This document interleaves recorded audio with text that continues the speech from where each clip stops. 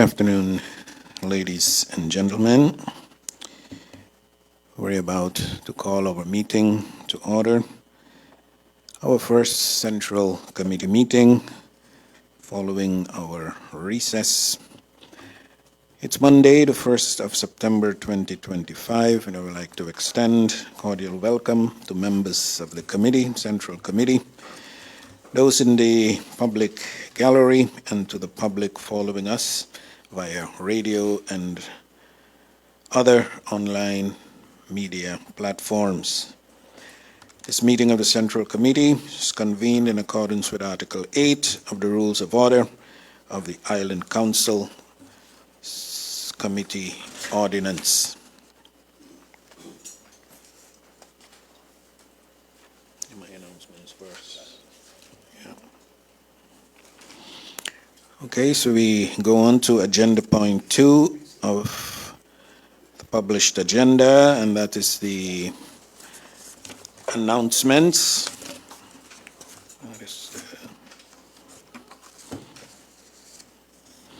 Okay, some announcements from the chair here.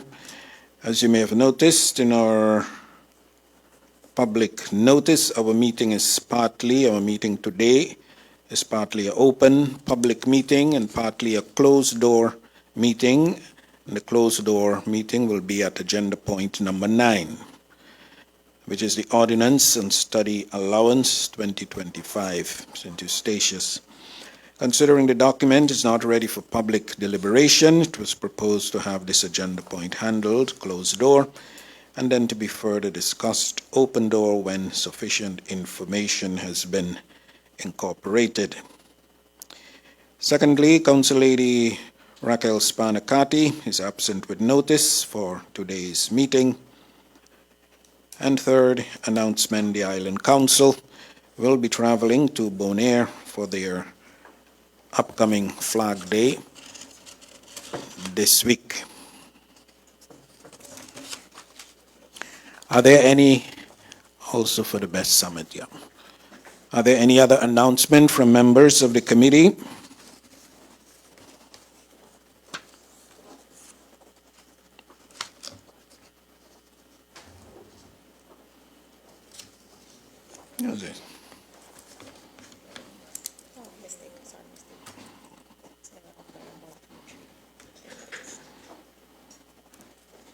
Okay, so there are no announcements. So we go on to agenda point number 3, setting up the agenda. The agenda as published reads as follows: 1, opening; 2, announcements; 3, setting of the agenda; 4, ratification list of incoming documents; number 5, ratification list of decisions and commitments of our meeting of July 3rd, and also our extraordinary meeting on July 7th. Number 6, strategic action plan for sustainable agriculture. Number 7 is the second quarterly implementation report and budget amendments, second budget amendment. Number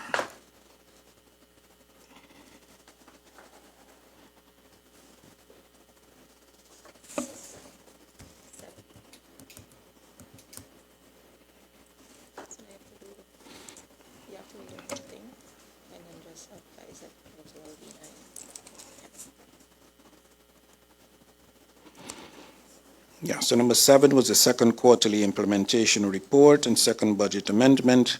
Number 8, ordinance study allowance. Number 8, announcement executive council. And then we close the meeting for the closed door agenda point, which is number 9, ordinance study allowance 2025. And then number 10 would be closing. Yeah. So that's the published agenda.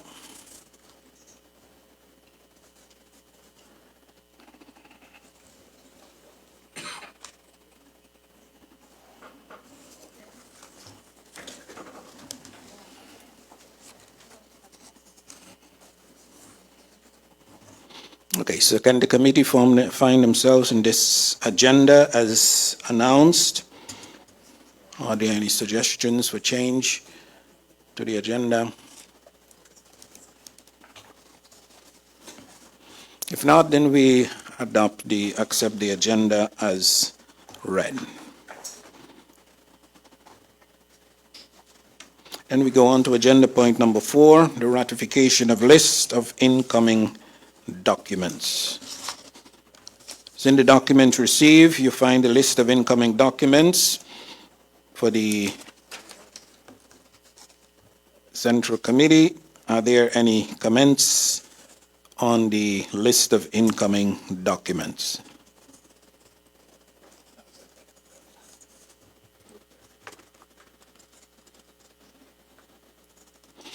If there are no comments, then we will accept the list as presented.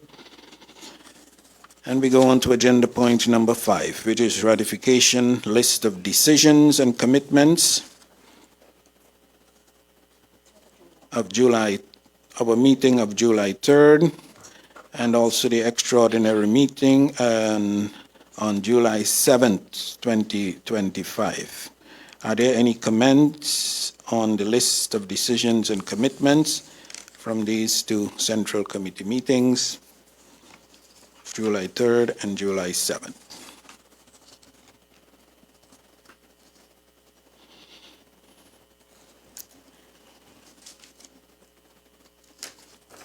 If not, then we will adopt the list as presented. Then we go on to agenda point number 6.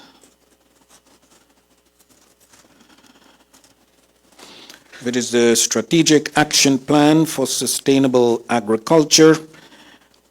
For this agenda point, we will be focusing on Strategic Action Plan for Sustainable Agriculture, also referred to as the SAPSA, S-A-P-S-A.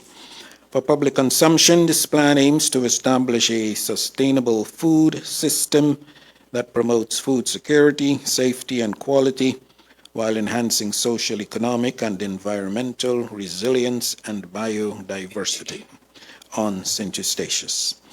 To gain more insight into the agenda point, we have representatives from the Directorate of the Environment, Nature, and Infrastructure, E&I, who will give us a presentation. And before the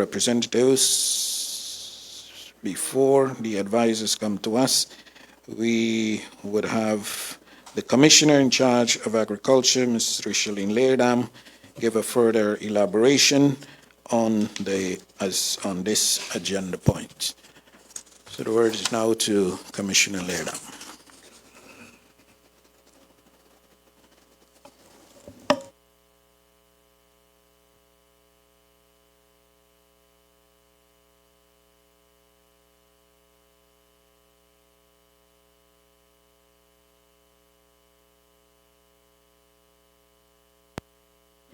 Good afternoon.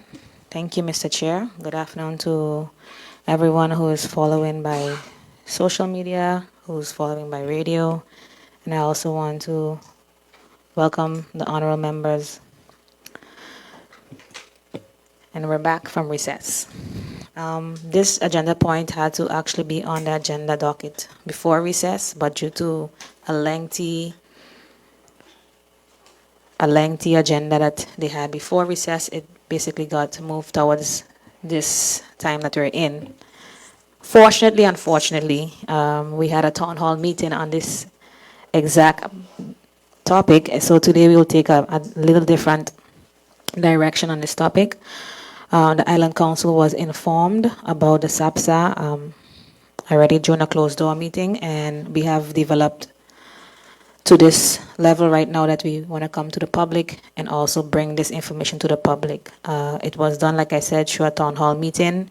We had a very good interaction. I looked at the live, and we had about over 4,000 views. So I think that our message hopefully was clear to the public. But today we'll come again and give some more of an update as to where we are right now in the process, a bit of the SAPSA recap plus an update will be on the process. So as was discussed, as was read by the chairman, we are presenting the master plan for agriculture, and it's called SAPSA, Strategic Action Plan for Sustainable Agriculture. This document is a roadmap for the next 5 years, guiding us towards a resilient, self-reliant, and sustainable food system for Statia.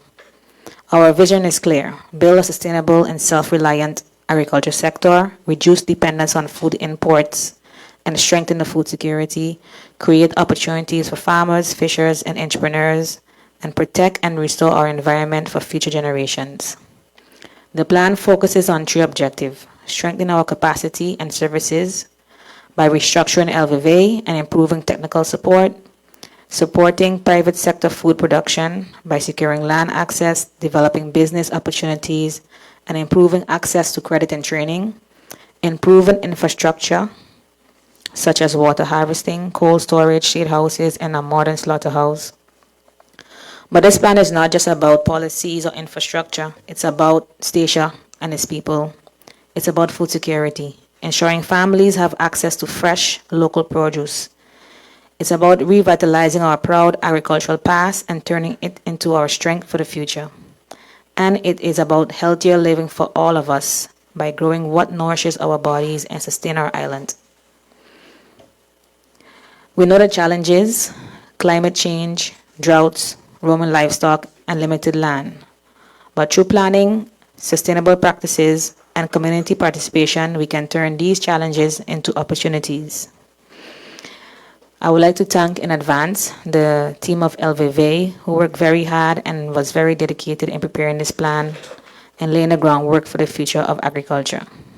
Today you will have 2 members of the team, which is Dr. Kimani and Dr. Sharon Vera, who will be doing the presentation. Along with the team is also Jana Dietershagen. So I just want to thank everybody who worked along very hard to create this document. I also like to extend gratitude to the Ministry of Basitka as well as LVVN for their ongoing support and partnership. And above all, I would like to thank you, the people of St. Eustatius, and also the Island Council members, for your patience, understanding, and trust that we will take these steps forward. Together, we can build an agriculture sector that feeds us, sustains our environment, strengthen our economy, and secure our Statius future. So as I said by the town hall, step by step, seed by seed, from conch to goat, from field to feed, towards a Statia that is greener and stronger. So I would like, with your permission, Mr. Chairman, to pass the word over to Dr. Kimani and Dr. Sharon Vera, who will present again to the public the SAPSA. Thank you. Thank you, Commissioner Leerdam. Okay, so we invite Mr. Dr. Kimani and later Dr. Vieira. I suggest the 2 presentations are completed and then the members will go into discussion. Yeah.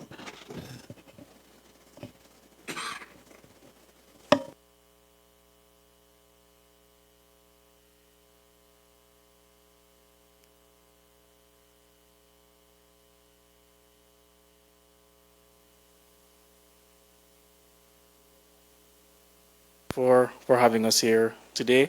Also want to give my thanks to the members of the Central Committee, all the honorable members, the commissioners, and those in the public gallery, as well as those listening worldwide, potentially.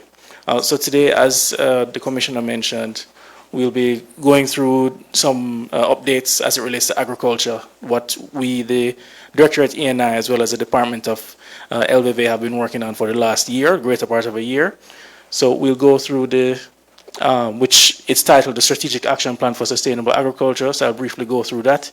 What our plans for agriculture water management are, as well as discuss, Dr. Vera will discuss briefly how we are restructuring the LVV department, and then we're going to give a brief overview and update on the strategic approach to livestock management.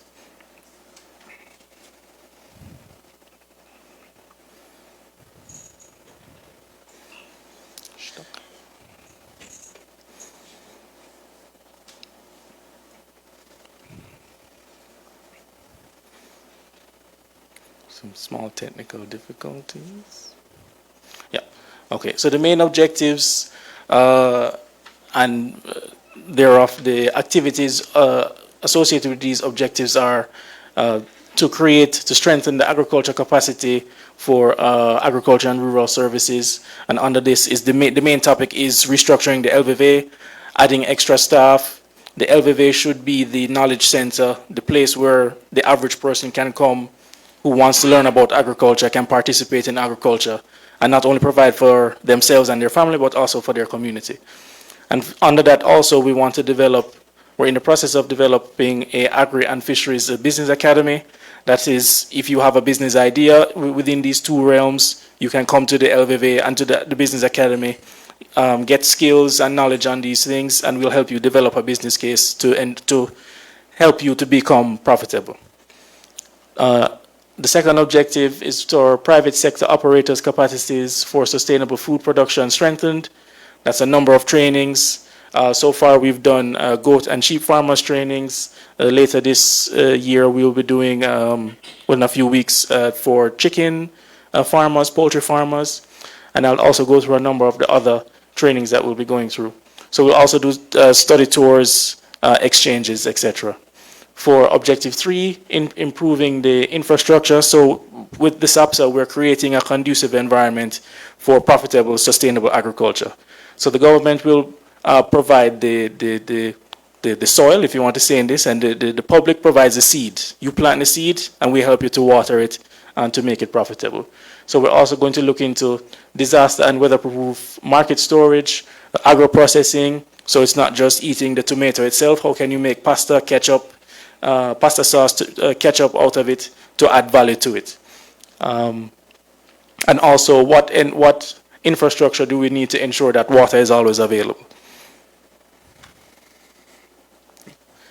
So under this, we had to develop a new policy for agriculture where we defined the different layers or the different categories of a farmer or a fisherman.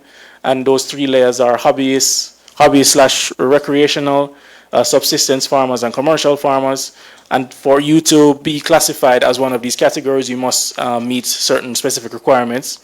And under these different scales, categories, there's a benefit scheme that the farmers can benefit from, which will flow through the LVV. And just to add that, in order for you to benefit from these schemes, you must be registered by LVV as well as the relevant foundations. That is the Farmers Foundation or the Fisherman's Foundation. For subsistence and commercial farmers or fishermen,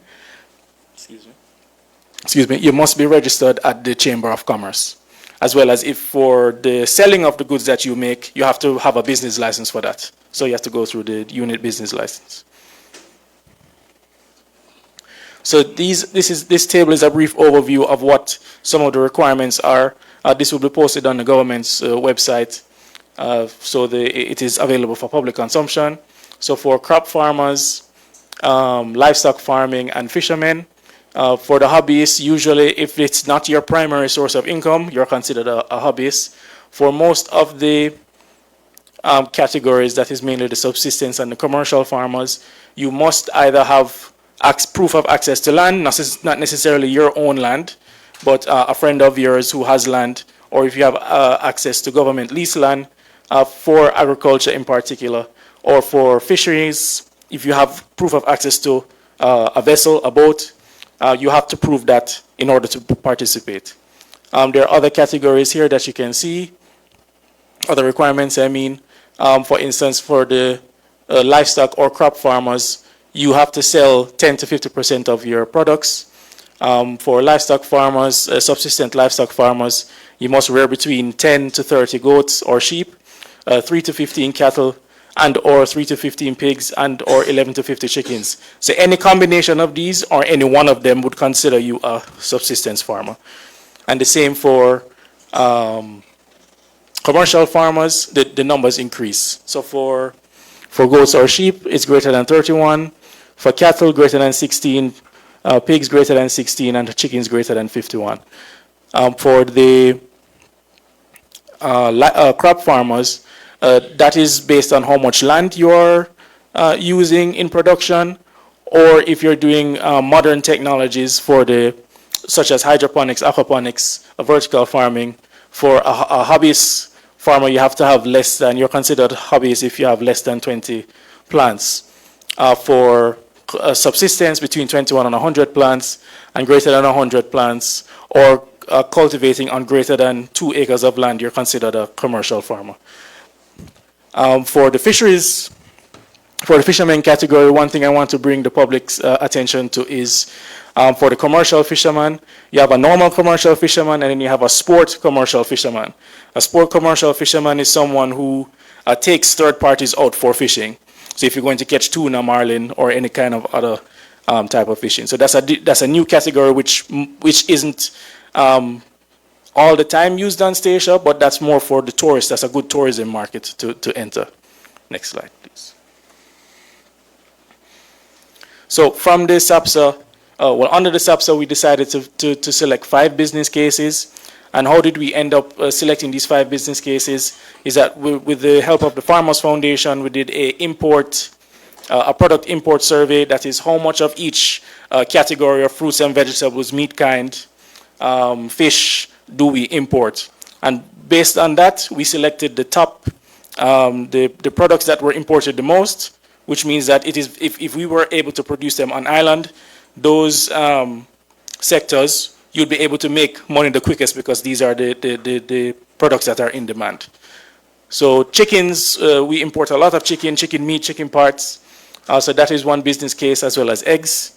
Goat farming, because I think goat meat is the only meat we do not import on island, and we want to keep it that way. Fish processing and packaging. How do we add value to the fish that are currently being caught? You can make fish burgers, fillets, fish fingers, things like that. As well as we go into the fourth would be crop production, syntropic farming, which is a cultivating biodiversity kind of climate resistant, resilient farming method, crop rotation, companion planting, and then we move into the newer technologies, hydroponics and container farming. So in order for you to be able to benefit, for a farmer to benefit from these business cases, you have to, these are the criteria that you must meet. So you must have clear goals, your project proposal must be complete, and even if you don't have an idea if you don't have a complete project proposal, we will sit with you and develop it to the point where it is complete, so that we can move forward. Your goals must contribute to SAPSA, and we'll also publish the SAPSA so that the public can view it. It must meet the specific food security goal stated. We want to aim at 70% of produce that is sold on island is produced locally. It must be a sustainable business case. It must be financially feasible with a realistic budget, and you have to have your own contribution. Your hours, of course, are part of that, but in addition to that, you must have your own contribution. It's not just a free-for-all where you get money to do farming. As I alluded to before, a project plan, which we can help to develop. The timing must be clear and realistic. You must have realistic milestones, and the objectives must be SMART.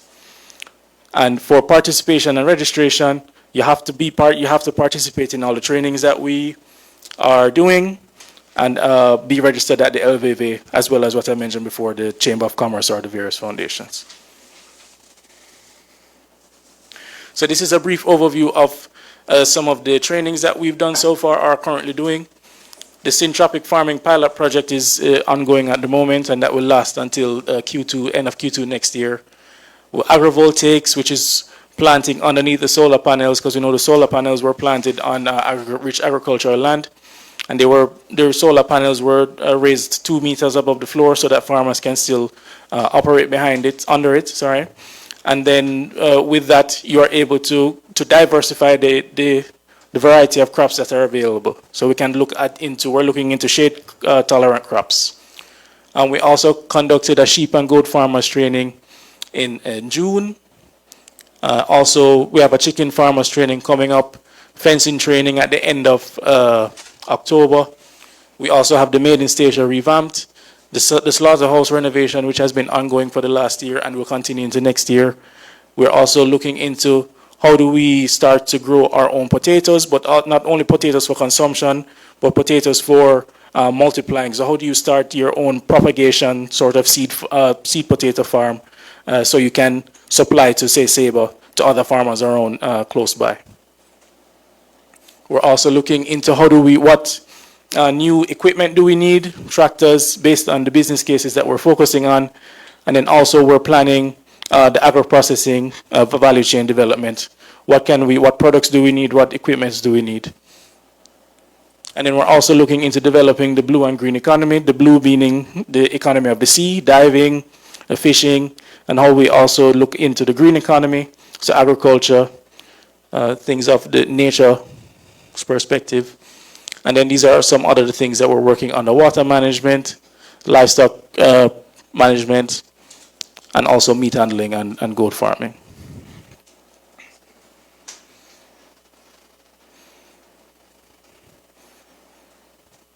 Yeah. So just to inform the public, which we also did during the town hall, we're looking into reforming the current land lease policy. We're still discussing how to go about this, but we will be contacting the tenants on record to see what they would want to do with their land, if they still want to do things with their land. We're developing new conditions and how we're going to support people to become more professional commercial farmers who must consistently contribute to food security. So this is just the beginning, and before we make any final decisions, we'll obviously come to the Central Committee as well as the Island Council just to present these plans and to the public as of how we can move forward. I'll now discuss the water management plan for agriculture. Yeah, next slide. So as it relates to water governance, we want to develop a policy for that. We want to designate certain wells for agriculture only, so those wells should only be used for agriculture. We are going to be also designating catchments for the same. We're looking into, we have someone coming in tomorrow to help us to assess where can we put new wells and how to improve the existing ones. And as some people may know, the solar park collects a lot of rainwater when it rains. So we're expanding. Currently, we only have one pond that can hold around 3,100 cubic meters of water. And we're going to expand that by adding 3 more ponds to have a total of greater than 10,000 cubic meters of water available. We're also looking into this is more from the director at E&I standpoint, from the infrastructure folks. We're looking at how we can clean out the class gut and then to start to reuse that water for agriculture as well. And then we also have the Blue Circle water catchment that's being built by where Bluebeat is, and that water will be designated for agriculture as well. And we're going to get a new water truck for the farmers. Now I turn over to my colleague, Dr. Vera, to discuss the LVV restructuring.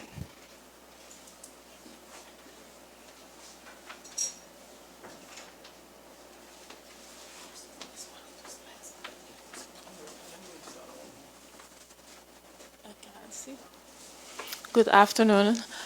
Thank you for...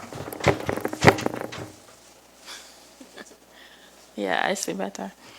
Thank you for the opportunity, Chair and Central Committee, to share the information of Unit LVV and Directorate E&I.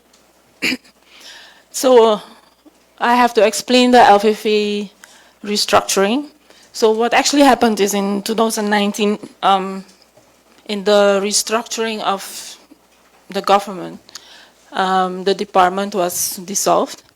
So we end up only with the unit veterinary services, which is basically only animals and veterinary services. For an island to be sustainable in agriculture and feed their population, you need a department that is also going over and looking into crops, because people not eating only protein, people eating also carbohydrates and vegetables. So that's why we needed the Department of LVV, which is Livestock, Fisheries, and Animal Husbandry back. We got our support from RVO to develop the LVV, Unit LVV restructured.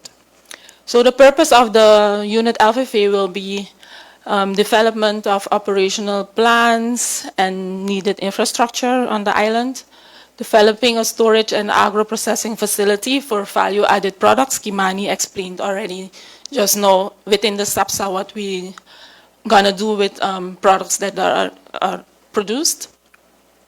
The unit LFFA will have to be the knowledge center for sustainable agriculture on the island, where farmers can come and get information on crops, animals, or fisheries. Additional services to the farming and fishing community will have to be done through the unit. We have to create a model farm for agriculture, crops, and livestock, where where farmers can come and see how it's supposed to be done. And we're going to work with a set of farmers and fishermen on a case-by-case basis to develop a trajectory for them. So it's either trainings, help them with their business plan, help them how to develop or become professional within the agri-sector. Next slide. So, like I said, RVO helped us with setting out what we need to develop the unit LVV. So this is basically our organogram for the unit, what we will need if we want to have a department that is robust and capable to help the farmers. I mean, you have to have a department with everything in it, the knowledge and the assistance to be able to assist people or even give knowledge or share any knowledge. So it will be still under Directorate of ENI.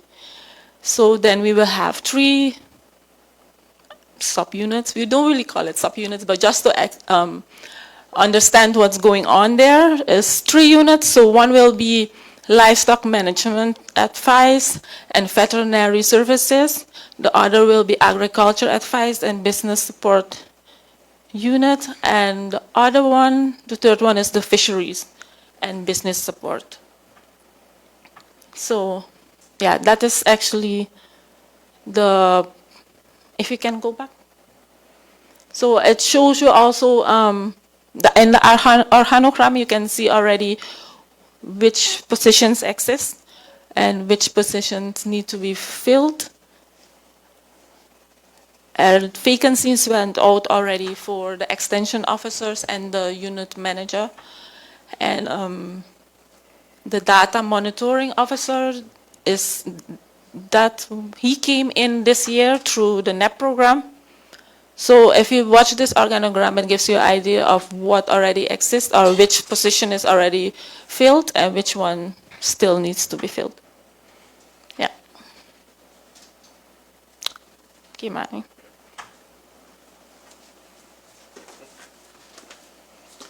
Yeah, thank you, Sharon. Now we'll go through the project plan for roaming livestock management. So I just this presentation will be quite brief, I think.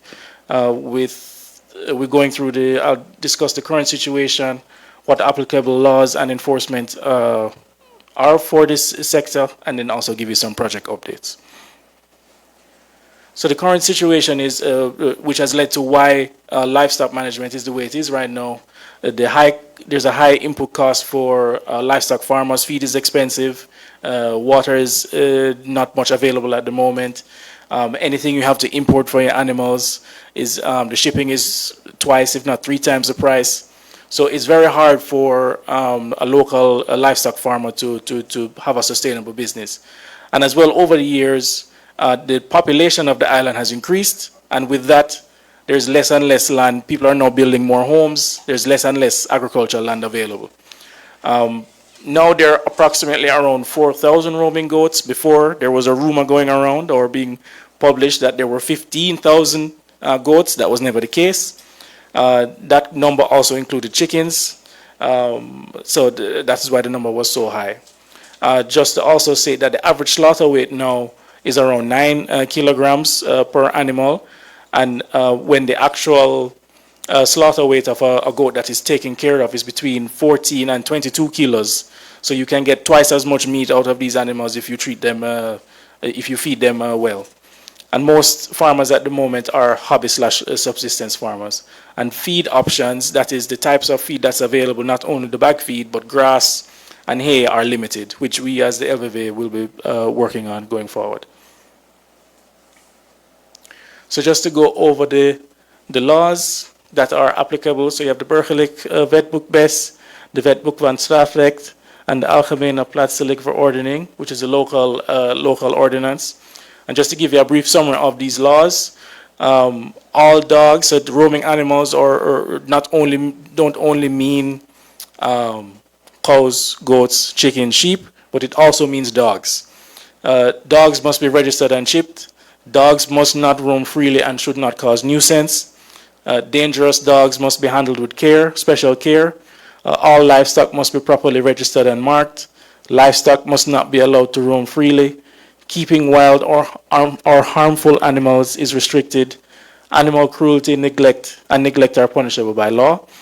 Enforcement actions will now apply as the Executive Council has approved enforcement arrangement, which Dr. Vera will go through in a bit. And just to reiterate that dogs are also included in this because dogs have been causing damage to farmers' livestock for years. And they've been saying about that for years, and we're going to help them to. That is one of the reasons why the animals may break out, because dogs are going into pens and damaging other people's livestock. So just to add to that is that for the enforcement arrangement, usually with the first offense, you will get a written warning. The second offense can go between $250 up to $1,000 per offense, and one offense can result in multiple fines. So Dr. Vera will now explain the various laws.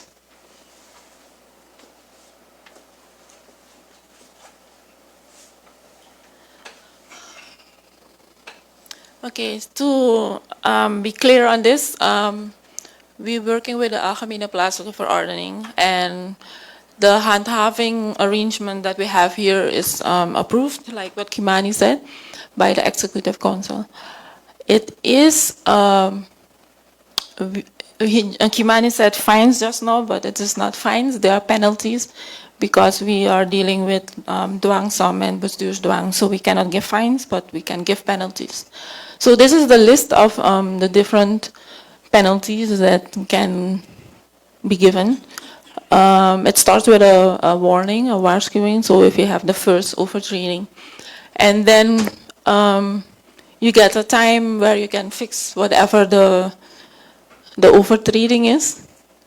So if that doesn't happen, then we can go over to the dwangsom. The dwangsom can be between $250 and $1,000. And you have, most times the begunstiger has a time period of like a month to fix whatever they have to fix. If you look at it, the dwangsom, for example, it tells you $250 per week, maximum 10 times. So you have a time, depends on the situation, you can get a time frame where the dwangsom will be applied. The people that are the optredende partijen, so it is the BAFPOLers, at least the BAFPOL for LVV, which is my person, and then we have also other BAFPOLer that is also the person in VTH. So there are two people that can give the fines, the penalties. If so the different ones are, for example, registration, missing, if a dog is missing or a dog died, actually you're supposed to notify. Registration of your livestock, tagging them, roaming livestock. If your animals have caused damage or is a nuisance to somebody and somebody reports it. And keeping wildlife, you're not allowed to keep wildlife that is not where you didn't get approval for import. The next slide, please.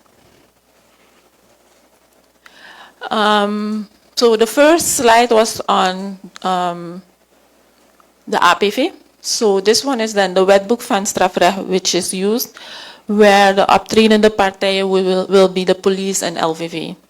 So in this case, then we will have to apply fines. And the first, you get a warning first, and then after that, if you didn't correct whatever you had to correct, you can get a boete. And the boete is between, most times, $250 and $2,000 because it's linked to the category, the first category and the second category.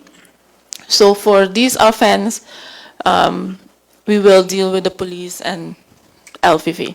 So the first one was then the APV, where it's only bestuurlijk, where we can give a dwangsom or a bestuursdwang.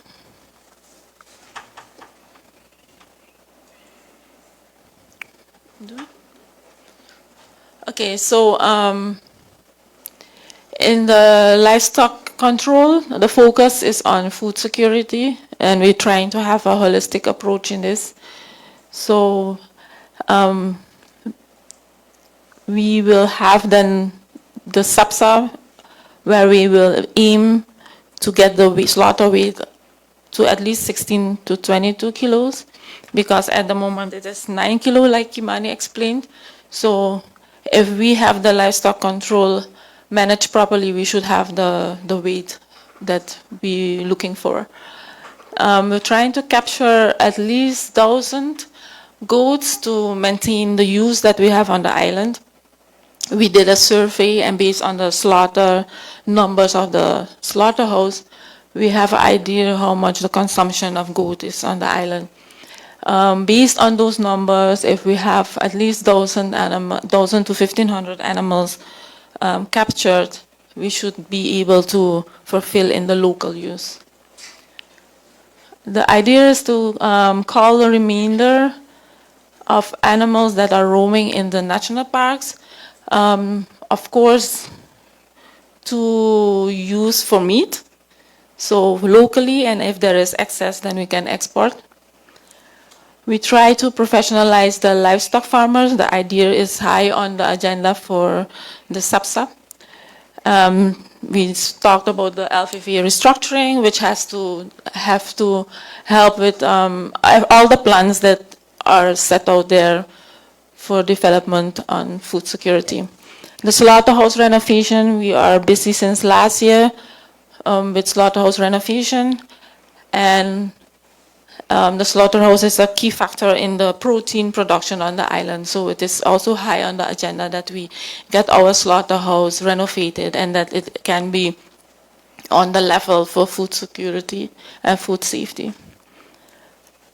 Value-added livestock products and support to livestock farmers.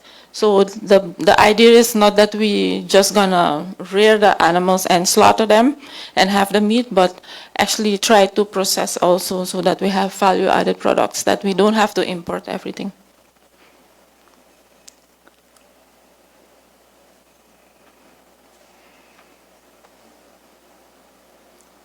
So the project updates within the farming livestock control. So we had a local hunters training, which it's completed. We had it in 2 phases. And there were 7 or 8 people that participated and passed through the training successfully. Livestock farmers assessment is done. We did the goat sheep training. The fencing training will be done next month. The fencing material is already ordered, but the arrival is delayed a bit. So instead of last month, it's coming September. And we're providing assistance to farmers where possible now with the resources we have now. Just to inform the community and the central committee that the hunting will be in Boven only. And the live capture of animals will be in town and everywhere else, but hunting will be only in Boven.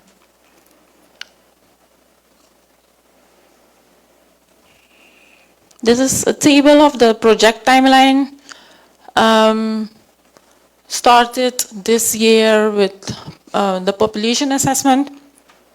where, like Kimani explained, there was the narrative build of 15,000 animals, and we have been doing the roaming animal projects for the past year, so it was time to assess to see how the population where the population stands, if it multiplied or if it declined.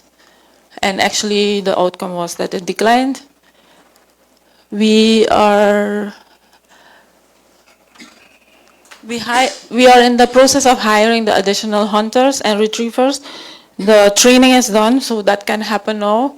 The training of the hunters and retrievers is done.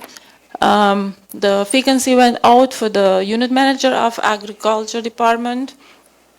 The invasive species hunter experts are hired.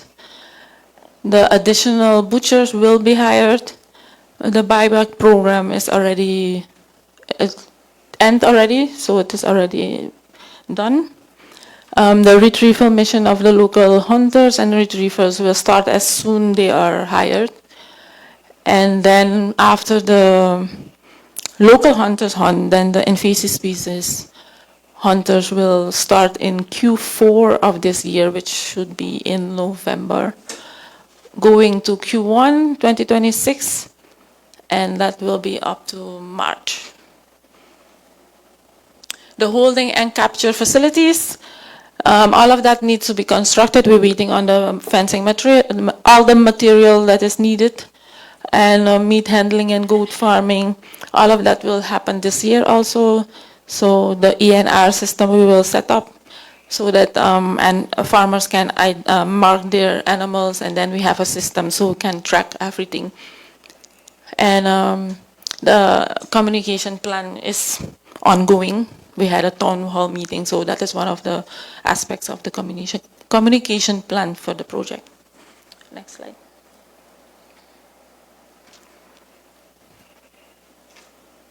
Yeah, that is the information we have regarding SAPSA and livestock control on the island. Any questions?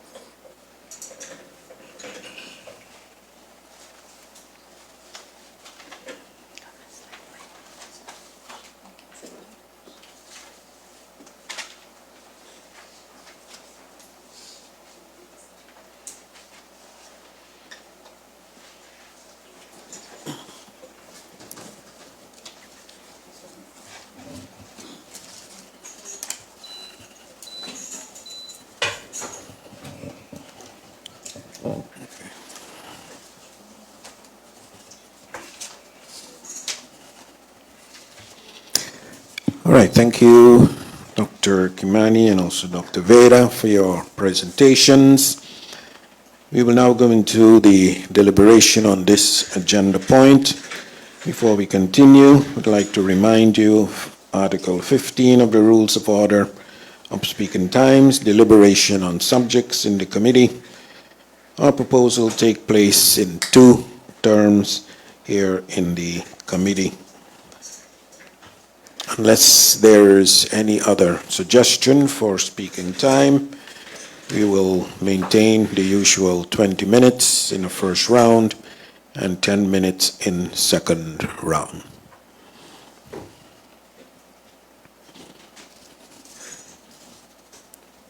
Okay, so the speaking order will be Councilman Simmons, Councilman Van Putten, Council Lady Lopes-Spanner, Councilman Schmidt. So I give the word now to Councilman Derek Simmons on this agenda point on the SAPSA program.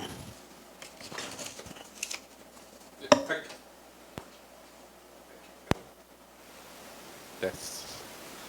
I have a few questions.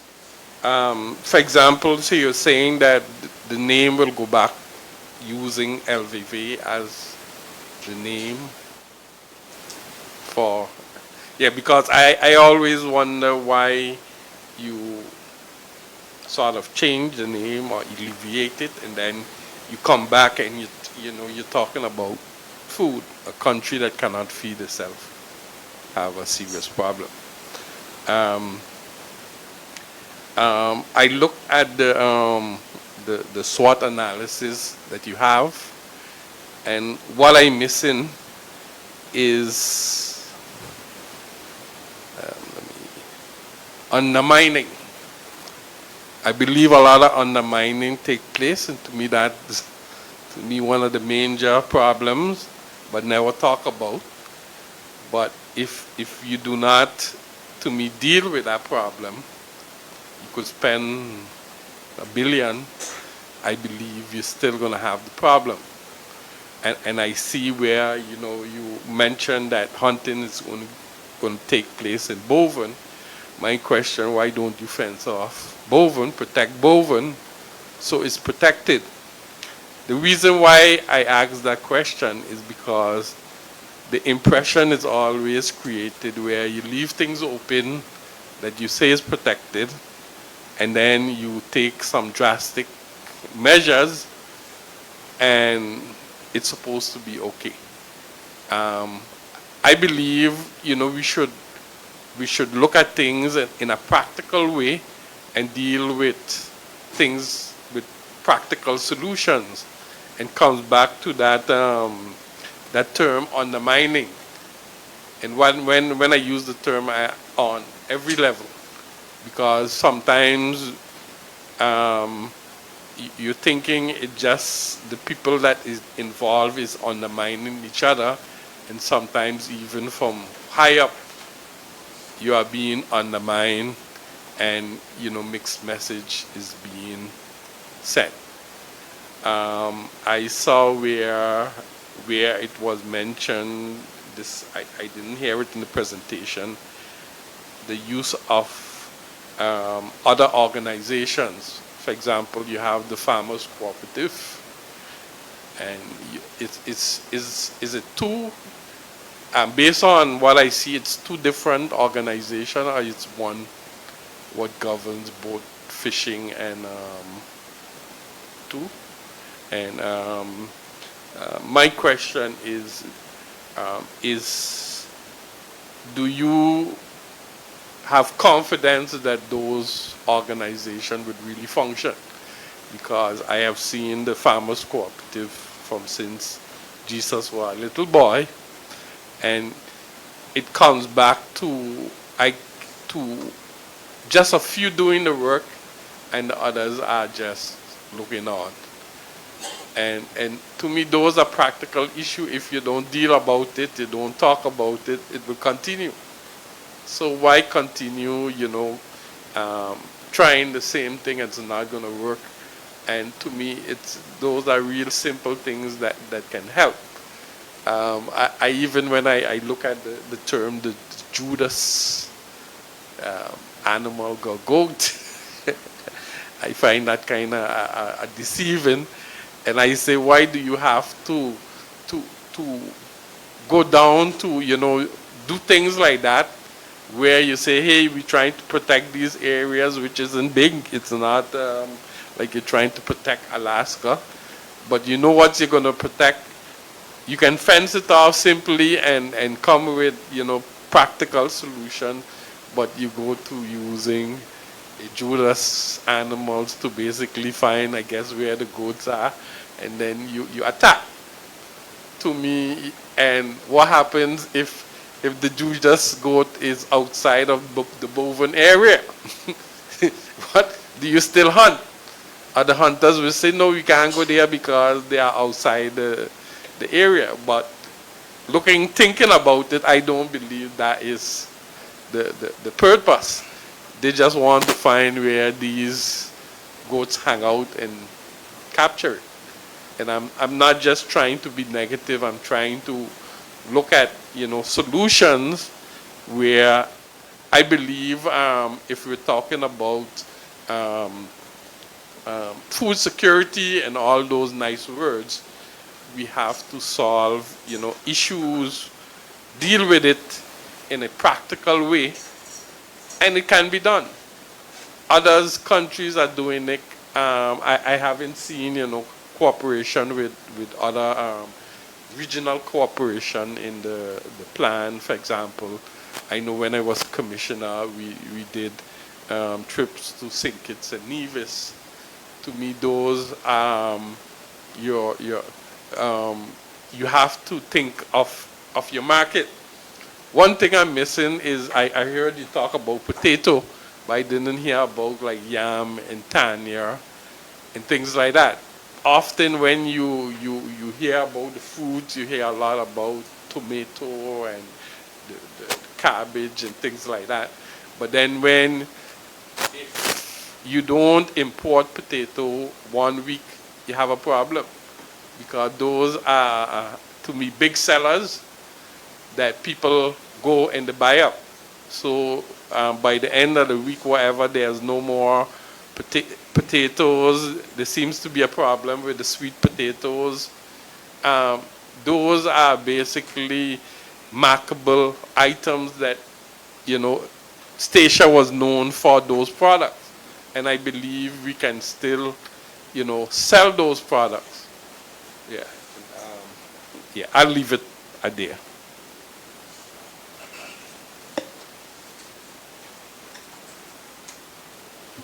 Thank you, Councilman Simmons. We now go to Councilman Van Putten. Mr. Chairman and distinguished colleagues of the committee, the members of the Executive Council and their advisors who are present in this meeting. With much interest, I listened to the presentation of the technocrats who are here supporting the commissioner on this particular matter. I look at the presentation and the various information that came forward, and I must say that very much, let's say a number of these things that are being brought forward here, they were here before. I worked for quite some time, even though back then it was a political punishment, because when you oppose government back in the years, they send you to the agriculture department. It was seen as a punishment center for political opponents.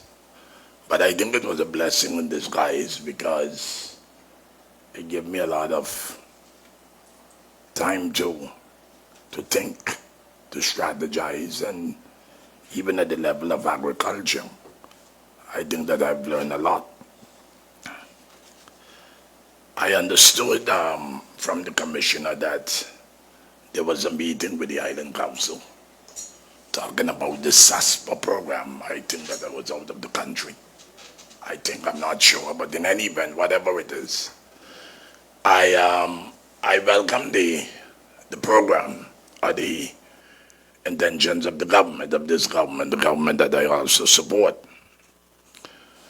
And sometimes, Mr. Chairman, when I make certain statements, sometimes we become miffed and upset.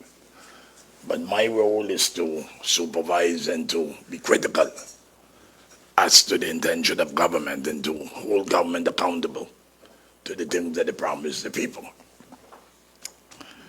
And so I think that if these plans, as intended, gain fruition, I think it would be good for the country. But like I said, we went there already. I heard all the discussion with regards to the animals, water catchment, fixing of wells. My administration spent an enormous amount of money in fixing existing wells on the island. We talked back then of looking at possibilities of contact with Venezuela, because I know some years ago, in previous government in the 70s and 80s, they used people from Venezuela, and I think even certain places on the island, they have certain points still where if government is willing, then they could use those possibilities. I heard the government plans about feeding the country, and I think that that is of paramount importance, because when we look at the development worldwide, I think that we need to move in that direction. But I have some concerns that I heard a number of times that we made mention of the different ministries in Holland. And I don't want it to be perceived that I am against Holland. And even if people think that, it doesn't really matter to me. I disagree with a lot of the things that they do. But right in St. Kitts and Nevis, the offer was made at the beginning of this term, even before. Because whenever I was involved, whether it was with PLP or during my time with the C, the now defunct C party, we have always had an excellent relationship with the governments in Bastille and Charlestown, even to the point where we exported any amount of meat to those islands. That has been stopped. Somebody said it wasn't economically viable. But I think the idea was to get the meat and give the farmers at the time the opportunity to gain some money. That was stopped, so I would like to hear from the government as to the intention. The current Minister of Agriculture, and of course he have the portfolio, the Honorable Samuel Duggins. At the beginning of this term, and I know the whole Island Council visited Bastille for their 40th anniversary independence. And the current commissioner was there, and offers was made to the government here in Station, where they will be able to assist, but not only assist from the local government, but because we are not an independent nation, they indicated that we could have catch a ride with them, hop, to regional and international forums, which will benefit the island. And I remember, as my colleague in the faction stated, there was a large delegation when both him and the current chair of the Central Committee serve as commissioners in the Executive Council. They went to Bastille, and we had in return a large delegation came to Station. And after that, absolutely nothing took place. I saw the Minister of Agriculture sometime earlier this year, and there was some disappointment. The previous Commissioner of Agriculture didn't do much, or maybe nothing at all to this regard. I think he's still looking forward for Station to invite him. I think that there was a visit to Nevis sometime back, and then they end up in St. Kitts, because I met him in Bastille, and he told me he was meeting the Station delegation. But what was done to take up the offers that was made by the government in Bastille with regards to working with Station, and where Station could, via St. Kitts and Nevis, reach to international forums and benefit. I think the 27th and the 28th of this month, there will be a big conference in St. Kitts and Nevis, and I hope that Station would seize the moment and participate. There's also a number of other regional conferences in the field of agriculture, animal husbandry, and even other areas, and I feel that we don't make enough use of those opportunities. We depend on Holland. Holland is thousands of miles from us here in the Caribbean, and the type of planting that they do in Holland, we do it different. Our environment is different, our land is different, the soil and blah, blah, blah is different. I'm wondering always why we put in square pegs in round holes and going to Holland for everything and not making use of possibilities in the region. Even, Chairman, where we talk about controlling the issue of the animals, I have pleaded, instead of killing the animals in this country, that we use somebody from the region that will be able to work with the farmers via government or government agencies as to how we could curtail and control and help farmers locally how to rear and maintain their livestock. And I have not seen any follow-up. We continue to bring people from the Netherlands to tell us something where I'm not saying we will get it free totally, but I'm sure that we will get it at a better cost, and even it would be more beneficial. We have the NEP program. We have a lady here that is responsible for NEP. I said before, and I would want to repeat it here today, if I had any authority as a member of the Executive Council, I will recommend to the Cabinet to fire her, because I don't believe that this lady is serving a purpose. I think this lady maybe never reared a chicken in her life. And all of a sudden, maybe because of the color of her skin, she ended up being the chief project manager to advise government. And I think in many ways have been very rude, and actually collecting a hefty salary and actually not producing for it. And I would like to know from government as to what really is this lady doing for the type of money that she's getting. I understood there was a program the other night. Then I did not attend because I wasn't feeling well. I inquired and they said that the public turnout, I just heard the commissioner said there was a large following via I think the Facebook Live or whatever it was, which is very positive. But while I welcome government's initiative, Chairman, I hope my time don't run out, about feeding the country with possibility of extending. I understood that this government that I support recently signed a document, an agreement with a group of people, I think it's from Sweden, if I stand to be corrected, to hunters, let me call them hunters, to shoot animals in the hill. And I have a problem with that. I am totally opposed to killing of animals in this country. I said it then. I was a commissioner too in the Executive Council. I got a lot of pushback even from my family members, but I stood on the floor of our local parliament and I said, as an animal holder, a farmer, owning animals start with mine. If mine was found on the road in the inner city, shot them and do what you have to do with them. And I still maintain that. But Chairman, if we're talking about food security, at the point in time when the world is in deep trouble because of the madman that we have in America at the head of the government, and basically causing havoc and creating wars around the world, we are going to suffer here.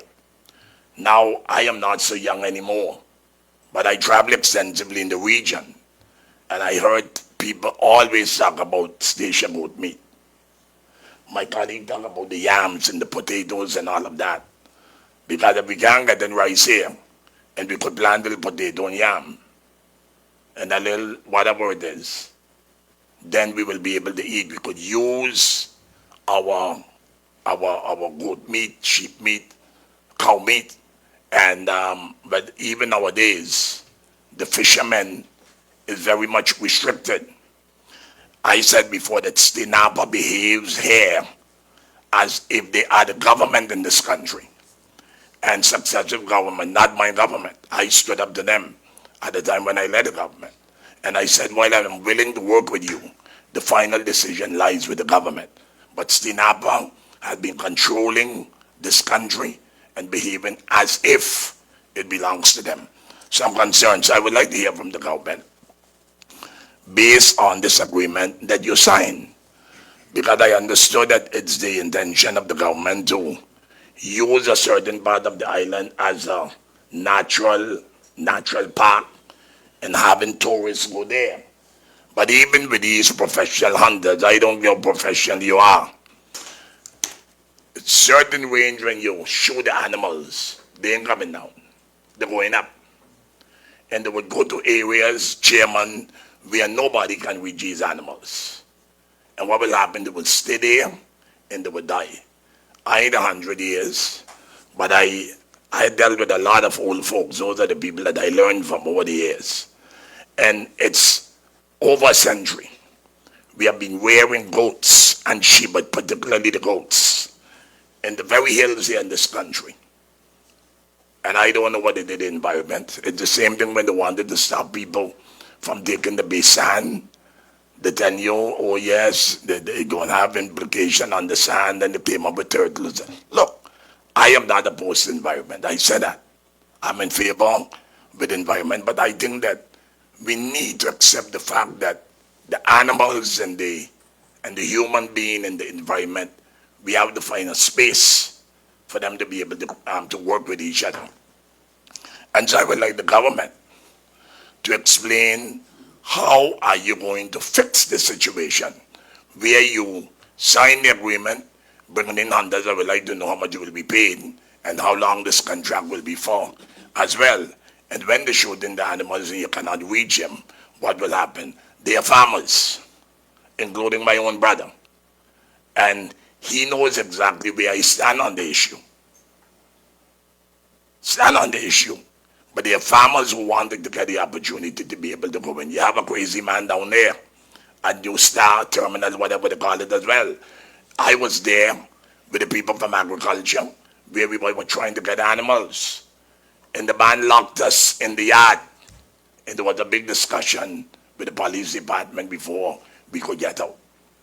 So what are we going to do? When these animals are shot, how we would get them from up there? I saw another development, Chairman, where in the Salandia area, which is the habitat for the animals, and I'm seeing all around. I fell down in the cliff a couple months ago. Thank God that, it wasn't that bad. I could get up, because somebody opened the gate at our farm and the animals and went out. My son was working, but I couldn't even get around in the area by the airport. Everywhere in Salandia now, these people are fencing up. Who gave them the authority to fence up? Who? I don't have a problem if you're planting trees. It's good to have the trees. But you could find ways to protect those trees instead of fencing all the land. I was commissioned and I gave off land there with the mandate of the Executive Council to different farmers. Today these lands are being fenced. And by who? And there's no way for the animals them to be able to think. One radio host who was a former politician said, if they have a problem with the way we rear our livestock, the way we live in this country, because the Dutch people who come here even had a problem when the cocks crow in the morning. It was a problem for them as well. You understand? They should go back. And I underscore that, because I cannot change my culture in order to appease you. So are we doing what we're doing because we are under pressure from the Dutch government to get additional funding from them? Or we are really doing it to benefit the people?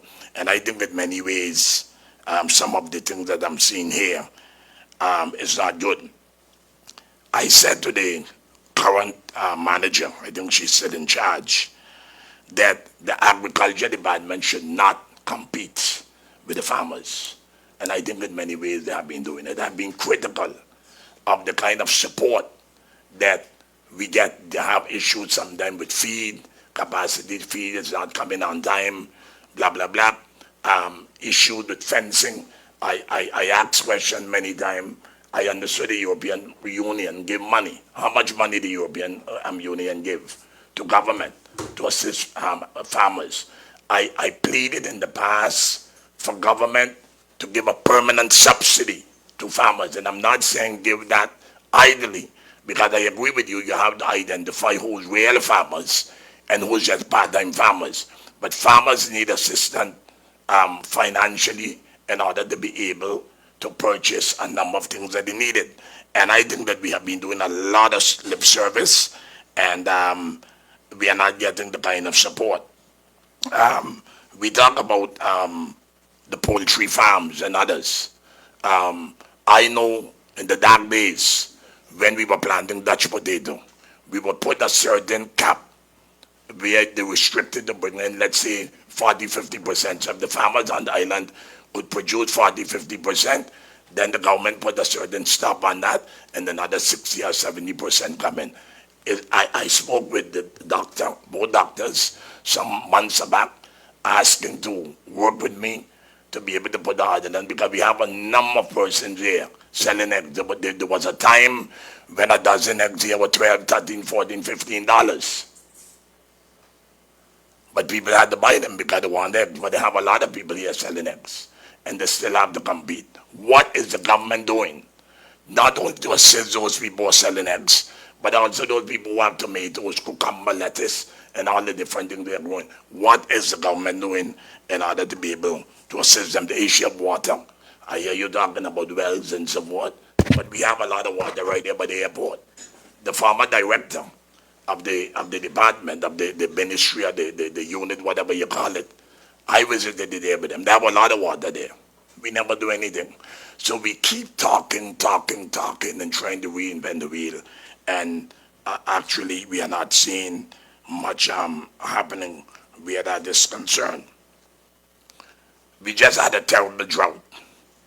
I lost 3 cows as a result of that drought because as an elected representative, I must set the example. And I thought I had to tie my animals. But under my administration, we bought a baler that will be able to assist where the grass in that is concerned. It was rotten enough by the Department of Agriculture, Mr. Ambeira. What is going on with that baler? The government's invested money in that. Why it is being used in order to be able to assist the farmers where hay and so forth is concerned. Then the other general here from the ENI, Mr. Dr. Timani, spoke about the truck. You all bought the truck some time back. Why is that truck isn't being used? And now you're telling me we're going to buy another one again. What happened to the one before? The Agriculture Department looked like they have a record of mashing up trucks. Mr. Van Putten, you got 1 minute. 1 minute, mashing up trucks, because we had a lot of nice trucks down at the department. And then after a while, we don't see them anymore. And then it seemed like we become selective who we bid or sell those trucks to. So I would like for the department to comment on them. I have some other points, hopefully in the second round, that I would want to comment. But let me be clear, Chairman, in wrapping up, that I am not against the intention of the government. But I'm very critical about the number of things. And I want to re-emphasize, I will not support any attempt to shoot any animal in this country. If they're in town and it become a situation where you can't get them tranquilized, and it comes to a point where they endanger the human being or their property, then I will say over to shooting. So the government must be aware that as an elected representative, I will not support this approach to shoot anybody, animals in this country. May it please you, Mr. Chairman.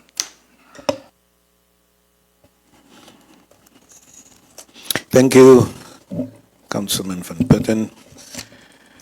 All right, for my own contribution to this agenda point. Yeah, so agriculture is, this topic area of government that we talk a lot about over the years.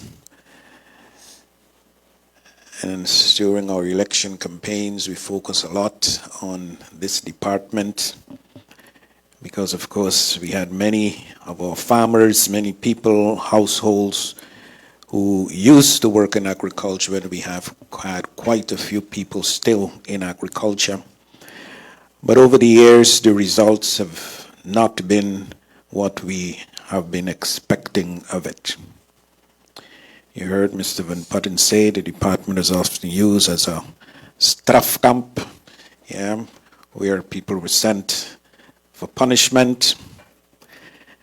But I listened to your plan. I've seen the plan that you're proposing now, and seems to be a pretty good intentions. We're saying all the right things, and I truly look forward to its implementation and hope we achieve all the goals that you set out in this plan. I did follow most of the event there the other night on social media. And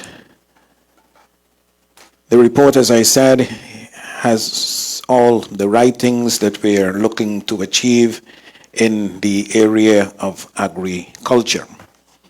I'm happy to see a focus on numbers, focus on statistics. I've been calling for this for a long time, that we need to see numbers, we need to see goals set, and we also need to see, in the end, numbers on actual production, to see what our investments in agriculture is actually generating.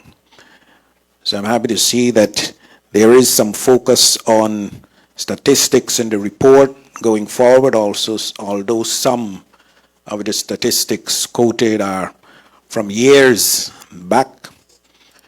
So I hope that there's also a plan to have, I think I heard in the presentation, that there's also going to be someone in charge of data collection, because I think that is very important. If we're going to be investing this huge amount of funds in agriculture, we need to know what the community is getting in return for this.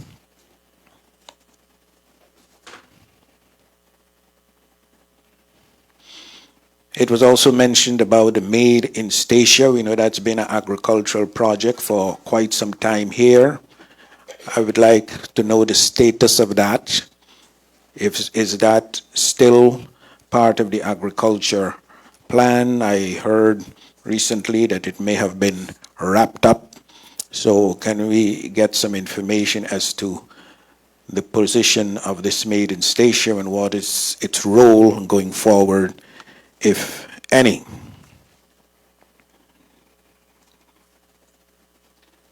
I haven't heard anything about agriculture in education, agriculture in our schools.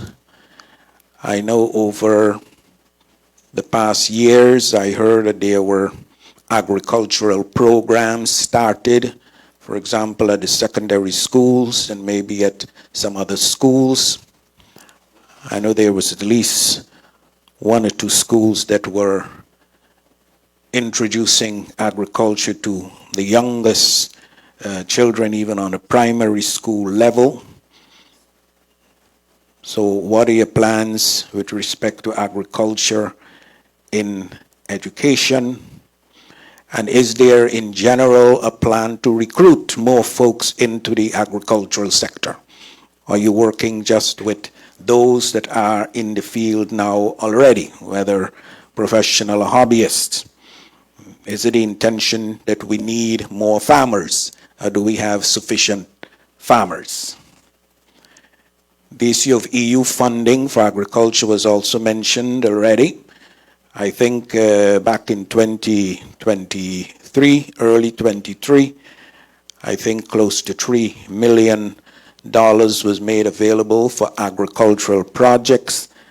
I understood since then that there was someone coming to the island in order to make a plan for the spending, the use of this money. Can we get an update as to where that stands? Is the funding for this project going to be partially funded by this EU grant? So can we get an update on that? In going through your report, I also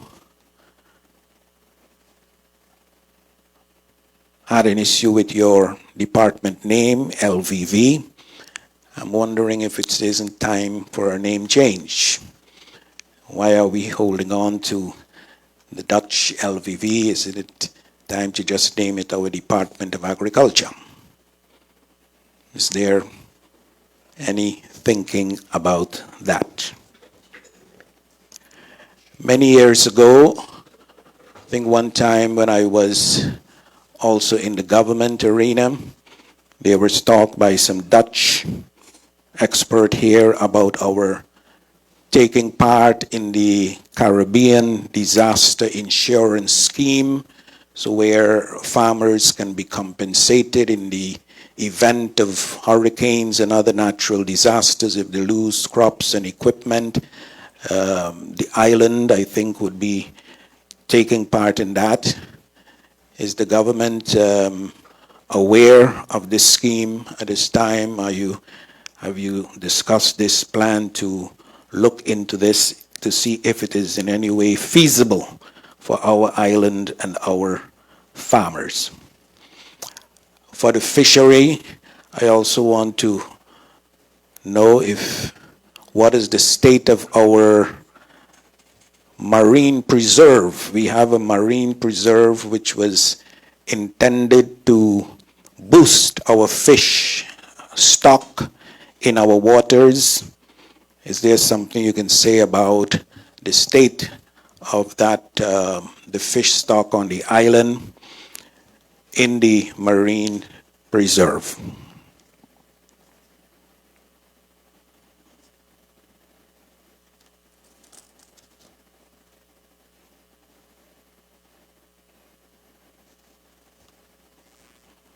And finally, want to find out where do farmers call when they have a problem at night? If their animals are attacked at night, who do they call? Where do they call after hours? If they do have a problem with their animals and they need assistance. And finally, on the issue of the extension officers, I understand that advertisements for these positions have gone out. What is the goal time that you think these extension officers will be in place? And what about their training? How and where will they be getting training for these positions? Those are that's my contribution for right now. So I think at this point, I give the Commissioner the opportunity to answer questions and respond to comments from the committee. Commissioner Leerdam. Thank you, Chairman. If you permit me as well, I would like my team, they will be able to give the technical information more in depth. So I will answer some questions, and what is not answered, they will be answering the rest of the questions more in depth.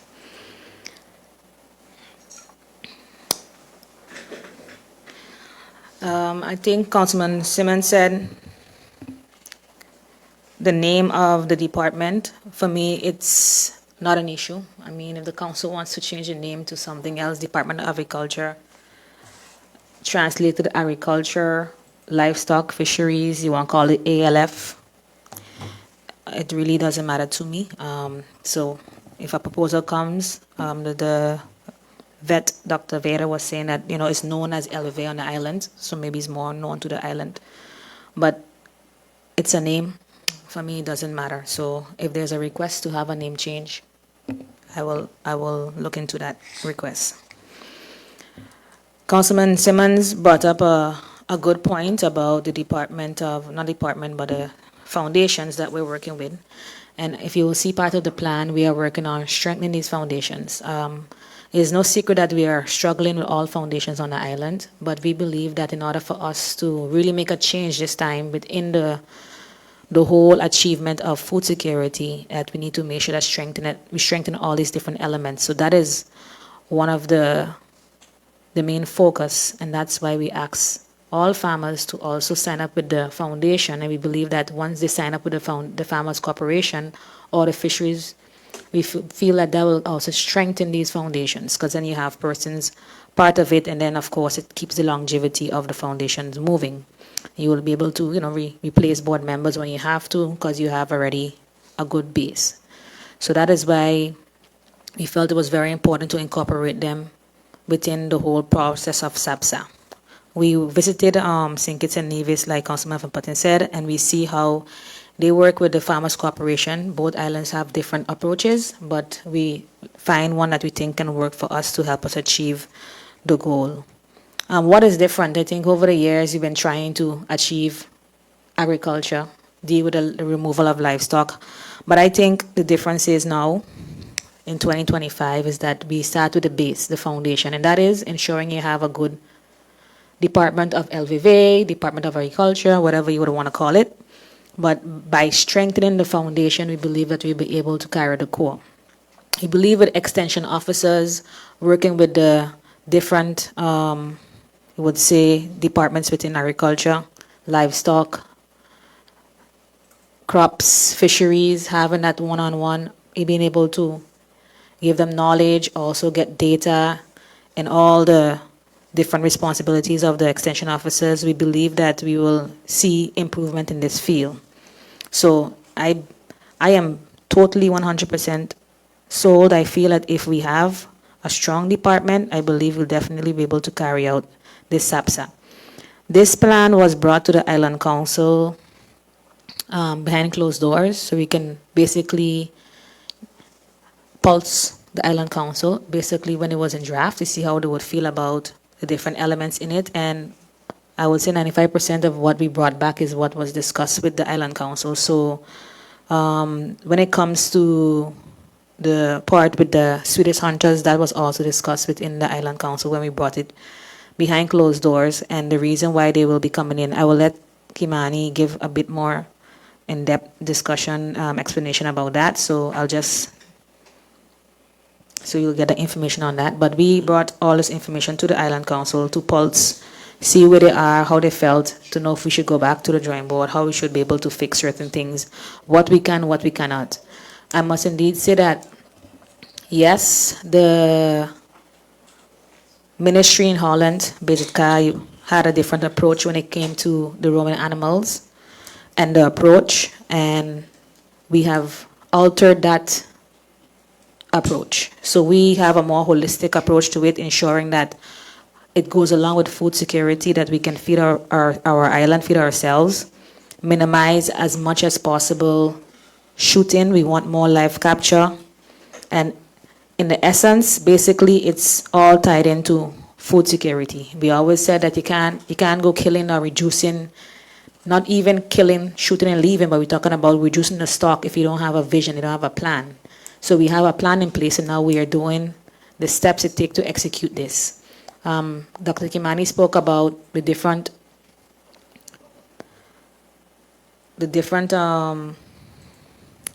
presentations, not presentations, we call it business cases. No, not cases, the people who come to train. The trainings that we had on the island already, it was clear from onset. I spoke with the team. I said we cannot enforce, we cannot do anything if we don't have the tools in place. So we ensure that the farmers first start by strengthening them, giving them the tools, and then we can go about enforcing, removing animals, but also, again, in connection with food security.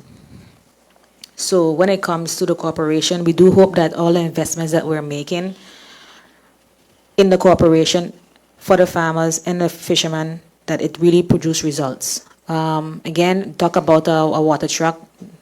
Dr. Vieira will go more in depth in that one.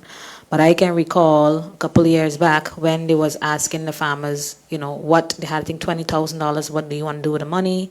The corporation was not that strong back, and something was bought. Apparently it was not the correct thing that was bought, but again, we didn't have much input as I understood it from the farmers at that moment. So we're hoping that by strengthening the cooperative, we get better results when it comes to everything food security. Definitely, it will be unrealistic to believe that station can produce and feed itself.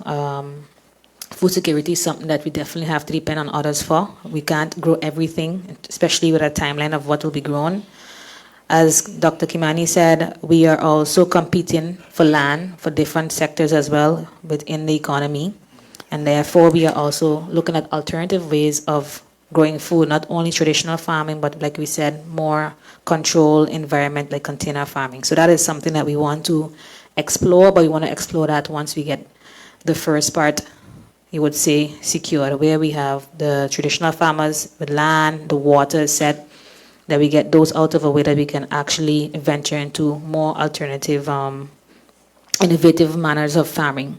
We also see, and I saw and learned that even in St. Kitts, you would see that traditional farming becomes very difficult, where the younger generation is not that interested in that manual labor. So hydroponics and more, controlled farming is piquing more of the interest. So we're going to see how we can venture into that.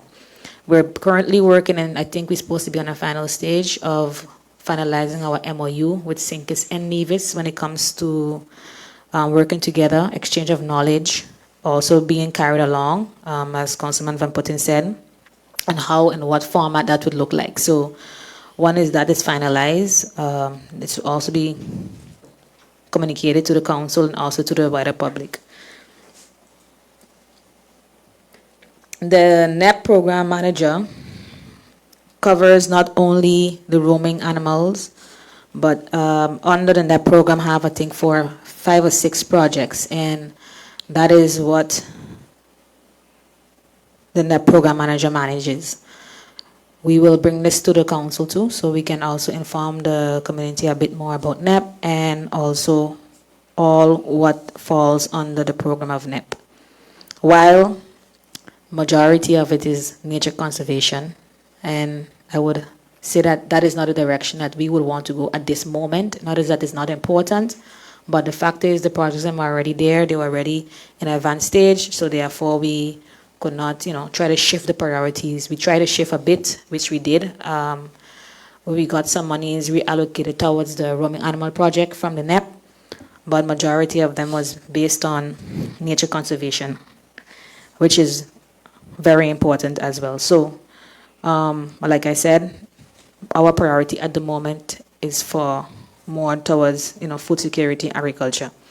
The plans, we don't want to compete with the farmers. We just want to strengthen the farmers. We want to strengthen entrepreneurship. But the reality is that we are not there yet when it comes to producing. And if we want to set quotas, which we really want to protect the market once we can, we need consistency. And to ensure consistency, we feel that this is the first approach. And hopefully once we achieve that, then of course we can let go the reins a bit. But right now I feel that we are in the infancy stages for this plan for food security. And I feel that I have to nurture this before we can allow it to walk. So in doing so, that is why every aspect of the program, we said persons that want to make use of the benefits of this money, you got to fall in line with what we're trying to achieve. If we're trying to achieve yams and tanya and potatoes, and somebody want to take the land and produce something totally different, that will not be conducive towards what we're trying to achieve when it comes to food security, then basically we're kind of shooting yourself in the foot. So we believe this is the best approach to take now, and hopefully through the strengthening of the farmers' cooperation and the fisheries, that a lot of stuff then we can let go. Dr. Vieira will talk about the plans for school and what the blue and green circle, you have it there? Yeah, in the curriculum, so she will go more in depth in that to explain it.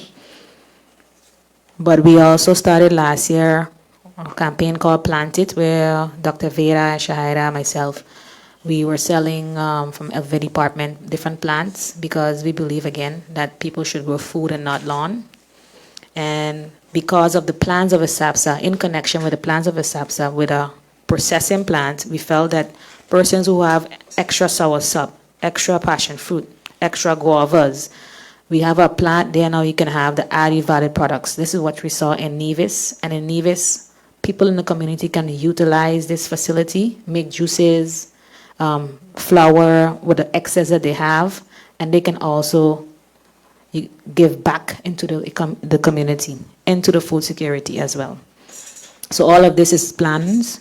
We have planted number 2 this year. November will be happening, where we will be again bringing in different types of plants, and also going a bit into the more alternative hydroponics / with AI planting. We have 2 pilots that we want to explore, and we will carry along the public to see how easy it can be with planting at home using new technologies. So that is some of the plans that we would like to implement, and then see how, if it works out, the pilots, how we can get some units in people's homes and they can start to grow their lettuce, herbs, at a smaller scale, instead of a difference. If you can't farm in your backyard, or if you don't have a backyard, we still want to produce a different alternative way of farming. Dr. Kimani will go into the questions of Councilman Van Putten, where he asks about the monies of the net and how it's being spent. It's basically being spent on the whole SAPSA project. So, sorry, you're right, the EU money, not the net, the 2.6 million it is? 2.6 million. So he will go about that. Mr. Chairman, if I miss anything else, I will come back, but I'll let Dr. Kimani start, and then Dr. Vieira will come in and answer the rest questions, especially the ones about why we stopped exporting to Nevis. She will go more in depth in those questions. Thank you, Mr. Chair. Okay, Dr. Kimani, you can take the podium here, please. Mr. Van Putten, you had a question?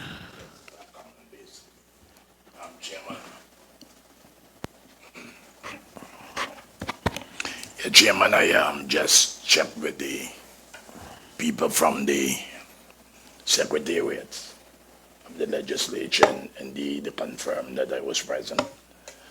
I know I missed some meetings, but it was confirmed that I was present. But it also was mentioned that during that meeting I indicated that I am opposed to the killing of the animals, because I want that to be in the record. Besides, subsequently, this proposal would need to get ratification on the floor of the Island Council. And if there's any wording in the document where it is said that animals will be shot, I want to support my government.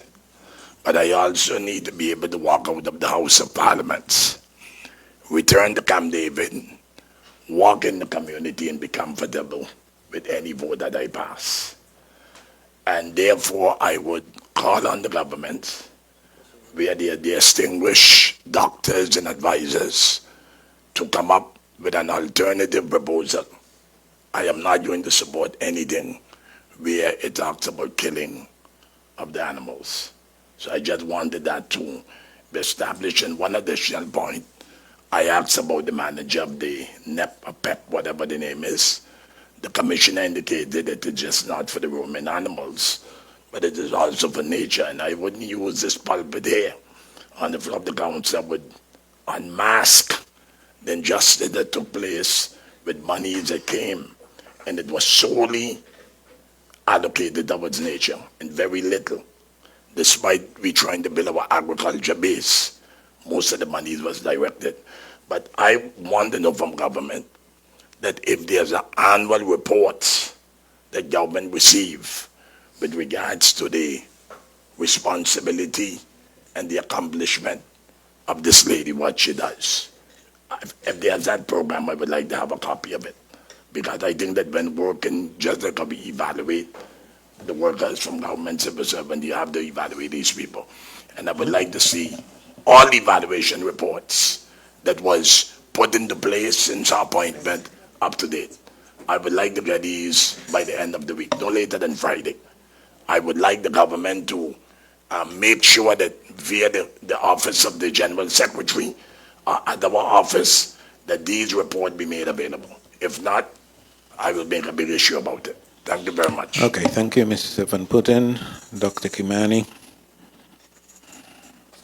Yes, thank you. Just to start with Councilman Simmons' question regarding fencing the entire bovine, when you look at the amount of material you would need to fence that entire, well, at least the entrance, it's better you put that money into the farmers where it's less likely to be damaged by the environment, because that environment is very harsh.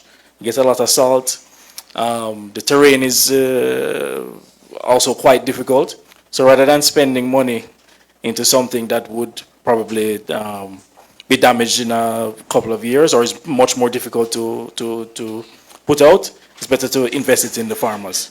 And in this case, that's what we're doing when it comes to the SAPSA.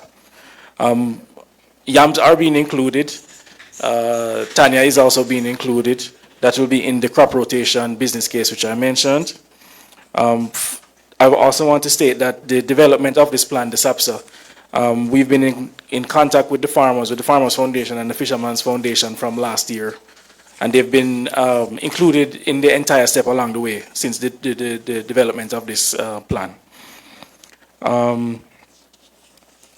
To speak about the water management or the wells that were mentioned by Councilman Van Putten, one of the things that we realized is that though the infrastructure was there, there was no policy to designate who should use what and to keep it managed that way. So that is one thing, as I mentioned in the plan, we want to put a governance policy over it to ensure that the the structure is maintained throughout the year so it can last much longer. And also to increase the number of wells for access to water. We are in, as the commission, yeah. Doesn't put This train of thought, but I also know there was a plan where in the Selandia area, I think they have another name down there in the area where we are, they had started to run water. We had built a reservoir, but those feeds never work. I mean, people were never able to get the water because for some reason the gravity or whatever it is, it never worked. What do you all intend to do about this? So from what I understand, maybe Dr. Vera can explain additionally, is that there was a leak somewhere along the line and that we're in the process of trying to fix that leak. I think, Chairman, basically, they didn't have the power.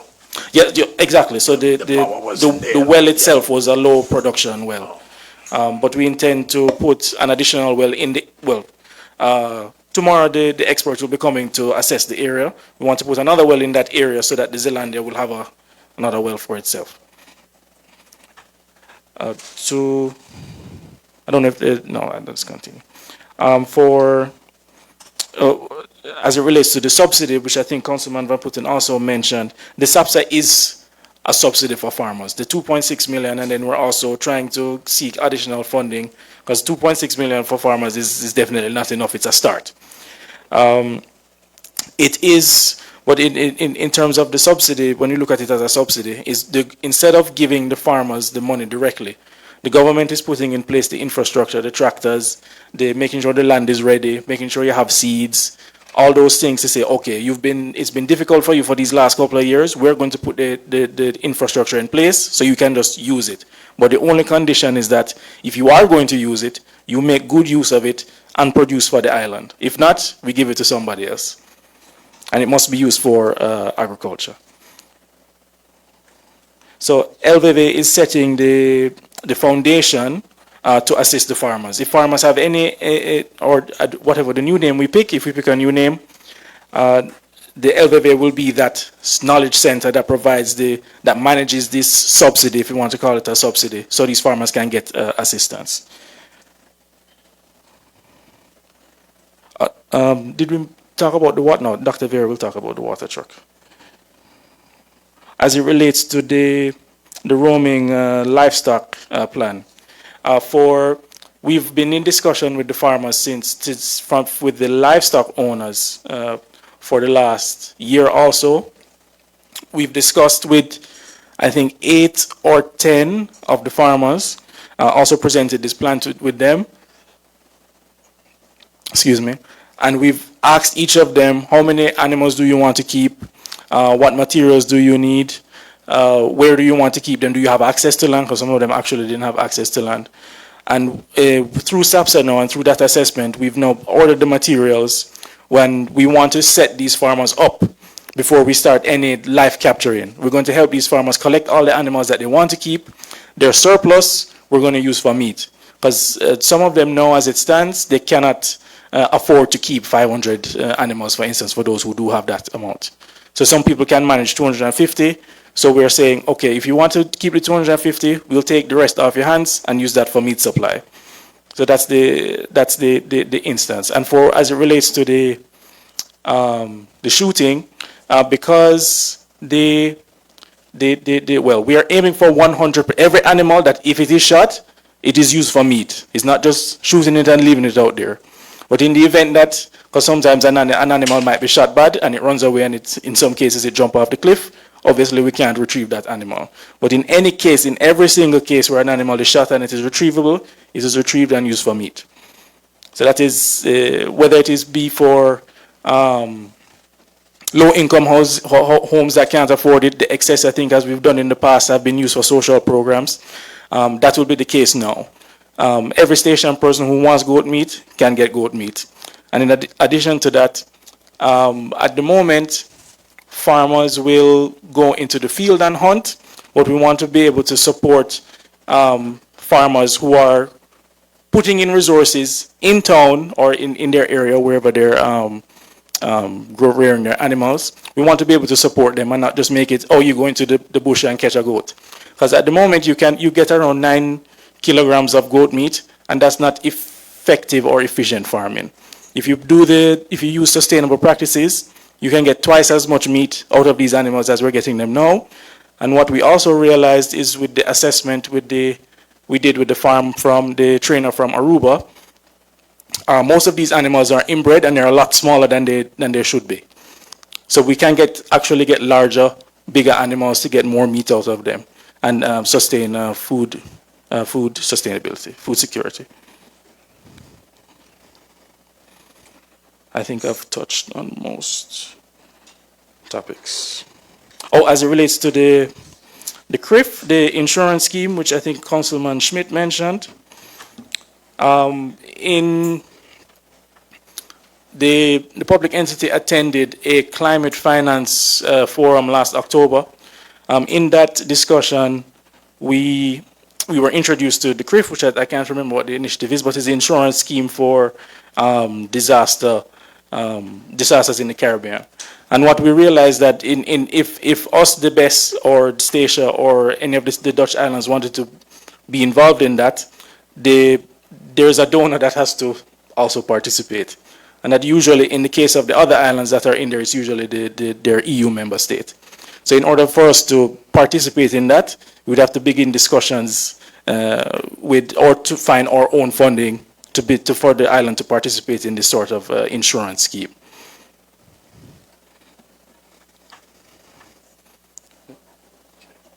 Oh yes. Additionally, we're focusing for the livestock management control. We're focusing on live capture as well.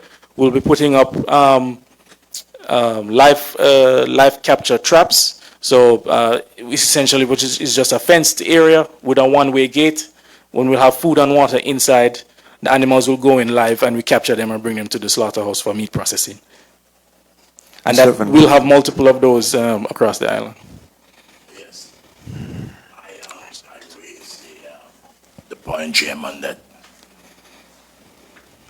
I have concern that people from Europe doesn't understand our situation. And I'm very surprised that you, coming from the region, and also your colleague, even though you all is some in the south, that you all would be embracing and continue to advise government to look towards the Europe instead of the Caribbean. And I am wondering that if there's no place in the Caribbean where you could attract professionals to be able to come in and to assist government and farmers, like I said, you talk about thinning down the animals, how best and more effective they could raise the animals and better them. I keep hearing about Europe. Then you also said, but I will deal with that at the political level. You're still talking about your intention of killing the animals and getting meat. But I hear what you're saying about this national park up in the hill, or whatever it is. But I still believe, I don't care how well these professionals are, whether it's from New Zealand or Africa, wherever they are. The situation is, the hill situation, once you shoot them, you're not going to get a lot of those animals, and they would still stink, and people would use them. But again, I'm adamant on this, and I hope that I could reach a political agreement with the government, because I'm not going to support this. If we come to the Island Council with this, the public I will vote against it. I am all in favor for stringent measures, but I'm not going to do something that I believe could be counterproductive. You cannot talk about food security, and yes, the commissioner said it would be illusional to think that we could plan and do enough to feed this population, but we could do a lot. I don't know if I did mention already, in the past we talk about gaining some of those small estates, a lot of the wasted land, to plan and do other things. What the government is doing about that, how far they are in this regard. But I know for sure that we should make more use of people in the region, expert in the region, how to assist us in this regard. as opposed to just going, yes, I agree with my colleague that we are not Holland, we are stationed in the Caribbean, and this name about LVB, it needs to change. We will present proposal to the Island Council to have it changed shortly. Thank you very much. Thank you. Commissioner Leodam, you wanted to say something? Thank you, Mr. Chair. Just before I leave, allow Dr. Kimani to continue. We also, when I spoke to the Department of in St. Kitts about, support, because I said we're working on an MOU as well, and they recommended Wageningen, and I was very shocked. So they are also pointing us to the direction that I did not expect they would have pointed to, because they get a lot of support from Wageningen as well, and that is in Europe. So I just want to put it there so the public can know for public consumption that while we think that as well that they would have a bit more of understanding and on knowledge, they are also looking towards different places outside of the Caribbean, you would say climate, to also get support, and not only when it comes to livestock, but especially for crops as well. So just want to place it there. Thank you, Mr. Chair. Thank you. Kimani. Yes, and to also add to what the commissioner said, we're also reaching out to schools or universities in the region, Jamaica, Trinidad, also from agriculture. So we're not looking into only the Netherlands. I think the only thing I referred to the Netherlands was regarding the insurance scheme, which the folks at CRIF told us. But we can still, of course, do it as Statia, if I'm not mistaken. To another point, which I believe Councilman Schmidt mentioned, was on the marine stocks, the fisheries. There was an update in 2023 which said the fish stocks are good. They're in good health at the moment. It's just for the fishermen to continue giving additional data to the government-appointed data monitoring officer to make sure that trend stays on point. So that's good news. For the extension officers, I think the vacancy call ends on Monday, and then Dr. Vera and myself will be discussing with the PNO on Tuesday, Wednesday, the various applicants who have applied. And I think we are hoping to have them in, hopefully, depending on the process, before the end of the year. I'll say that conservatively. I think those are all my points. Okay, thank you, Mr. I thought there was a selection already made of person, because I see the government has coming back on a shorter process of bringing people into the organization. And I thought, because somewhere I was informed that there was 2 to 3 people already identified. In the meantime, I heard that somebody was here from Africa/Holland at the expense of the government to do some orientation, and maybe politically the commissioner could respond to that as well. But that's what I was told, that recently there was somebody, Africa/the Netherlands, that was visiting this island as a part of orientation to work as an extension officer. So I would like to get some clarity on it, because that's what I was informed. And I could only ask so that when the constituents ask again, then I will be able to clarify it. Thank you very much. And I didn't hear anything about the bail. I don't know if you would speak about that. Okay, good. Okay, Mr. Kimani, that's it. Thank you. Commissioner Leodam. Thank you, Mr. Chair. The pilot project that we're doing, which they will be swearing in tomorrow, that is the talent search, and that was for policy advisors, not for the extension officers or other government vacancies that is needed. Yes, we were looking towards persons to see who would be interested, and there was a person who has local, heritage, from Statia. Ties, yeah, thanks. Local ties, who were interested in coming home, and also has a great background when it comes to agriculture and crops, livestock. And we did invite him. Basically, he absorbed some costs. All we had to absorb was a ticket economy to Statia, and he absorbed the cost, and he basically came to see the island, see what is going on with agriculture, and see something that he'll be interested in.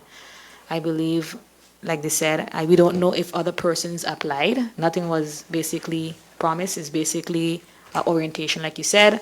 So we're going through the process, and we're hoping that this process finalized pretty soon, which we have seen that we've been picking up on some time. So I do think that they might be in by the end of the year.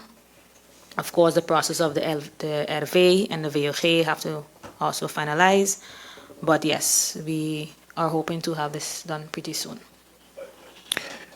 Stephen Burton. Not to be difficult, is this a new precedent that is being implemented by your administration, where people come in for orientation, whether it's a first class, second class, or fifth class ticket, the government is paying for them? Because No. I would want to believe if I apply for a job, I interested in a job and I want to come back home to see what the circumstances is, then I pay my own ticket and come. But if we start to pay for one person, then we're going to get in trouble. Because there's a lot of other stations out there that somebody will feel, okay, from station, I have connection to station. I want to come home and get a job in a particular area, so let me see if I could get a free ticket from the government and come in and see it. And again, I don't have a problem whether you're station or non-station, that if you think that you would come and make a contribution. But I'm just warning. And somewhere, in some meeting somewhere, I know names was identified. I know one of the individuals, a young station who has studied in the field of agriculture, and later down it was said because of some family concern, the person couldn't come anymore. And there was another thing, so I'm surprised I'm hearing, but I don't go on the government Facebook, so I don't know. When a colleague overseas has sent me all the mail who get appointed and who don't appointed. But my point is, I never know that the government had these advertisements. I thought that we identify, but at least two people were told to me that those were the persons that I think would do a good job. I think one was more with agriculture at 7, the other one was with the livestock and so forth. Again, it's the government right if they want to do different, but again, we need to be consistent. If we see we want to do one thing, and we change, move the goalposts like what it oftentimes does in the Netherlands, then I think we need to be front up and saying, listen, we are changing it. But I want to warn the government that we should not skip presidents, because if you do it for one, you trust me, somebody else won't feel that, because people told me that already, so I don't think it's like that, but now you confirm it. So thank people you. will act in the future. Stephen Burton. Yeah, should I? You want to Yes. respond, and then we go to Dr. Yes, Veda. thank you very much, Chairman. It is not uncommon for, because I know it has done in the past, last 2-3 years, this has been done as well. Yeah, I think you know, but anyhow, I will leave it there. But at the end of the day, I agree to what you said to a certain extent, but we have not moved the goalpost with anybody. We maintain everything that we did.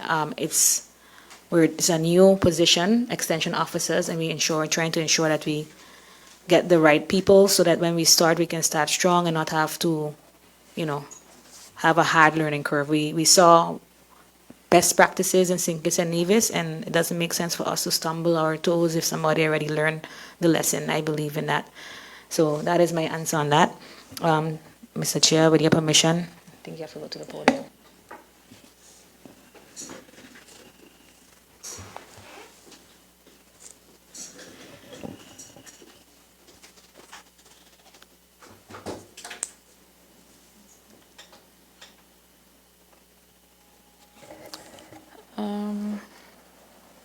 Chair, I'm gonna answer the questions that are left on the list, actually, for clarity.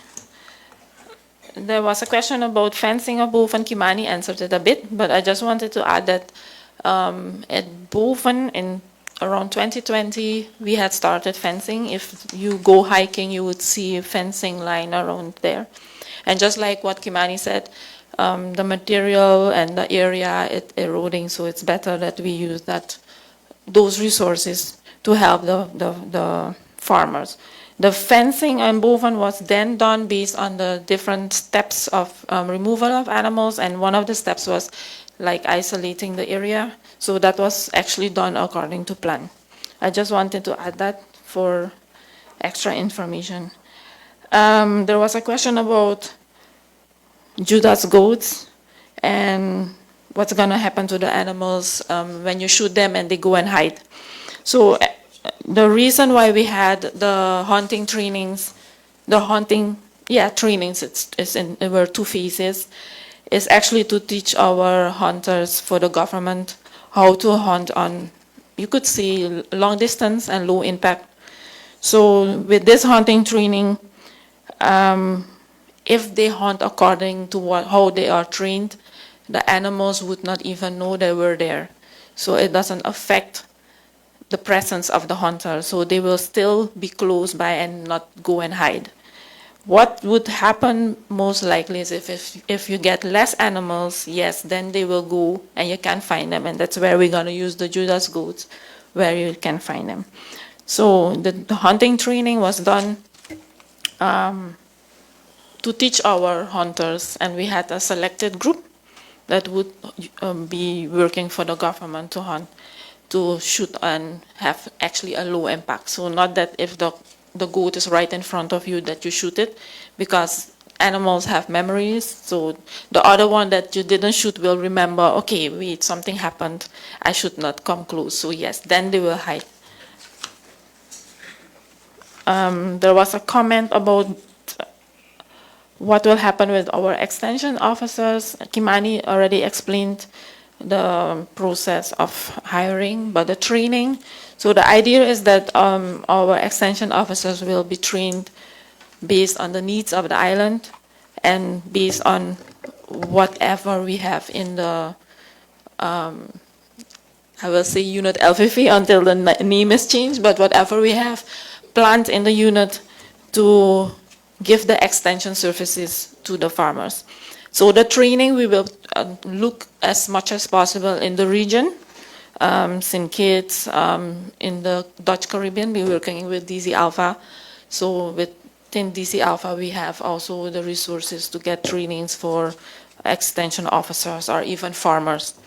With that said, also within DC Alpha, we did, for example, the goat training. So it was somebody that came from Aruba. We're gonna do the fencing training is somebody that coming from Bonaire, and then the chicken training is somebody that coming from Jamaica. So it's all in the region, and I think all of them understand the situation of the climate. So it can be more implemented in our sector. There was a question about the export to Nevis. So if I check my records, like 10 years ago, 11, 12 years ago, there was a lot of export. Yes, the roaming animal numbers were way higher. So they were harvesting on a daily basis. So the amount of meat that was requested by Nevis was easy to get. So it was exported.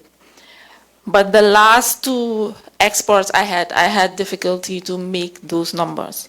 So that's where we decided we don't have a boat. In those times when we were exporting frequently, we had the waterman. So the expenses on shipping or transport was basically covered by us. So all we needed to do was bring the animals and, not the animals, but bring the meat. And yes, it was delivered and we got paid. But since Waterman was out of the picture, we had to find our own transport, and that's where things got a little more difficult, because then it was more costly. So Nevis decided to take transport on them, which happened. We did a few exports, and it went all good until the 2 last ones where I had difficulty to meet the number that they needed, because they want a specific amount, which is 5,000 pounds. Anything less they wouldn't come for. So that's when we decided, okay, let me try to regulate our sector. And if we actually remove animals and we have access, because my focus as manager is always been first our market, first our community, then outside. So if we have access, then yes, then we will make we can do the export Mr. again. Button, you got a question? Chairman, would it be the issue of the prices? I think I spoke to you in your capacity as manager already, that I was at the meeting when the former director was there, and there was a back and forth with regards to how much people would sell their meat for in terms of a kilo. And after a lot of chewing water and the wine, I was able to convince the farmers there because I saw the into capacities. But that has been some years. You mentioned 10 years, and we needed to revisit that. The other thing is, you would only get those animals when the agriculture department sends somebody to do the shooting, because another thing is that farmers over the years had guns. And what we realized in the latter years, and the blue-eyed people came in here, we can't have guns anymore. So dogs could come in. You can't go in the hills or whatever and shoot your own animals anymore. So I believe that those two situations could have impacted, even today, to be able to get, because you used to have your meat market every week. I'm not sure how flourishing that is anymore. Because, again, I'm saying the prices is one, and number two, the governor. And I didn't say whether the current or the farmer, but since the blue-eyed people came into over this island, they confiscated all the guns, and farmers no longer have a gun in order to be able to use or have at their disposal when needed in dealing with the animals. So I would like you to comment on that. Yeah, so like I said, the problem was with the transport. The problem was with the amount of roaming animals available. And the next one was actually, yes, the price. Because it was roaming animal, the price was kind of low because the government wanted to actually get rid of the excess, to say it like that. But as time passed, the discussion came about the price. Of course, I agree the farmers wanted a little bit more because everything became expensive. So that was also an issue to get then the animals to make the quota that was requested. What about the guns? You don't want to comment on that? I was in process of commenting. The guns, that is actually a question we have to refer to cabinet, because as unit LFV, I'm not in charge of guns. The most I do is give, if there is a request on guns, I give then the registration. So the reason why guns were taken away and given back, I would ask, please to ask the cabinet to answer that. But for the government hunting, we have our own guns, and we train people specially to use our guns. So when it comes to government hunting, we have our own guns. But private hunting, anything that happens, I would ask you to kindly ask the cabinet to answer that.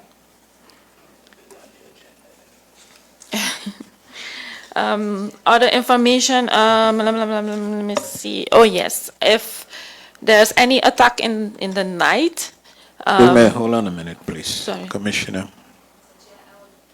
Mr. Chair, I will take the question back and I will send it to the office in writing for about the private guns.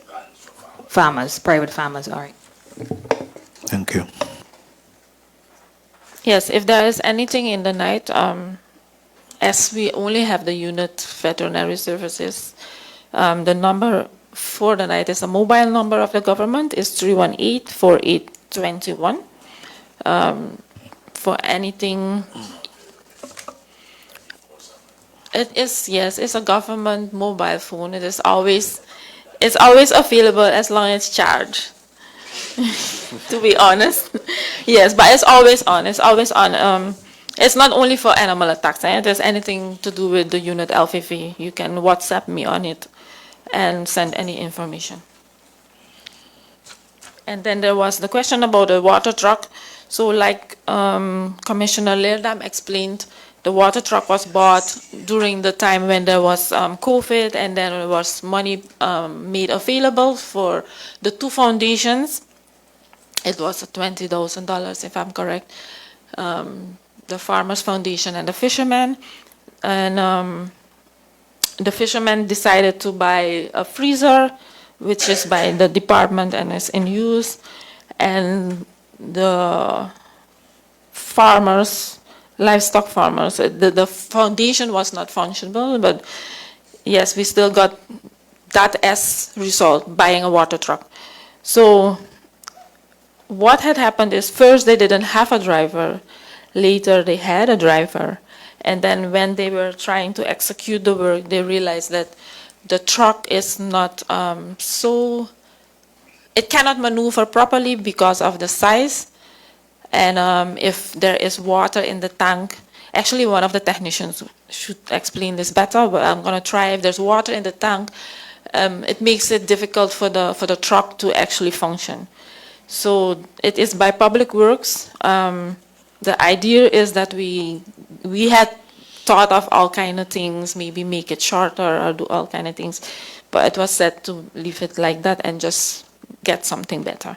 So that is the status of the water truck. So it is not broken or anything. It is there, but it's just that it is not functional. So we have to see what we're gonna do with it. I'm sure it can be used for something else, but for transporting water, it was not ideal. And the baler, so the baler is an attachment for a new tractor that we bought. We did the trainings. I think you know about that. We did the training about using the different attachments, especially the baler. We did the training by the airport. At that time, there was a management that said that we could not go in for cutting, so it stayed like that.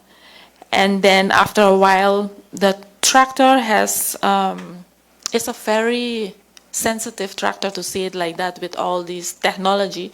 So it was a while also out of function. And now it's working again. So what will happen now, we will have, if everything is okay this month, we will have a gentleman coming from a company that has tractors and attachments to assess, to see if if not only the baler, because there are different attachments, to actually to bale grass, you have to use different attachments. It's not one thing. It's like 3 or 4 machines. The rake, the cutter, the rake is different ones.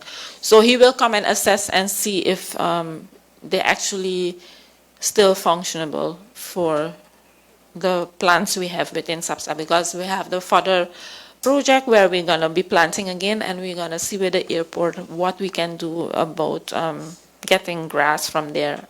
If it's either baling, we don't have to always bale. I want to say that too, because everybody focusing so hard on baling.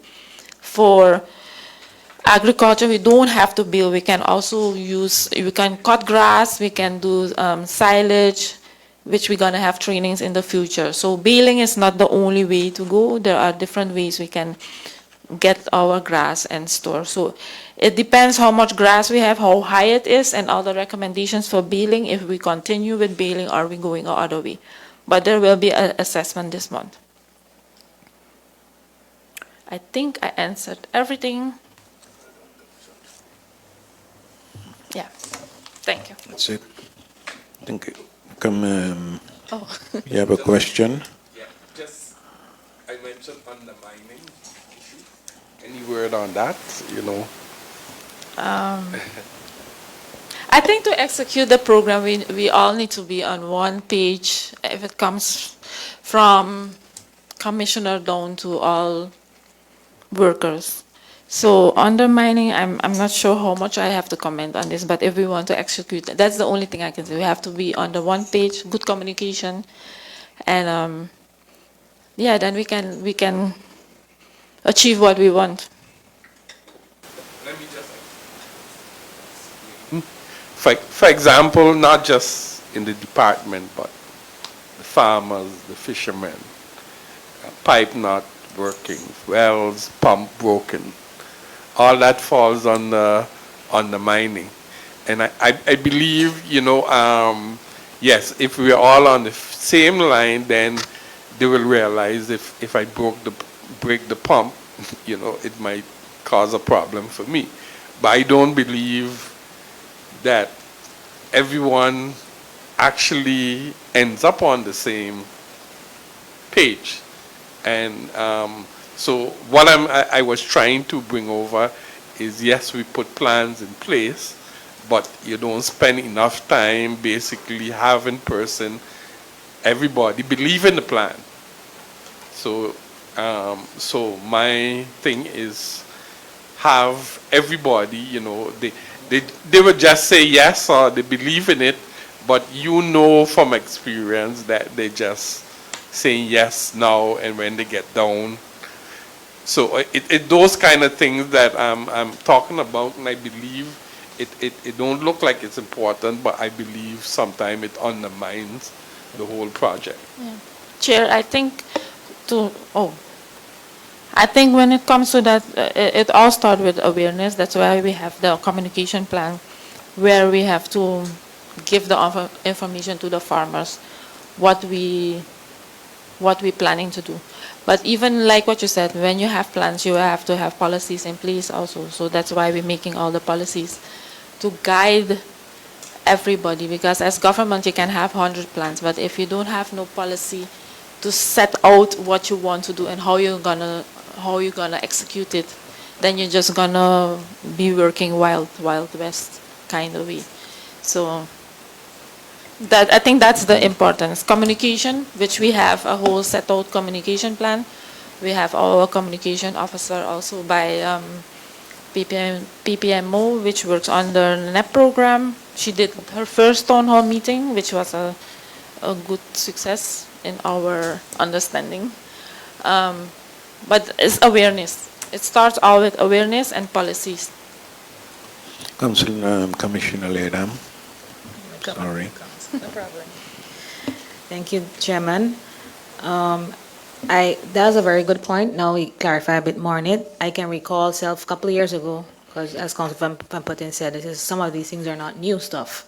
And I can recall when the then commissioner, I think you were also commissioner, and they was trying to contain animals, and people would go in the evening time and cut the wire from the LVA fence, and they would just let them back out. So you're making all these efforts, and you're trying, and you're putting money into, and then persons are undermining the whole project because they just don't want to, take their responsibility.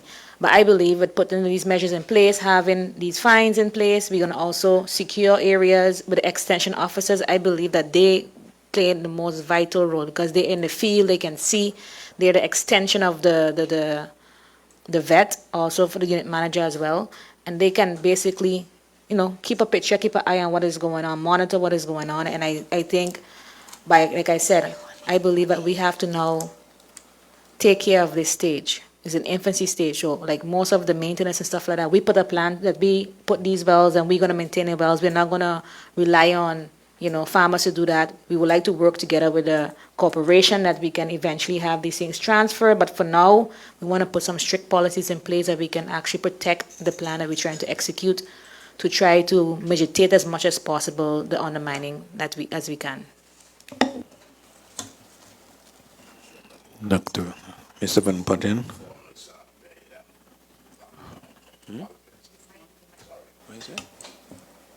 I also asked about an ordinance to protect the local people, not just X, but even those who planted. And then I also spoke about the land in the past. And I myself in 2011 and even before that, we made attempts. There's a lot of wasteland on the island. There are at least 2 big estates here.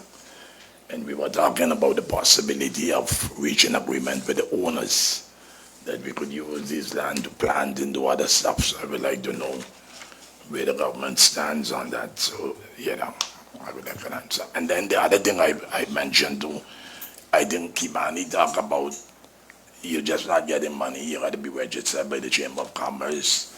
You didn't operate license for commercial use. But I want to lay at the feet of the commissioner. It is too cumbersome, too difficult for locals to get business license. I feel that there should be some differentiation when it comes around a local here on this island, a national, as opposed to you get foreign investors that come into your country and want to invest. I think it is too cumbersome, the things that they ask you to do all the requirement. I think it need to be more simplified. I'm not saying go away from it completely. You must have some form of control, but I think it is too difficult, too rigid, and sometimes it turns away a lot of people, from even wanting to go through that process. Thank you. To answer on the cap for the eggs import, Chair, I can answer it. When you talk about the cap, or when you want to start with a cap, you have to make sure that you have consistent production. So what we already did, we did a survey, we know how much is needed on the island. So what we're gonna do next is sit with the farmers and talk with them and set out a plan how many, in this case, it's about poultry farmers, right? So when all of that is said, then we can work on the production. And then we can set a cap. We will start with 5%. We're not going high because we don't want to, you don't want to run, you do it slowly. And then we reach to the cap we actually want on the island. But there has to be more discussions about it. We don't want to do anything abrupt and then tomorrow it fails. But the key in this is consistency. If we're gonna put a cap, we have to make sure that the farmers produce and keep producing. It's not that today you have and tomorrow you don't have. So, I'm shocked to hear that was the approach, because I sat with you and the doctor, and I didn't get that impression. So thank God I came to this meeting this afternoon, because I was still waiting.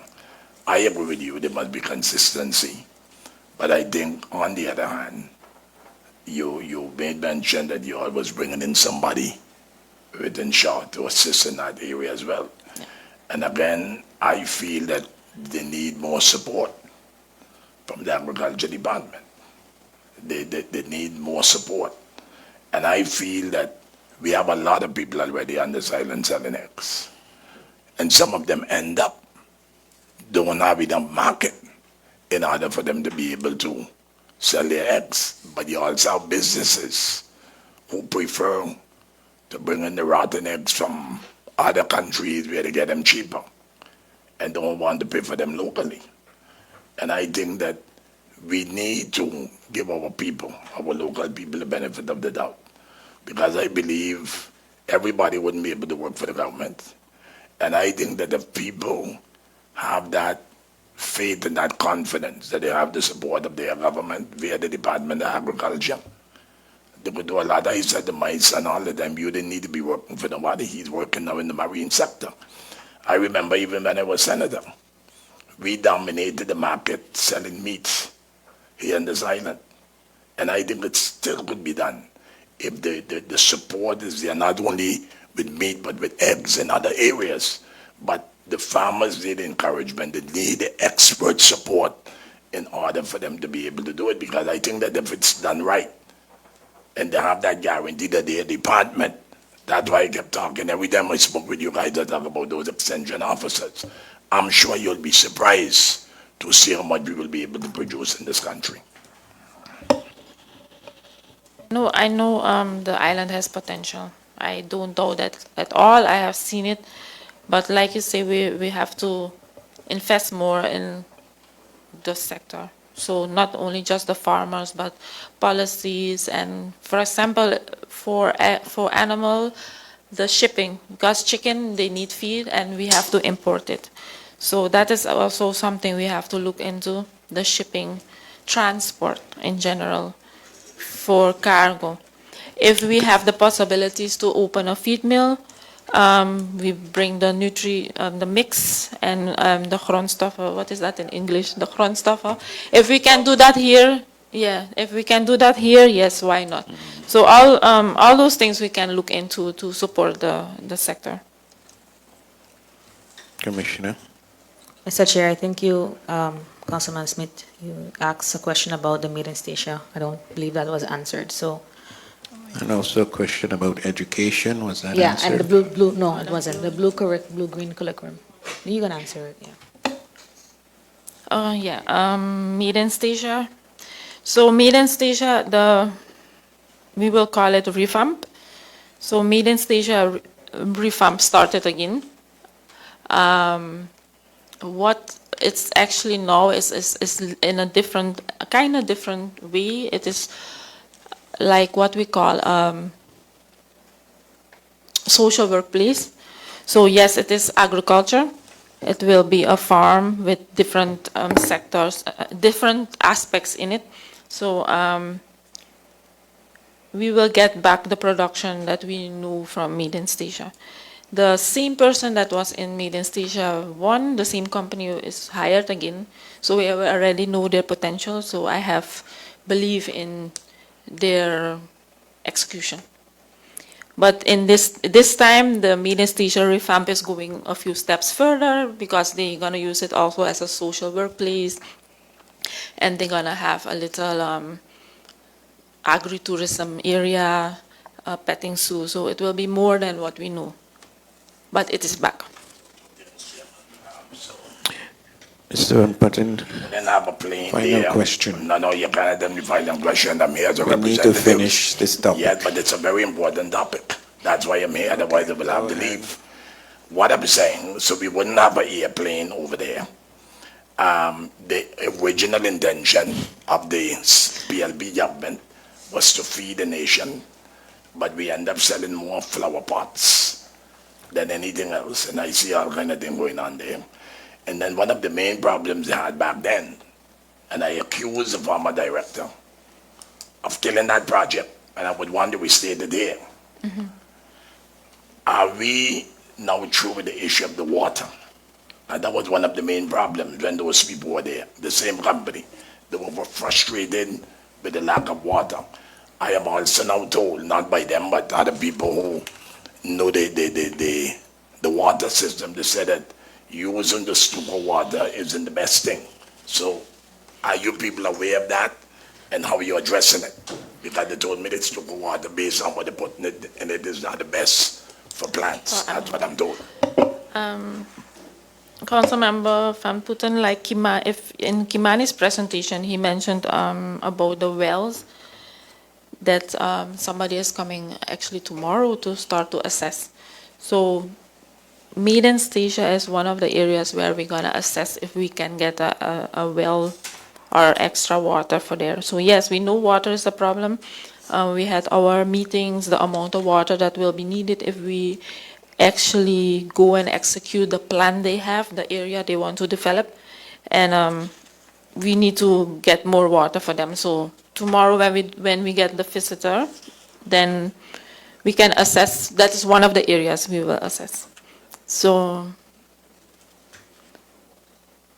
yeah, and then they have other areas that Kimani also explained, the blue circle, and so where water can be harvested for agriculture. But then we need a truck and a water tank.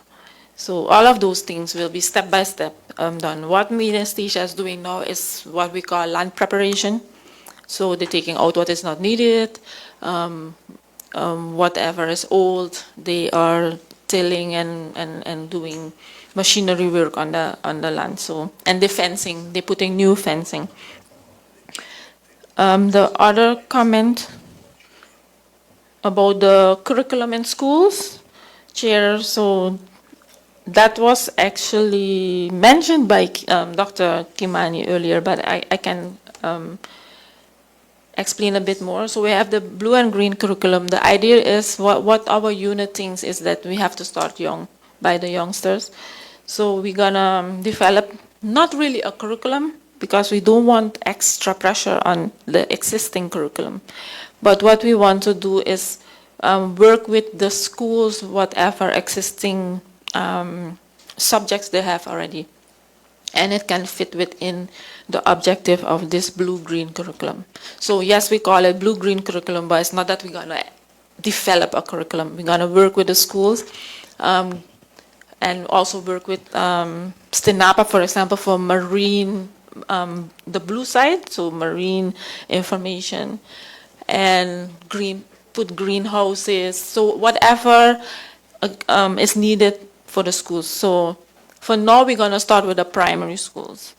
So we still have to go deeper in discussion with the schools, how we're going to execute it. But the primary schools are open for Yes, primary schools and the after school.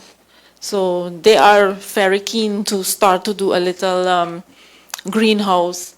And then we don't have to do it on big scale because it's a school. You don't want to have too much pressure on the school. So whatever the students can learn on a small scale, they can also implement home. So it will be normal, maybe a groentebak, but also a small backyard hydroponic, so where they have only 4 panels.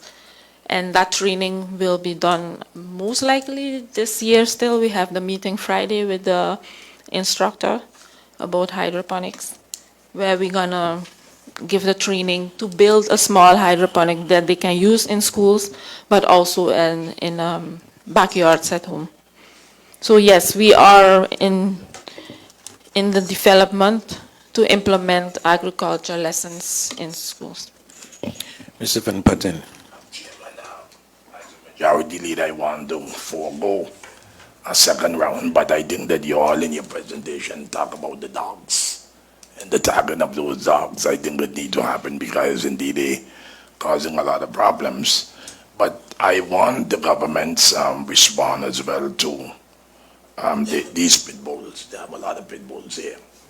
Formerly, a former governor, Mrs. Suarez, rest on her grave, she was almost killed by a pit bull, and I remember the Island Council because I was a member there. I think Hooker was commissioner then, and they did nothing to actually follow up on that very strong instruction motion that was passed.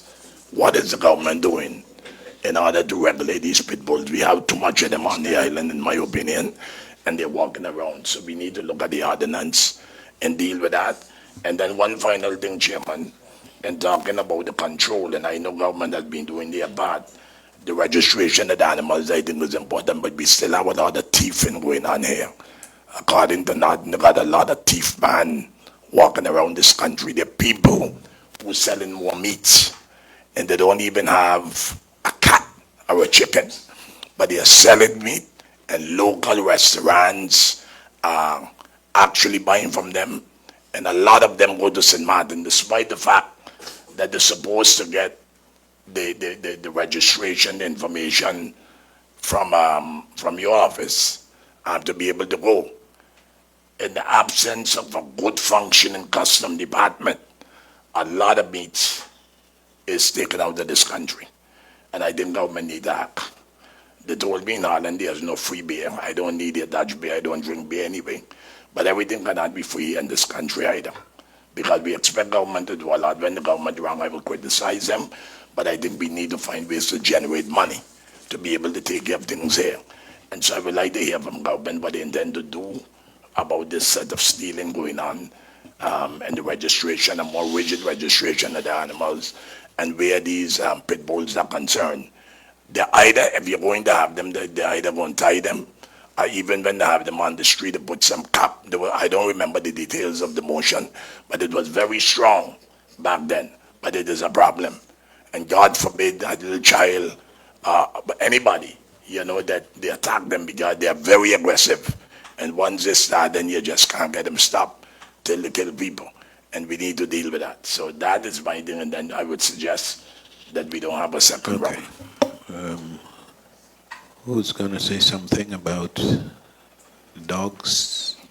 For there was a Honda ordinance, the dog ordinance, where it was dealing with aggressive dogs. So all the requirements to have a dog, that one of the breeds that was on the list, pit bull, cane corso, all of them, Rottweilers, the requirements were listed, what you need, and you mentioned some of them, Council Member Van Putten.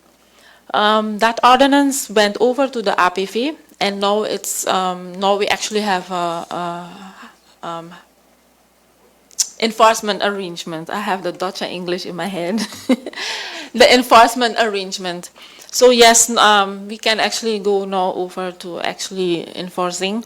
There is no import ban, so what we have to do is regulate on the island what we have. And The chipping, we will have to do a next chipping campaign because we did it in the past. I think it was around 2019, 2020 when I did the chipping campaign. But I realized that a lot of dogs are still not chipped. So we have to do a chipping campaign. It's either that I do it by calling in, or we have to do with maybe a student that comes for 3 months or so and go house to house. We have to see how we have to execute it, but we have to do a chipping campaign so that we can chip all these animals and it can be registered, and then we can regulate, and then also we know which breeds we actually have on the island. Because yes, not because it's a pit bull, they are aggressive. Some dogs are fine and very nice and docile, but you have some that are very aggressive, and animal instincts kicks always in. When they do it once, they're gonna do it again. So that's where the danger is. But Chair, but what about the licenses? Because you talk about the chip. But what in the years ago, we know that every dog had to be licensed, you know, but especially when you're coming on the road with it. I'm seeing a lot of people, mostly Europeans, walking around with the dog. Some of them, they let them run the Solandia area, and that in itself causes a lot of problems. But if it have a chip and it come on my property, kill my animal, I can't see the chip. Sometimes I just don't get it because again, I don't have a gun to shoot it. You understand? But if you have a license, you might be able to get a picture. You know, so... Could they- you they use clarify? that, You mean a tag? Yes, a license with a number on it. Yeah, okay. There is, in the regulation, there is nothing for dogs that have to have a tag. That is for livestock. What we requested was a chip for the dogs and registration by the department. So when you chip, you automatically register. So that is the request. And I think there was another question. What was the other question? I don't know, but I want to Okay. ask, your chipping and registration is for persons who own pets, basically. But what, The microchip is for pets, yes. So What to do dogs about- and in the law it is dogs, but you have some people that request for the cats to be microchipped I mean, also. what you're doing about the roaming dogs? What is the policy for the roaming dogs? The roaming That don't dogs, have animals, that are just roaming the streets? they don't have an owner, you mean? Don't have a owner, yeah. Honestly, there is no roaming dogs on the island. How to explain this? All the dogs have owners. The dogs in Stasia, all of them have owners. What they do is they go and socialize. They come out the yard, jump the fence. I have seen dogs literally jump the fence, go outside and socialize. They go and walk and do whatever they do. That's the problem we have. So you We don't have the situation like some stray dogs. Yes, we don't have the situation like some other islands. Even some Dutch islands literally have a project out for stray dogs. They're not stray. They're just, yeah, actually they're roaming. They're not stray, but they're roaming. They're just walking around and socializing, to say it a little nice. But actually, when they to answer if they're roaming, we the unit LFFA can pick them up, or the animal shelter, or even the police if the police gets a call. Most times the police will do that when it's an aggressive animal, because a person might call or complain. But otherwise, the animal shelter or LFFA can pick up actually a roaming dog. And then if it has a microchip, you scan it, you find the owner. But then again, sometimes dogs come in by the animal shelter and being called to scan, and they don't have a chip. So that's how I know that a lot of dogs are still not being chipped. Okay. That's it? Okay, thanks. All right, so that's, so is there a need for any more discussion on this topic? Councilman Simmons? No. Okay, Mr. Van Putten is not there.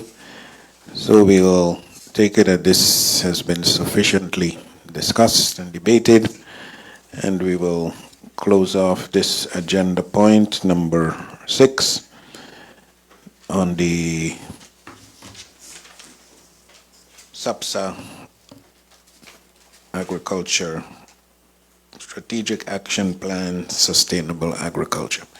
Anyway, so thank you to Commissioner Lairdam and your advisors from E&I Department and Agriculture Department, Dr. Kimani and Dr. Veda, for your presentations and your answers.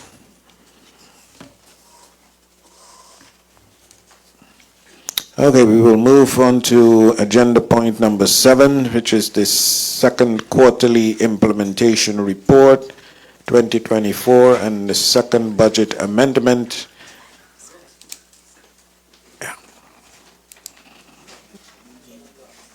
Yeah, man. Second quarterly implementation report 2025 and the second budget amendment and the CFT reaction and advice.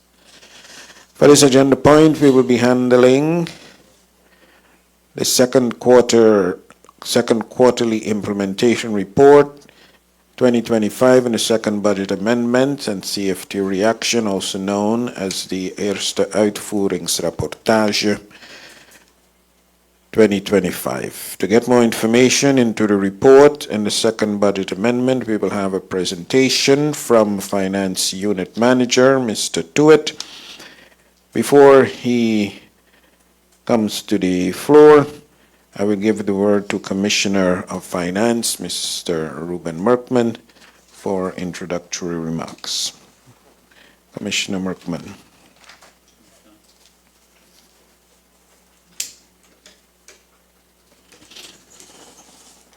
Thank you, Mr. Chairman. Before us today, I take pleasure in presenting to you the implementation report for 2025, the uitvoeringsrapportage, and also the budget amendments, the second budget amendment. We submitted this to the CFT, and the recommendations of the CFT were duly followed.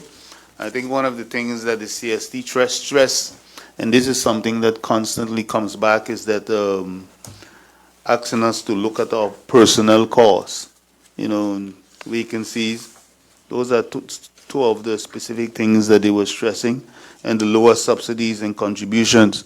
But we are not concerned about that too much, because we know in the latter part of the year, that's when we really have an increase in subsidies and contribution. That's when it really starts to hit the books. I would like to state that the recommendations of the CFT has been followed, and there are a couple of measures that the CFT is recommending to strengthen our financial management. And for that, for this presentation, the Director of the Finance Department has been invited to provide the technical details relating to these documents.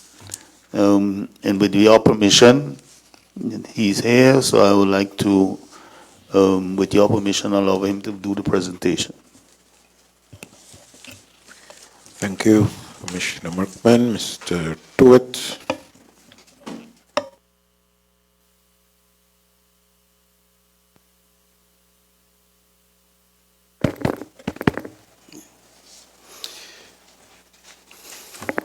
Thank you, Mr. Chairman.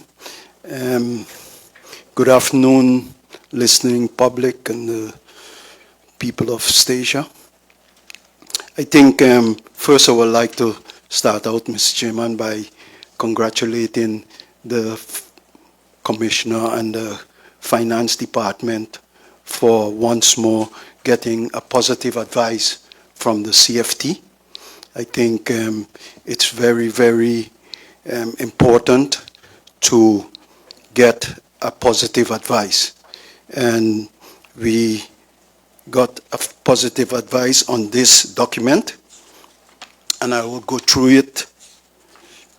And I would like to thank the finance team, the PC members and the consultants and everyone who worked on this report to make it possible.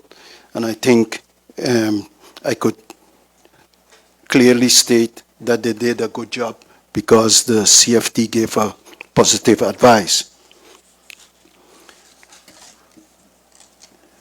What, with the introduction, is this document is the second implementation report, but it's a report that is 2-in-1. It's an implementation report, and at the same time, it's the second budget amendment for the year 2025.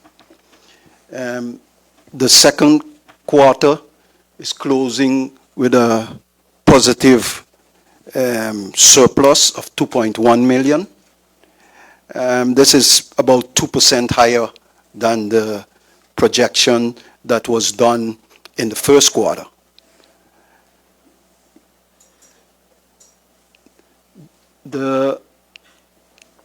But when you pull through after the amendments, then we are projecting that the year of 2025 will end up with a surplus of 1.4 million. The next.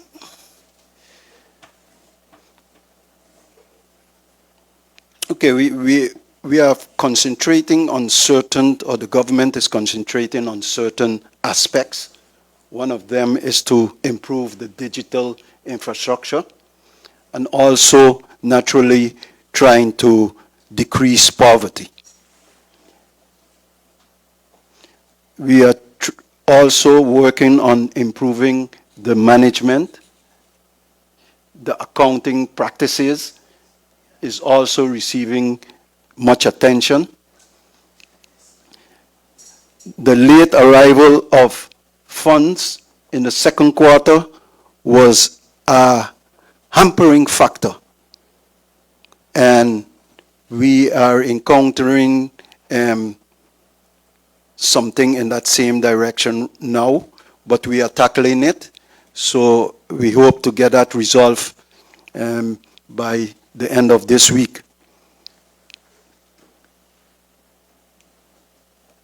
I think once we, the Mr. population... Tuit, Sorry? Mr. Chairman, question. Mr. Tuit, can you go into a little bit of information? Doesn't have to be too elaborate as to the congestion, the type of problems that we experience because of that.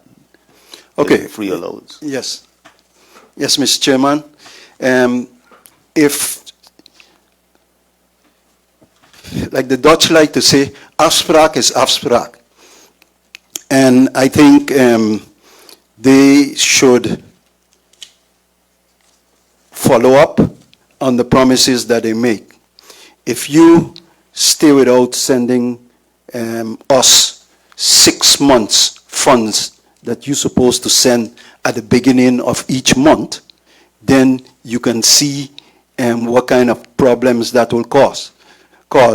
Number one, it causes that we lose interest, because if the money comes in on time, then we can, for the funds that are not used, because you get interest every day. That's the agreement that we have with the bank. So if the money doesn't come in on time, then we lose money. The other thing is that in the best, it states that we could have a current account with the CFT. And if the money doesn't come from Holland on time to the CFT, and let's say the CFT has funds and they give us those funds, then our account will go in the red and we will have to pay interest. So then you will get a double interest, that you are losing interest on the one hand and you are paying interest on the other hand, just because the funds didn't come on time. So I think it's very, very important that on a political level that this issue is dealt with, so that it doesn't continue. I could state that it continue right now, because we are 3 months further, and up to now we didn't get the free allowance for the months of July, August, and because it has to be prepared, September. So we are back with 3 months, and if you want to know what kind of figures we are talking about more than $5 million dollars, more than $5 million.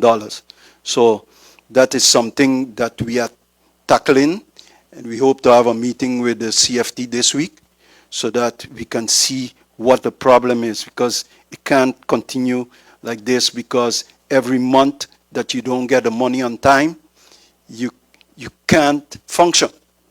And I don't think that's the way we do business. Okay, the next slide.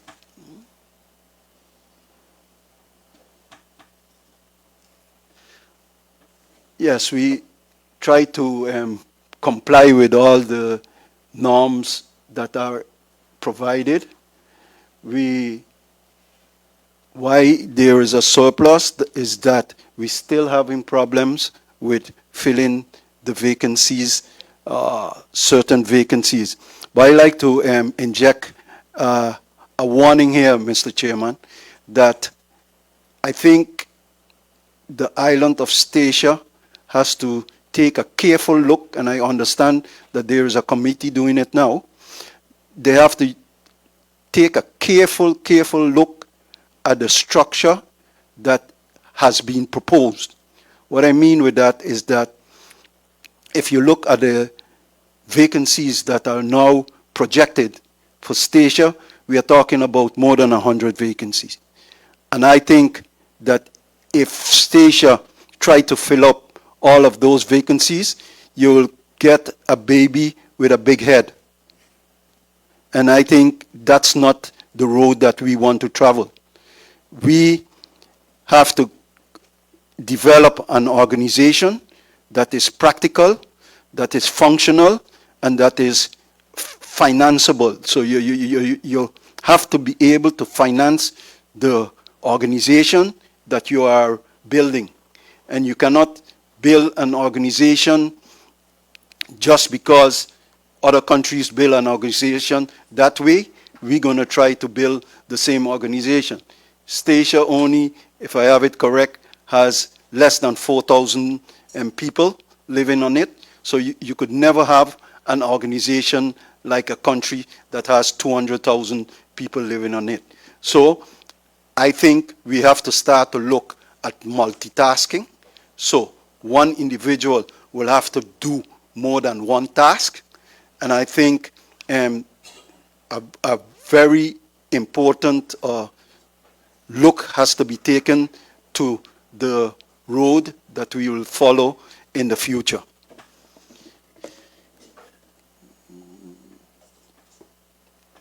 There is also, with the special projects, the CFT had given, some comments or advice that the special projects supposed to be budgeted, and then you can spend it. So in this report, we budgeted the special allowances of projects so that we can give a more clear picture relating to that. Okay, so that the comments, we'll go through the comments that the CFT had given. One of them was that always they are talking about that is the staffing. And naturally, the finance department had filled 2 tasks. One is the finance unit manager, and the other one is the finance director. Those 2 functions were filled recently, one by a consultant, myself, and one by an individual on the island, Mrs. Francisca. Then the airport also had some vital positions filled. So slowly we are getting certain positions filled, but as I said, we have to look critical at which and prioritize which positions we should fill within the organization. The other item that the CFT also had given a comment on was the risk analysis. The risk analysis, when you, we have a method that we are using to do the risk analysis. You make estimates, and risk analysis is going to continue being using estimates. But right now we are talking with the CFT to see if we could come up with a methodology that can be used, and also to see if there is a method to calculate the risk. So, because you have two factors in when you are calculating the risk. You have the factor of the amount, and you have the factor of the percentage. So that's why you, and both of them, in reality, both of them are estimates. So you have to see if there's a methodology that can be used, and the idea is that once we agree on a methodology, all three islands will use the same methodology, and then you can compare, have a better comparison.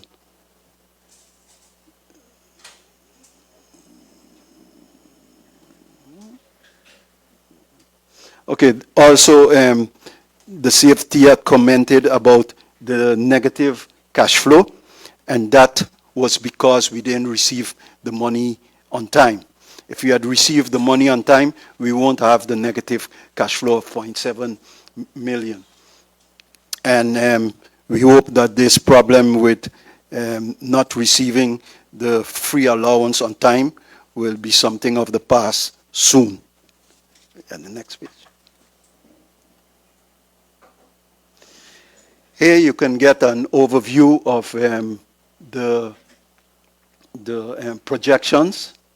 You have the actual of 2024.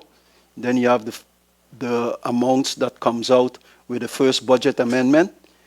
Then you have the amounts that comes out with the second budget amendment. And then you have the actual for the second quarter. And then we have the percentages. So you can see we were still projecting after the second budget amendment of 2 million. And at year end, it will be 1.4 million. So with the budget amendments, we are talking, if you round it off, we are talking about $600,000 negative. The next one.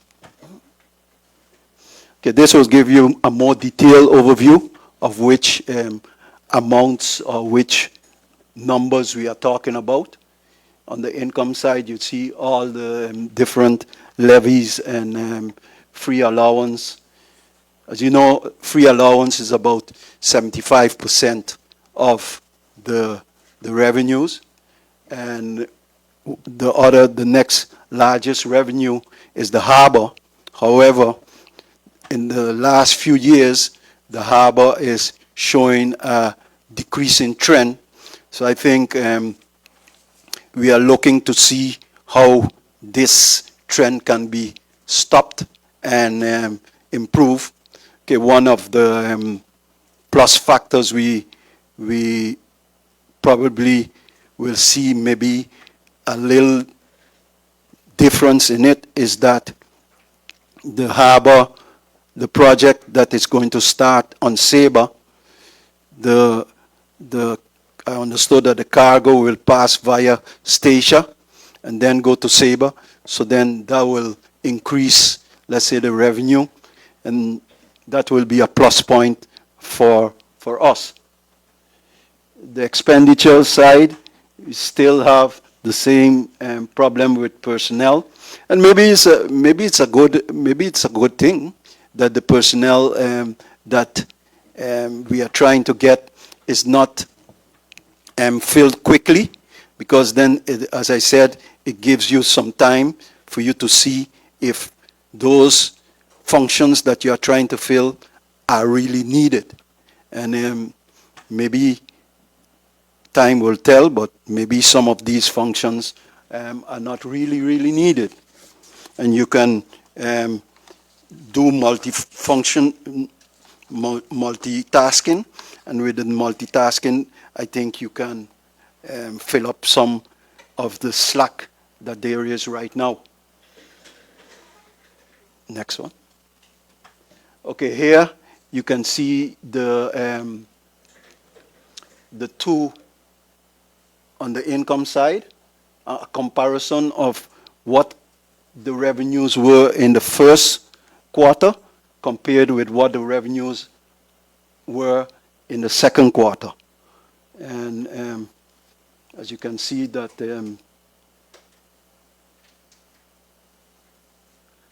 as I said, it's about, the variances aren't that big. The only big one is, probably you'll see that right away, is the waste tax. Why it's like that? Because the billing took place in the first quarter, and then now the collection is being taken care of. But that's the reason why you have that big variance. And the free allowance also had a dip.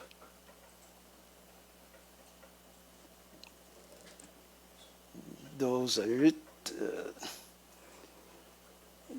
Then we go to the next. This is the expenditure side. These are all the different expenditures. And you compare the 2 quarters, then you can see what the differences are. And you can see that some of them were positive, or not positive, increased. See, a lot of these expenditures increased. And one of the big ones that that shoots out at you is naturally the personnel, and then the one with communication. That is because you had a license that had to be taken care of, and that was a big amount. Let me see the one, and you also had the property expenditures. That one shoots out too. The next one. Okay, this is where the budget amendment. If we look at it, as I said, the effect of the budget amendment is about, it's 586. If you round it off, $600,000. The expected surplus at year end is 1.4 million. And then, to give you an idea what was done in property, these are the revenues that were adjusted upwards. The property management, 25K. The airport income by 25K. The interest income, that's based on we hoping to get a cash flow on time. If you don't get a cash flow on time, then this amount won't be realized, which is the case. And probably what I think we'll have to do is to see if we can get an agreement with the Dutch that because of their non-compliance, we lose interest income, and if they are willing to compensate us for the loss of that revenue. I think that will be an issue that I'll be tackling to see and help the commissioner to see if he can, of the commissioners, if they can tackle this with the Dutch. Then on the downward side, we adjusted the local levies by 75K, the waste tax by 10K, And the harbor, as I said, because of the trend that it was going down, we adjusted that by 380, if you round it off, $400,000. The next.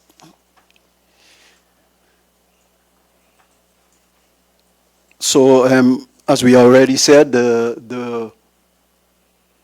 one of the main items that is being affected is the personnel expenses. That one was 310K. Then we had the 128K for the office expenses. And we go down to representation and communication. That was increased by 282K.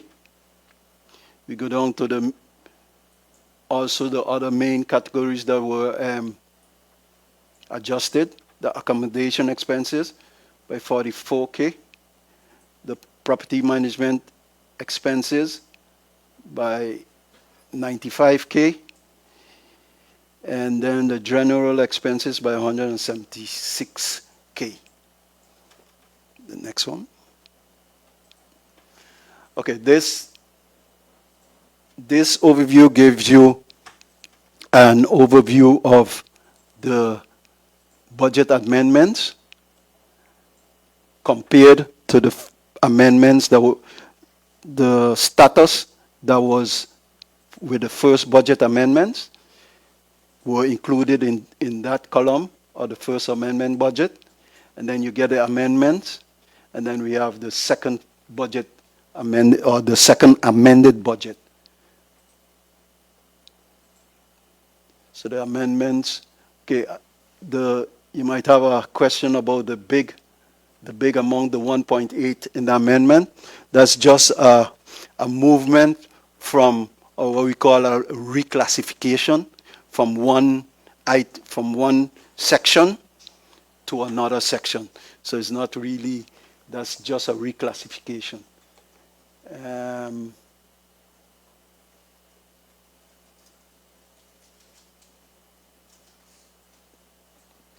If you have any questions about those amounts, then we can go through them. The next one. Then we go to the balance sheet, which you get a comparison of the figures of last year, 2024, compare it to the figures as of June this year. And one item I think that we are tackling on the balance sheet is the collections, because that is a good bit of money, as you can see. If you subtract the provision that we make, we're still talking about almost $2 million on the street, and that is a hefty amount. The other receivable that also is included is that the harbor also has a good bit of money on the street, which is about $800,000. So we are tackling those to see how we can get those monies in. The other one. Okay, on the other side of the balance sheet is the one portion probably that is interesting is the equity, where the surpluses go to once they don't have no restriction. Let me see what else. The next one. Okay, here you could get a better overview of the investments that are planned to be made. These are the new investments. And then you have where we make some adjustments so that we can realize the new investments. We had to deal with making certain priorities, because the resources are limited, but let's say the requests are high. So you'll have to make choices, and the choices were made. So these are the investments of the choices that were made. And we hope to realize these during the year, this year still. I think that's about it. The next one. This is a cash flow projection. And in the cash flow projection, we're still coming out with a positive cash flow. So that's good. And I think we just have to continue trying to realize, and especially I think sometimes I think the unit budget holders of what you call the different departments, we have to start to look at revenue generating projects so that the government or OLE can get some more revenue, and the expenditure side, we will have to, as I say, prioritize all the expenditures that we think are necessary, and then I think we will continue on the good road that we are on. I think that's it, right? This is also a cash flow in totals, but comparing the first quarter and the second quarter.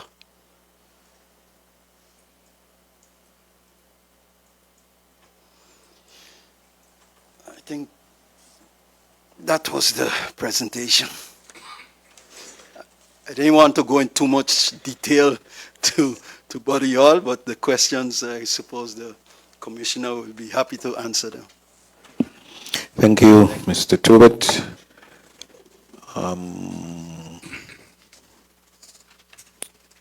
Okay, then we go into the first round of deliberation on this agenda point, which is the second quarterly implementation report with the CF and the second budget amendment. So I give the word now to Council Member Simmons. Thank you. Thank you for that presentation. I like to always start off with my comment about the CFT. I have no respect. Why, even that the comment about the lateness of the free allowance to me is very serious. And why you hide it all the way on the bottom? You should put that in bold and underline it and put it in capital letters, because it's a serious risk. And I could recall last year, the Bonnier even went as far where they put out an article exposing them. And it sort of backfired when the members went to the Netherlands and they met with the state secretary, and the whole conversation was about colonial behavior. And I tell them a good thing, maybe I wasn't there, because I say I would have to add wording to that. It's more than colonial behavior. And you use the term, the Dutch term. I used to like to use the term, meten is weten. So when you measure something, then you know. And it's amazing when, these things will happen. You have a CFT that is not bringing it up, blowing it up. When you try to blow it up, you get chopped down and ostracized, and I don't know all kind of words. And then you start using wording like colonial behavior, and they use that like against you. And they thought that wording came from Bonnier, but it wasn't from Bonnier, it was from me. I tell them you need to call a spade, and I keep mentioning it because that is what the demonstration.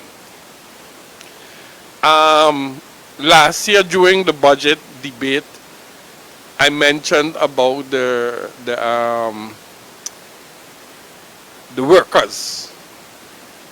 You have all these vacancies. I think they say it was 38 and a half, and I just wonder where I have come from. Why not round it up? But it sort of stuck in my mind in the question I asked. How have you been functioning without all those vacancies? You're still functioning. The boat is running afloat. You need to ask the question, why, how can they hold the ship together with all these vacancies not filled? And I believe, yes, they need to look at a realistic approach of how with staffing. But what I'd like to apply, I would like to make, and this is hearing the pain of a lot of workers. I help, I multitask a lot of workers, and one thing I do is I talk to them, and I hear their pain. And one of their pain is, yes, they're ready to multitask, but I believe it comes with some kind of compensation. You know, don't just say, hey, you're working, 36 and a half hours a week, and you're already being compensated, and here is 300 more tasks for you to execute. I believe if you throw that 300 hours more or whatever you put on them, but it comes with something a little extra, and I'm not saying to kill the fatted calf, something extra, because human nature, they feel if I'm doing something extra, I should feel something extra. And if they're not getting something extra, they feel they're doing it for nothing. And one time I got a back and forth with a new vacancy that they were going to fill, and asking, does the vacancy come? You know, they say they're going to find someone internally to do that job. I said, what is the extra pay? They said there's no extra, they're doing it within the hours. I said, so I tried to bring it in different ways. So if I'm a cleaner with the minimum salary, but then for so many hours, you want me to be a manager. So you telling me that you pay me for that manager position the same salary as a cleaner? It don't work. So you have to see that, listen, you want to be more productive, increase productivity. You should see some kind of payment. And I always push that kind of approach because I believe it works. And it also make your workers happier. And when you have a happier environment, instead of people coming to work disgruntled because they're not pleased with the work they're doing, and worse, they see others coming in and doing work that they can do, they know they can do, but just getting paid 10 times as much as what they earn, to me is very depressing. And I believe that that is happening. It's a reality, and it's not just a reality in Statia. I believe it's throughout all these islands, they have the same thing. But if you use that new approach, I believe we will get more productivity with the small staffing that we have. And I like what you said, where bridge holders, the ones that approve the payment, should think more to increase revenue. That's the thing I always talk about. I could remember when I started to work, I always thinking, what I'm doing, am I adding or am I subtracting? Am I an asset? Am I a liability? So anytime I do, I sort of added numbers, listen, at the end of the month, I must feel that I bring in more money to the coffers than is being paid out. And with that kind of approach, and everybody thinking in that same direction.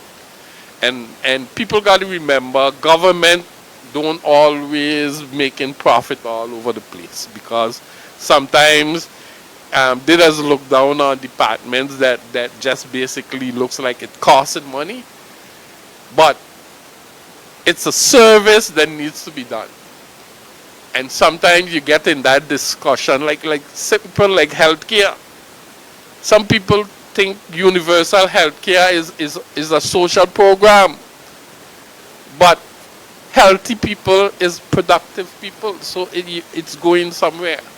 So those things they need to understand, but I believe in the fact, what you said, that your managers should think as managers and see, listen, how can we add to the revenue, building wealth?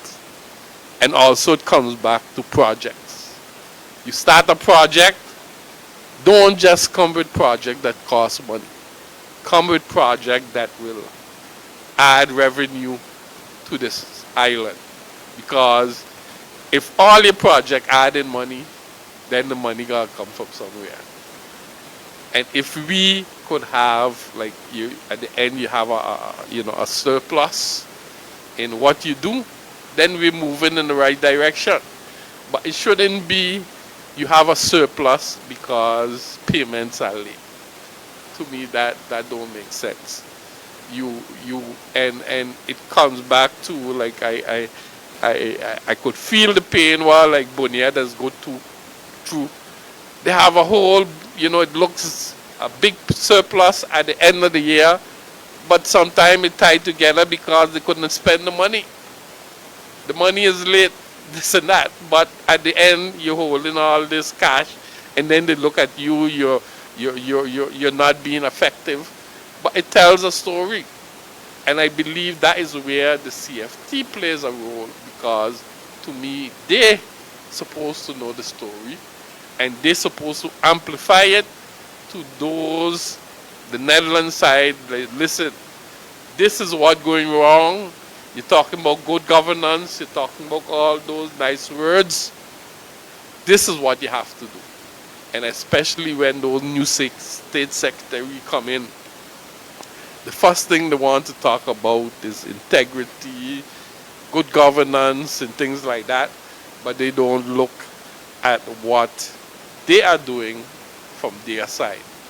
These islands are underdeveloped, and more, having money is the cost is just going up. So if you don't try to build now, in the future it's going to be more expensive. So the quicker you can develop and build things, the better it is for us. Okay, and I hope I haven't used up too much time. I thank you for that presentation.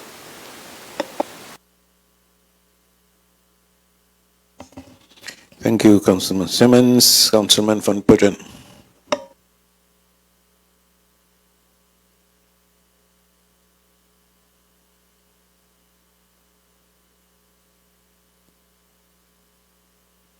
Yes, Chairman, thanks for the opportunity. I hope there to be kind of brief on this. I want to start by congratulating the government, particularly the Commissioner of Finance, that again, in such a short time, that you're getting these green lights, a positive takeoff.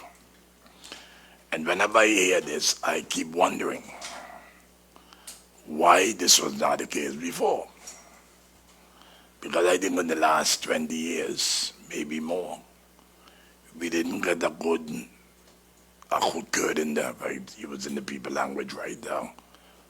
Positive advice where your annual accounts and all of that was concerned.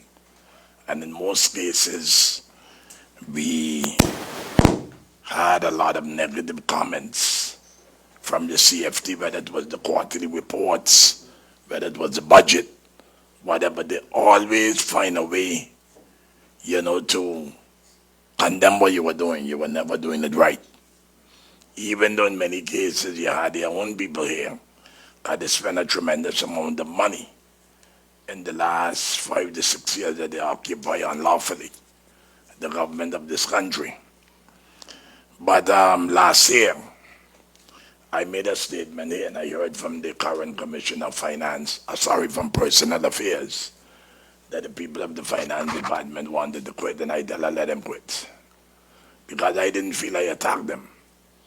I was attacking these big, robust financial consultants that was taking all the money. And we weren't getting, in my opinion, because I saw it in the context that the people at the department was providing the information, just feeding them with the information, and they were putting the budget together. But I must commend them as well, because they are the ones that, on a daily basis, keep the government, keep the commissioner informed, and helping to carry out the policies, the financial policies of his administration. But I think that the current director, a unit manager of finance, would have added to it. And he added in the context that as a former finance commissioner, as a former minister in the government of St. Martin, and a certified public accountant, and I think even more, he was a member of the CFT. So he knows very well the in and outs. And so when they come with the nonsense and the phony things that they want to put you in a certain corner, that he is able to stand up to them and challenge them. Even though we had a lot of the blue-eyed people here in the last several period, they were just going along. And I work with this man, I know him. I remember he sent home the cabinet of Poirier on budget day. Poirier never almost messed up his man. He sent the cabinet home because there was serious errors and shortcomings in the budget that was presented a year. And when, as a member of the opposition, he stood up and pointed out these things, Poirier said, Jesus, he's right. And we had to go back to the drawing board and fix it. So I think we are lucky, to have a person of his pedigree in helping us to get our finances right. He was here before in earlier years. I think it was during the period of the defunct Sea Party, when they had thrown me out and I had appointed an individual to be Commissioner of Finance. We brought him in back then to assist, and I'm happy that he was willing to accept the challenges. But I think that he brought forward some very poignant points and suggestions that we must take seriously into consideration. He talked, for instance, about looking, well, of course, he mentioned the unit managers being ready and willing to generate more money in their units, via their units. But I think more importantly, I think the Executive Council, the commissioners with the support of the Island Council, need to look in a different direction. I have said all along that we need to stop begging. We beg too much in this place.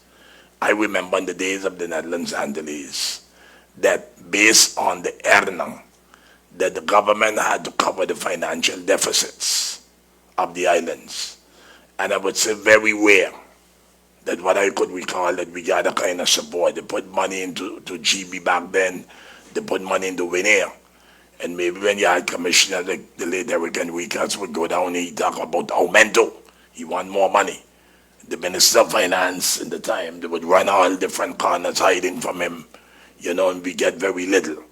But we were very resourceful back in those days. And we also looked at possibilities where we could get outside investment, even though they may have been small and simple. I look at this point in time where the commissioner and the administration on a whole is expanding the airport apron. That is something I think we had to do long ago. I was in the government of hope. I think that is 10 years almost already or more. when we were talking with the people in St. Martin, and then we got contact with people in the United States, where you get, especially during the winter period, a lot of these planes come to St. Martin. We realize that the airport in St. Martin is saturated. They go to neighboring islands, and even there.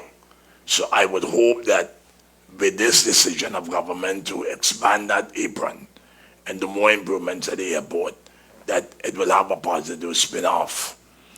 I whispered to the commission and asked why that big drop in the income revenue from the harbor.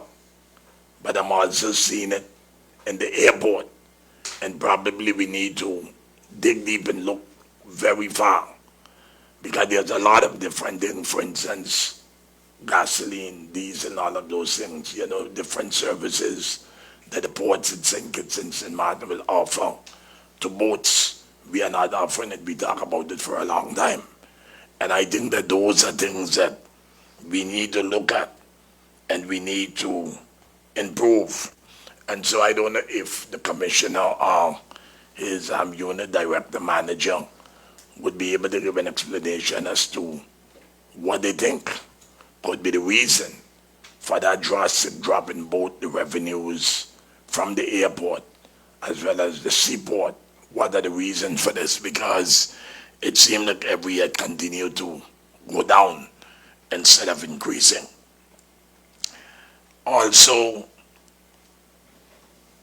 he talked about filling up the vacancies and what CFT is saying. And I agree to some extent that we need to have an organization. I hear the word a lot that they use in recent times since the blue-eyed people came in here, that we need a robust. They're not even speaking with English robust, but they come robust. You understand, organization. But I think that you need to have a tailor-made organization that fit the circumstances in your island. And I think my colleague, Mr. Simmons, who also serve as a commissioner, put it well. You have already civil servants, existing civil servants, who have been multitasking, doing work that doesn't even fall within their portfolio or under their ambit, but in an effort to contribute in a positive way, they end up doing it. But they are not compensated. I still feel that salaries here could be better.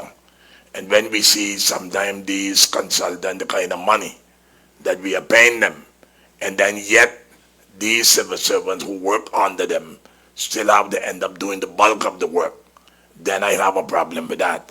And I think that the government need to be able to address that. And when I say that, have an organization that is realistic and in keeping with your reality. I think that the CFT, but Mr. Simmons was very good. I think there's a set of hypocrites, because I serve in administrations where these people almost want to sit on the seat of the Island Council. And I always question and wonder why we have a CFT, even for countries like St. Martin and Curacao, and I think now in Aruba. Even in Aruba now they were able to reach some agreement with the Aruban government. Then I ask myself, why is it that you don't have a CFT for the municipalities in Holland? And why is it that you don't have a CFT for the federal government? But the then Democratic Party majority, with Roy Hook as finance commissioner, they went along with this foolishness. They never stand up and push back. And that is why I keep on saying that you need to challenge these people. You need to remind them about the vestiges of colonialism that they want to reinstate under the Dutch. Could come up with all kind of things. But they're never willing to support programs and policies, projects that benefit the people, where to generate more revenues. And people figure that I'm against them. I'm not against them. I am against the hypocrisy, the double standard that they continue to oppose. And that's why I relish that I could spar with them and come up against them and call them out and let the world know the hypocrites they are and what they're doing to these islands. So I don't pay a lot of attention to the CFT. I go through the reports. I read as much that can be done. but I don't really take them serious. I think that I heard, and you could clarify it, I know that this government have been putting a lot of emphasis on 2026. I guess it's important. I have my opinion about it. I said the United States should give us some form of compensation because of our bravery. The once rich Golden Rock has almost been placed in ashes because of the bravery. With bravery, there must be a price tag. But I ain't gonna talk with this crazy man what they have there now in America. But at some point in time, I think we need to reach out and speak to somebody in the United States government, maybe even the British government, that they need to compensate this island for what? The atrocities that they would have committed towards this island because of that bravery. Now I'm hearing that the government have between 50 and 70 million for projects that need to be executed.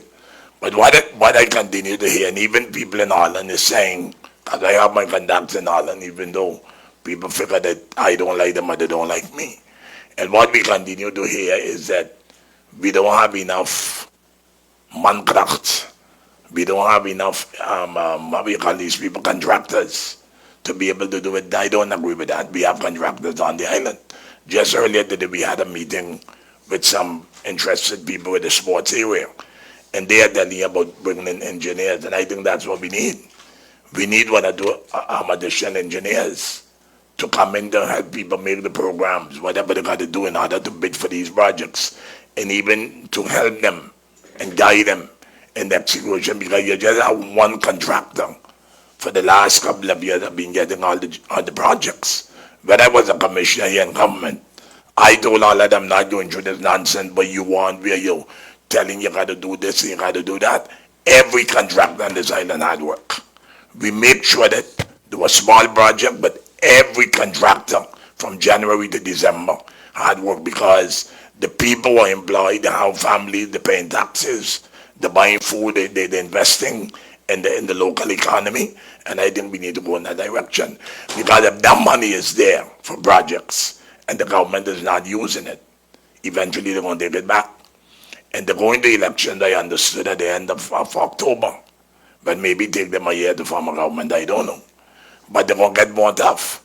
The media asked me about the intention to take the free allowance, and I told them they should take all.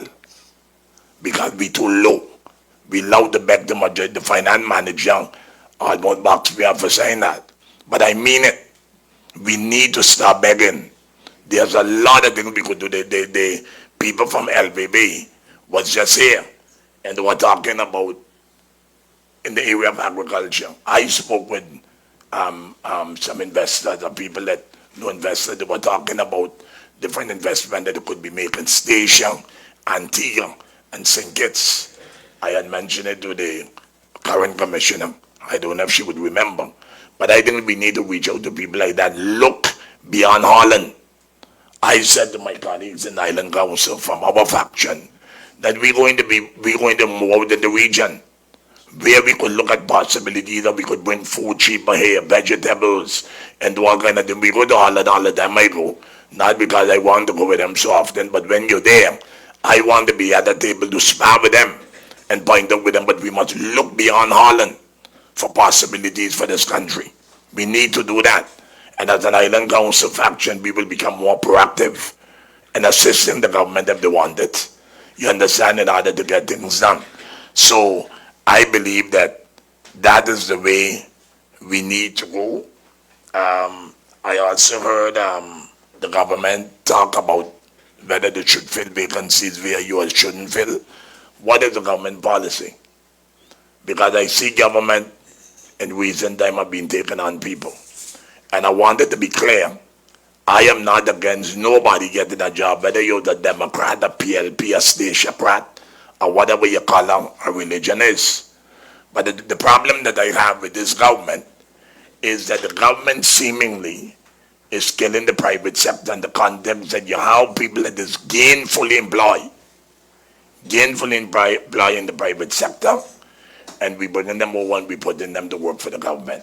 And I think that is a problem. I think it is a problem.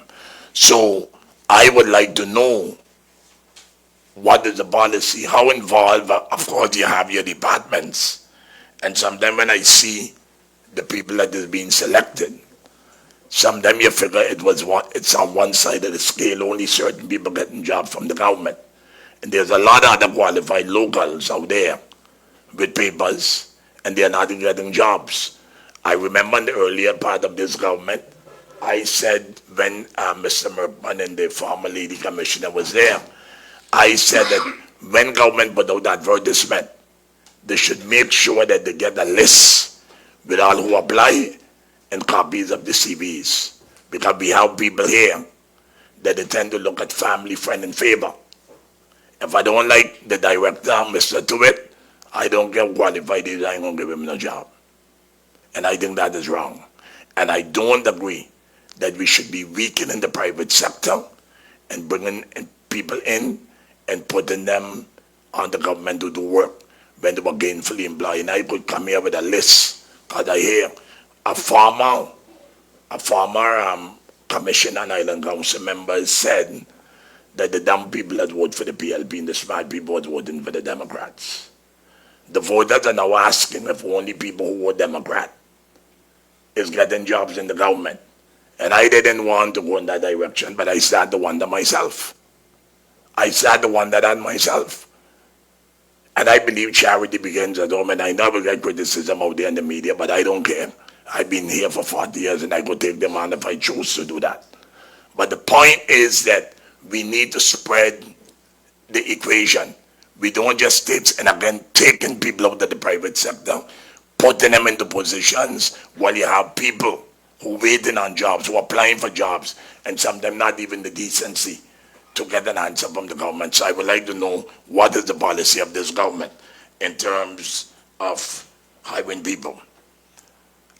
There's a lot of other things I could ask, but if there's a bunch of debates, which I think there will be a public debate in Island Council on this, I may go more on the time because we said it from 2 to 4 and it's 6 o'clock.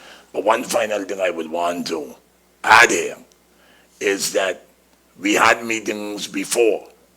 We had said there's a lot of money out there on the road for different reasons. I think somebody said either the harbor, the airport, or whatever, but there are other monies that there are people who's honest and willing to pay their land tax every year, and the city are not getting the bills and so forth. There's a lot of money. There was a point in time where I think it's the governor, if I accusing her, I ask God to forgive me, but I think it was her and Claudia too, the administration was pushing for the tax department to collect those outstanding on the roads. And I said, no, I don't agree with it, because already Roy Hooker's Commissioner of Finance, who's now the senior advisor to the commissioner, they signed that warrants and allowing Holland to do certain things for us, and we can't get back, and now they're fighting us with it. Look at the crisis we have now in education. They're fighting us with it. So I don't agree that Holland must do our business. We have grown up. I got my kids, send them to school to get education. They must run their own homes. I would advise them and assist if need be. But we are big enough to handle our own affair. So I would like to hear from the commissioner with his 2 certified public accountants flanking him as to specific plans that his government have in order to start collecting money before the end of the year. Because the government need money. They cannot run without money. And I spoke so often, and I asked them on a short term, medium term, as well as long term, what you intend to do to generate more revenues. And I know that there was a project, one of the projects, coming back to the issue of the harbor. Mr. Van Patten, your time is up. Yes, You but have 1 let me minute. round off on this harbor thing. There was a plan where monies were made to do some window dressing where the harbor is concerned, and I think the commissioner of the harbor said you all had a different approach, a different bestemming, I think was the term that she used. And so I would like to get an update as well, because that would generate money. Since you all didn't accept the proposal that they had to improve the harbor with little token things, what is the status of that project?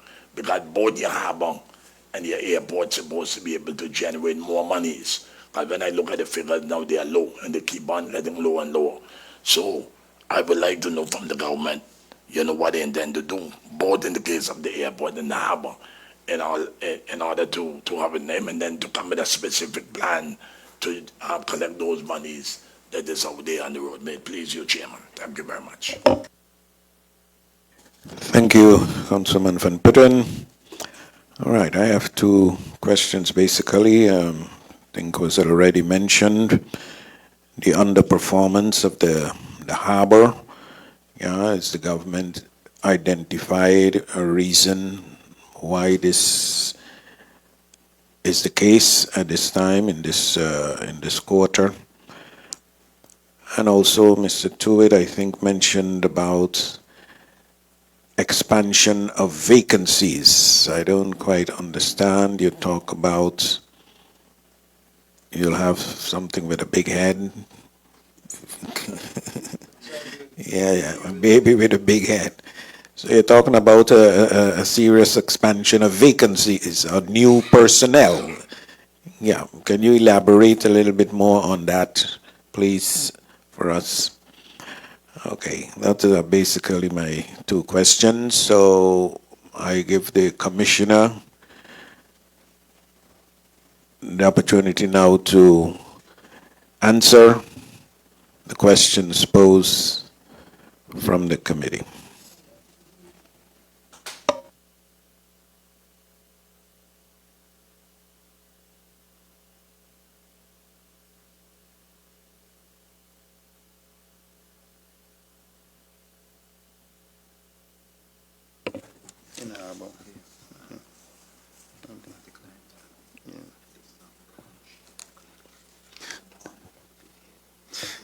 That's he. Yeah. Okay. Yeah. Thank you, Mr. Chairman. I'll try to run through the questions that as they came, and the big head, the baby with the big head, I'll leave that up to Mr. Tuitt. But I agree with most of the statements that were made by Councilman Simmons about the multitasking, and it comes with compensation. But we also have a lot of people within our organization that are getting paid that are not producing. So so it's when you have a coin always has two sides. So if some people are working, they should be compensated. That's for sure. I'm not going to make, if some people are working, and you give them additional responsibilities, they should also be compensated for those things. Okay, Mr. Simmons, you want to add something? Just one thing. There's an evaluation cycle where at the beginning of the year you have your your gesprekken, planning gesprekken, and then the middle you evaluate, and at the end you have your evaluation. To me, that's not being used properly. It's a tool that can help with that. And me working for government, I guess people would say I'm a workaholic. I used to like to, those kind of discussions because it gives you goals, it sets things into perspective, and it also shows on paper what is happening. So I believe, tools like that needs to be not just put there and going through the motions, but being used, and then you can see what people are doing. But I believe those things are not being effective. So they already have things in place that can deal with that. To me, use them. Yeah. Well, thank you, Mr. Councilman. I think by the Finance Department, those things are now being utilized. And I agree with you. And also that's what Mr. Tuitt means with the baby with the big head. We need to have a real organization that is serving all purposes. I heard Councilman Van Putten also mention that. We are talking about 100 vacancies that are still out there. Where in God's name is a population of 4,000 is going to have a civil corps of nearly 300 workers. Nearly 10%. The people are going to be working for government. We can't afford that.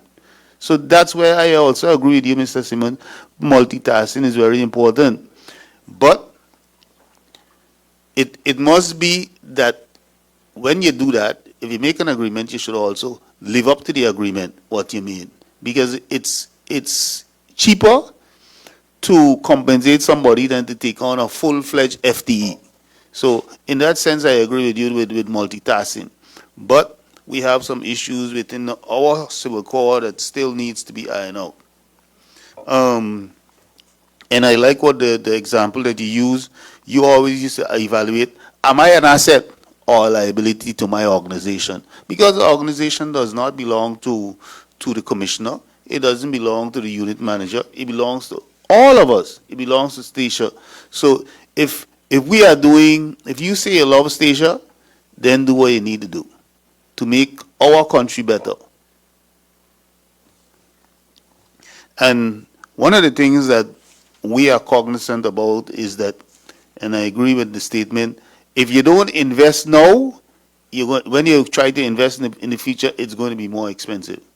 Because the same project that we have now at the airport, in the past it was estimated to be about a couple million. Well, I can inform you that right now, if we go through the normal channels, it will cost more than double. And that's over a period of maybe like 3-4 years that the cost of that project have astronomically grown. And that's across the board with everything. If I wanted to buy a boat 10 years ago, let's say a little speedboat, I would have probably be like maybe $5,000. Now, if I want to buy that, I could run them anywhere from $15,000 for a decent speedboat. You know, so cost is increasing daily, and directors and commissioners, everybody should always be looking at how can I improve my organization, specifically where we have a problem, and that is income. One of the biggest problems that we have is income. When you hear the unit manager also mention it, that 75% of what we get is vrijheidkering. I mean, we get it from Holland. We need to be able to increase our revenues that we can decide where we want to invest, because there's a lot of areas within government that can use investment all over. We spoke about the harbor revenues. Councilman Van Putten mentioned about the services in the harbor. Those, you just can't go and say, okay, we're going to do it. You got to have revenue. You got to have the money to pay for it. And that's one of the things that my colleague commissioner is really looking at. How can we make our harbor more profitable for us, generate more revenues?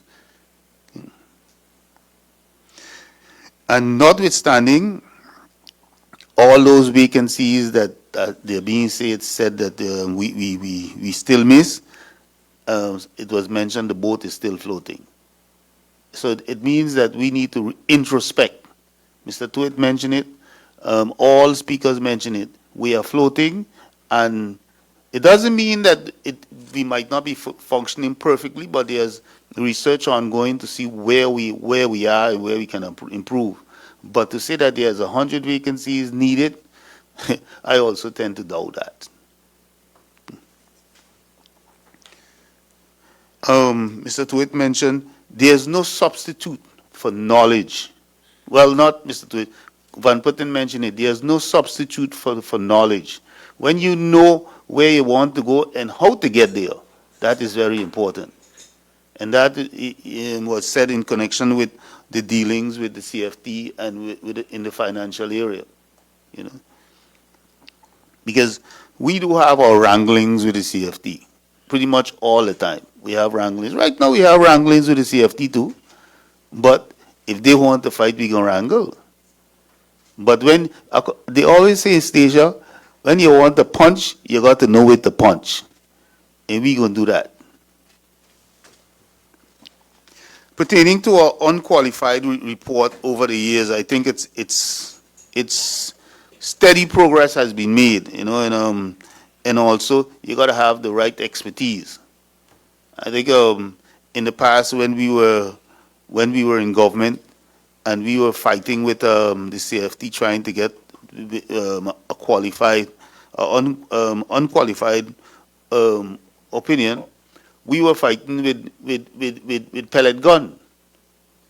You know, because we didn't have no registered CPA at our disposal. So if you want to fight, you better go to the right ammunition. And that's what we are doing. I agree with the commissioner. Stephen Putten. I agree with the commissioner of finance, and you cannot go with pellet guns. You got to go with these the bazookas. But we had a commissioner for about 8 or 10 years of finance. That is a registered public accountant.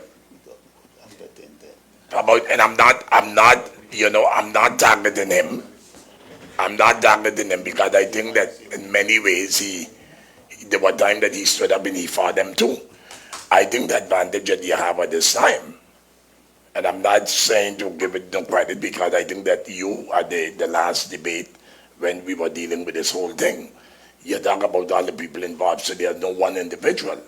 But the fact about the matter, he worked with them, he was on their what I call it, the elites financial organization.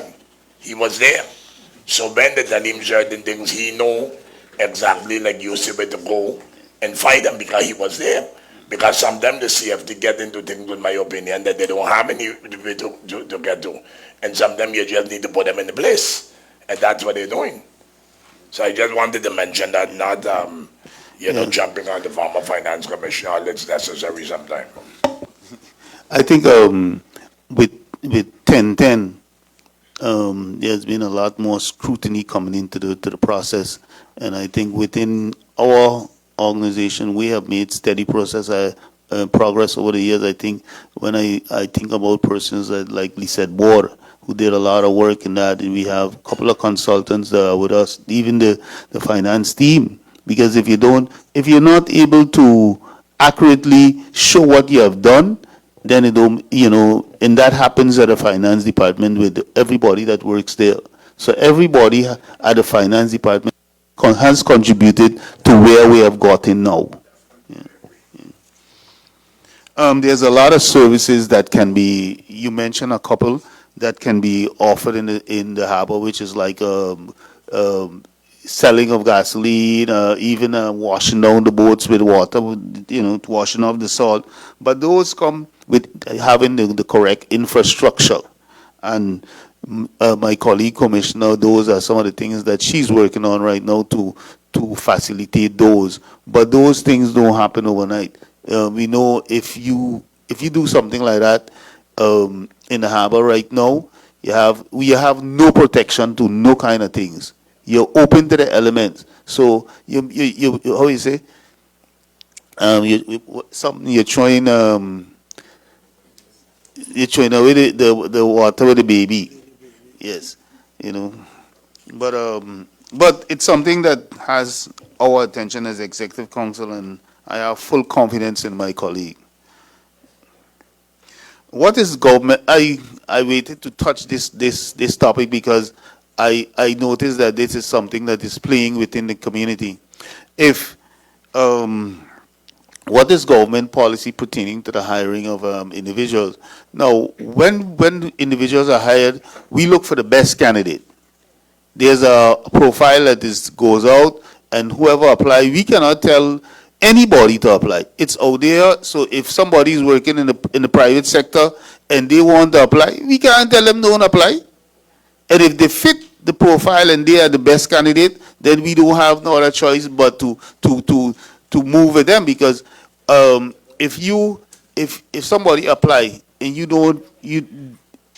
they have rights, So you have to be careful when you say government is taken from the private sector. We are not.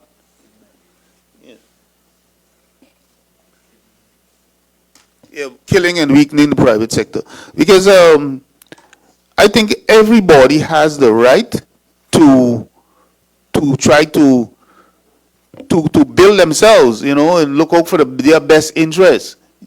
Everybody have that right. So if there's a job out there, for example, when I was working in the Netherlands, and I wanted to come back to Statia, there were two options available to me, and I chose the one that was best suited to me. So I can, and I would have been very upset if they had told me, no, we want you to choose that. You don't know what I went through to get where I am, so I think everybody has a right at the end of the road to choose what is, and we, in the Executive Council, we don't really worry with political color. Once there's a candidate that can do the work and is qualified, that is good enough for me. Mr. Van Putten, you got a question?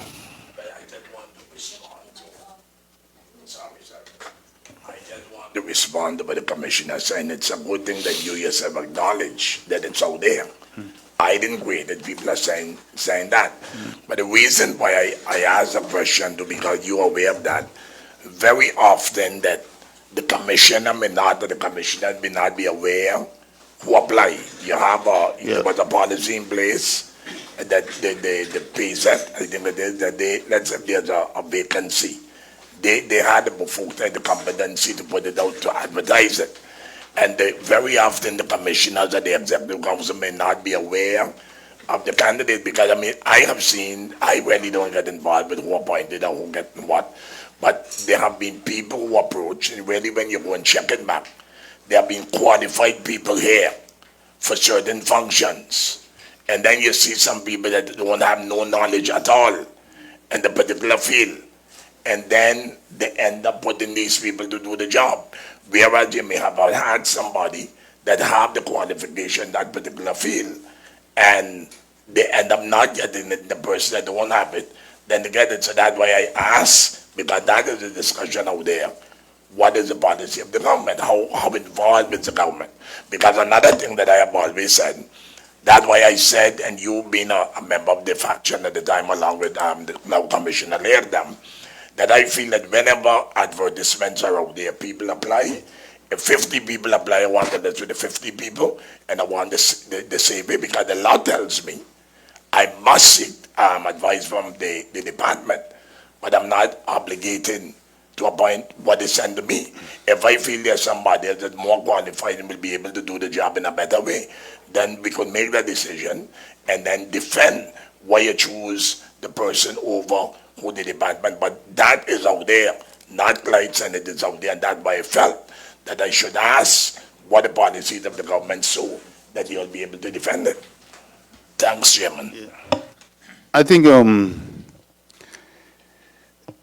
when somebody apply, and I've gotten questions about those things too, but technically the commissioners do not get involved in searching out when the applications come in.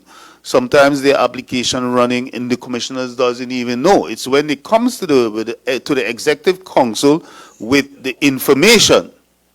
Say if they have a vacancy running by LVV, I'm not going to go and look to see if that vacancy is running.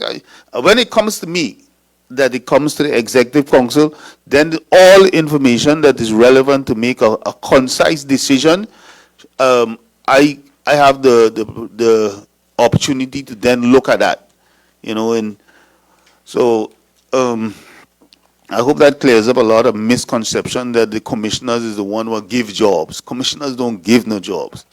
And I'm not stating that the councilman that you said that. I'm stating that perception is out there by the regular people that the commissioners are the one that gives jobs. We don't. Again. See on that, and then the commissioners will have to deal with that down the road. What I'm saying, I respect you all and your colleagues approach every different commissioners, do things different. I was a commissioner too, and I never interfere in the process once something went out and it was advertised and people apply. What I did, I want to see a list with all who apply. I want to get copies of all the CVs, because I am living in the country where we have a lot of wicked people living in it. And if I don't like Roland Tuitt, for whatever reason, even though Roland Tuitt is the most qualified candidate to do the job, I push him on the side. It happened over the years. I sat in executive councils where I saw that happen. The people didn't vote for me. They hate my God, they voted for the Partido Rojo. But they were qualified to do the job. And even though they may have had a person who may have voted for me at the party that I was affiliated that is now dead. You understand? I said, no, this person fits that with them. That's why I talk about square pegs and round hole. But it is there. And again, I'm saying some of the people that I see out there, and that's why I talk about because it's out there, about people coming from the private sector. They have had candidates. I know. And I'm going to be very specific. We had, for instance, the senior policy communication advisor of the government. One of the things that he used against that candidate, I heard, the person couldn't talk Dutch. But we wanted to bring somebody from Barbados who can't even say goeiemorgen in Dutch and put them in the job. And this is a local qualified person who live on the island and at least is able to respond to something. And it goes on here. If I don't like the individual, I bring other people. And that is wrong. And again, I'm calling on the government. I'm not saying that you got to go in and check every iota, but I think it is wise that if you have people out there, you let the process go, but you need to get a list with who apply and what their qualifications are. Because you have people in the department that say they are wicked and biased, family, friend, and favor. And I'm seeing it too often here. You understand that people are using their personal feeling, personal vendettas, sometimes to block people. Thank you, Chairman. I think, thank you. I think those are some of the procedures within the Executive Council that when it happens, hopefully we would be able to, with God help and direction, to make the right choices. But I technically, when I go into the Executive Council, as I've indicated, I don't look for names. I look for the information and the credentials of the persons that are before me. So if you are saying that I am from the Orange Party and the Red is getting more jobs, I can't. Gentlemen, can The we... public, that is the view of the public. And again, I'm saying, I was a commissioner on government. I led governments here. And I don't look at political color, religion. But again, I'm saying as an elected representative, I know of situations here where you had candidates that is more qualified for the job. And they was ignored. And they bring up all kind of nonsensical reasons why they shouldn't put the individual there, and they put somebody there that they had no knowledge. But if this is the opinion of your government that that is what you want to continue to do, then I guess down the road you will pay the price politically.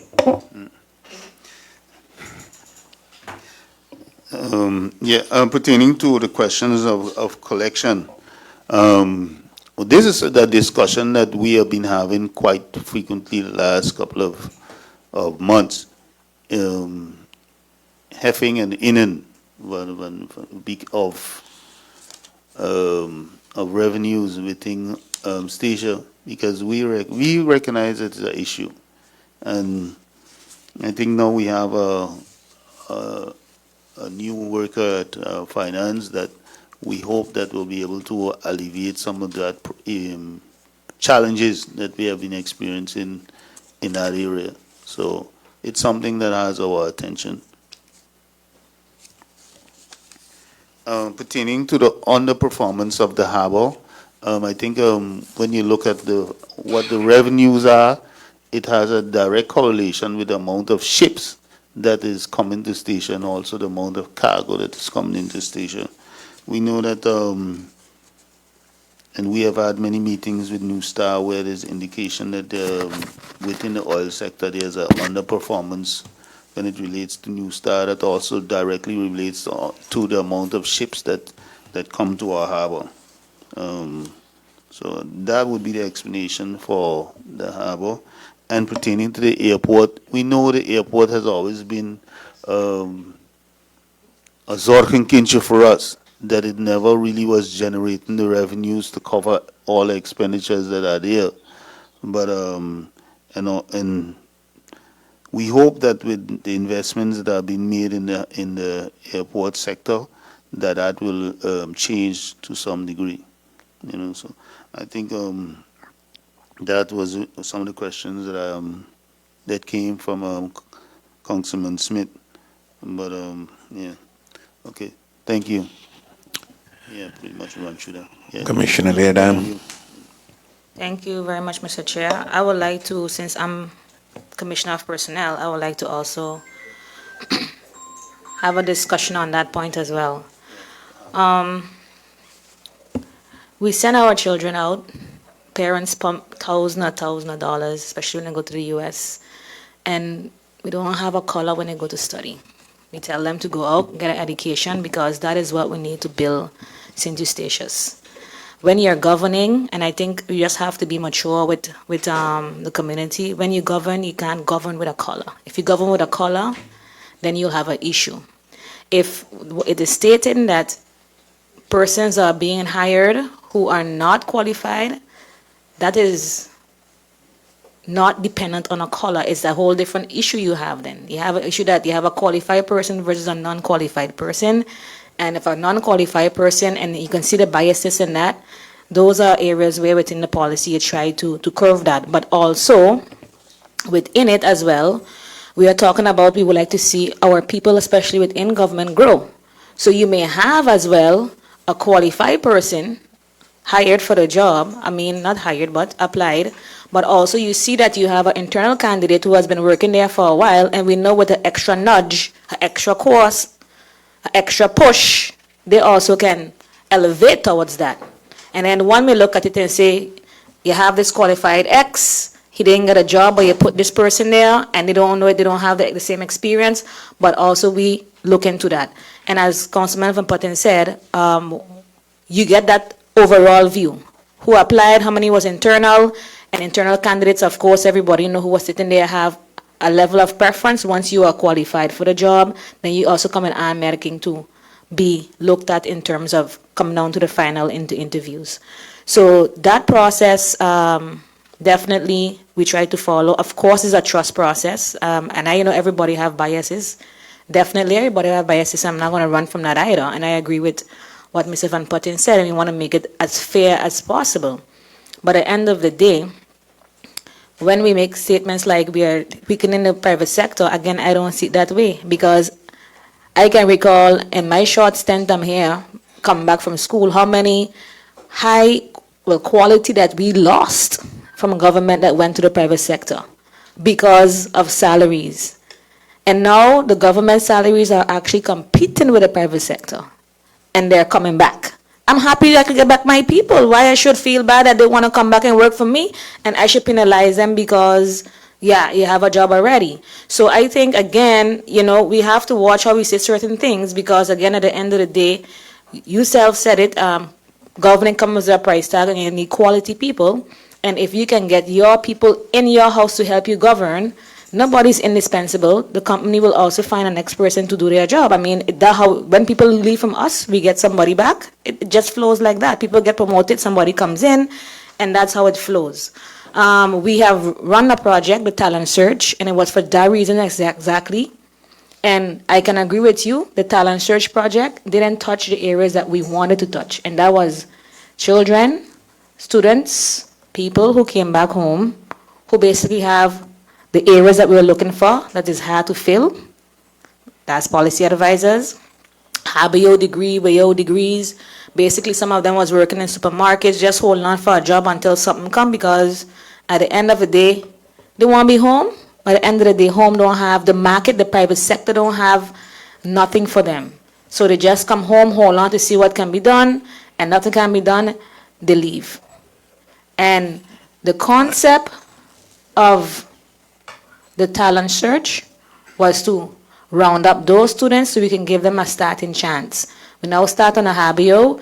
We can come back around once we have the assessment of what we need in the Civil Corps, and we need something now on the MBO level, we can do that again. We have persons come back home who are not working, and they are not, well, you would say, in the field that they need to be. We give them an opportunity in a different triac that they don't have to compete, if I can say it like that, with more experienced persons.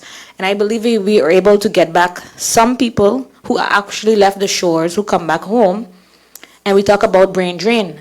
We are losing our people to St. Martin all the time. And if I can get them back, I would like to get them back so we can build. We talk about autonomy. Autonomy is not built by government alone. It's built by the whole entire island. And I can quote the former premier of Nevis, and he said, independence is carried by a nation. We can't talk about those things. We need to be able to build our people. We need to encourage our children to go out and study. And not that when they go out to study, the fear of who they vote for or what they did that becomes a haunting desire that it affects them at the poll, or affects me at the poll, or affects Commissioner at the poll. At the end of the day, when governing, and you self said it, when you govern, you actually looked at different things. You look at the criteria, the profile, and who can do the job. And that is what we try to do as much as possible. As it is explained, yes, we don't have that in-depth site because it's a process. You have directors, you have unit managers who sits in these interviews, and on paper can say one thing, but when you're in an interview, it can say a next. And trust me, we experience a lot of those things that on paper, and where they had the most beautiful resume, CV, but when they come and experience it in the Griffey office itself, we saw where a person who had, I'm talking about the farmer, the CV was beautiful, and I think the person qualified, but I just think for that job, they were not. You understand what I'm saying? So at the end of the day, sometimes I not look, if you were never on those interviews, the paper cannot justify what is done in reality. So we have to have a level of trust. You also come back, you hear the civil servant says, where's the trust? We feel like they don't trust us, and that is also demotivating for me. So you have to find a balance. Of course, I totally believe it, because at the end of the day, the commissioners has the end responsibility. But we have to also try to make everybody aware of their responsibility. There was a comment came from Councilman Simmons about the evaluation system. Yes, we are trying to ensure that it's implemented throughout, because I believe we are faltering on that. That is an element that can help. But we also realize that some persons are afraid to evaluate people, even though you're in positions, but you're afraid because you don't know what backlash it may come with. So you see some people just go through the motion and they get good evaluation, and then you wonder how. But it's because persons just afraid. So we're having some discussions right now. We want to have one soon. What are the tools needed to help managers, unit managers, supervisors, directors? How can we go through this process to ensure that you have the right tools? Is it mediation classes, and you know how to address an issue? Because sometimes some issues are ticklish and you don't know, how do I speak to this person that it may cause a conflict or demotivate the person? So we are looking to see how can we strengthen you and your position so you can execute it.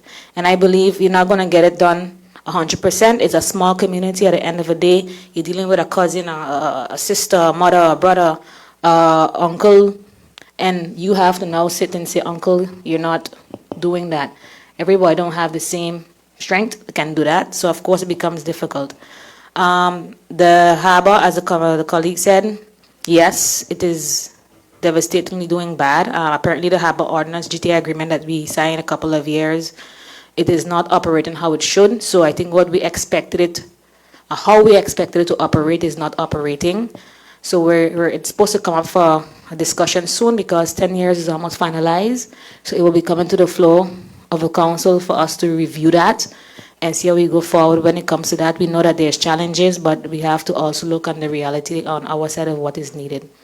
Definitely we have to use each opportunity to generate income, and not income that can help really the entire community, that can strengthen the private sector. So the project that Commissioner has for the tarmac parking, also with a hangar comes a new airline. With a new airline, it promises to come with better prices, which will have a spin on the tourism, which will have a spin on the private sector, and but one have to go with the next. So we as a government as well have to ensure that projects that we also invest in.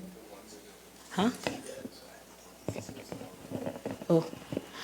Yeah, projects that we invest in also has, that outcome. If it doesn't have a spin-off where we can also put the injection into the private market and they can also have the injection, then, we also will falter when it comes to that. I think that was the two. I just would like to leave it there. Okay, Thank you. Councilman Van Putten, thank you, Commissioner. Councilman Van Putten. There was long spent, and I look forward now to go into a second round. So I use this occasion to happen here and there.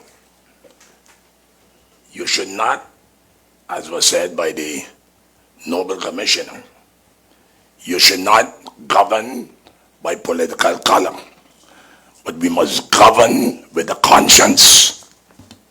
We must govern with a conscience. I have been in politics. I serve every function in this country except governor. And if they give it to me with a golden platter, 10 millions, I would never accept it because I would never ever take a colonial appointment. Never. I was there. And like I said before, I had situations where in my own party, they accused me of appointing more Democrats than our people. But again, I'm saying that I live here and I don't interfere with the government and tell them who to appoint and who give jobs. Thank God they ain't giving nobody a minor job up to now. But again, I'm saying that I have seen here in this country where there have been people qualified. I've been in interviews too, because we bring them in from Holland all the time. When Terminal used to bring the people that had the long CVs, that they got this experience, and when they come here, they're dumber than a bat. Our people who didn't even go away to school had to end up training them.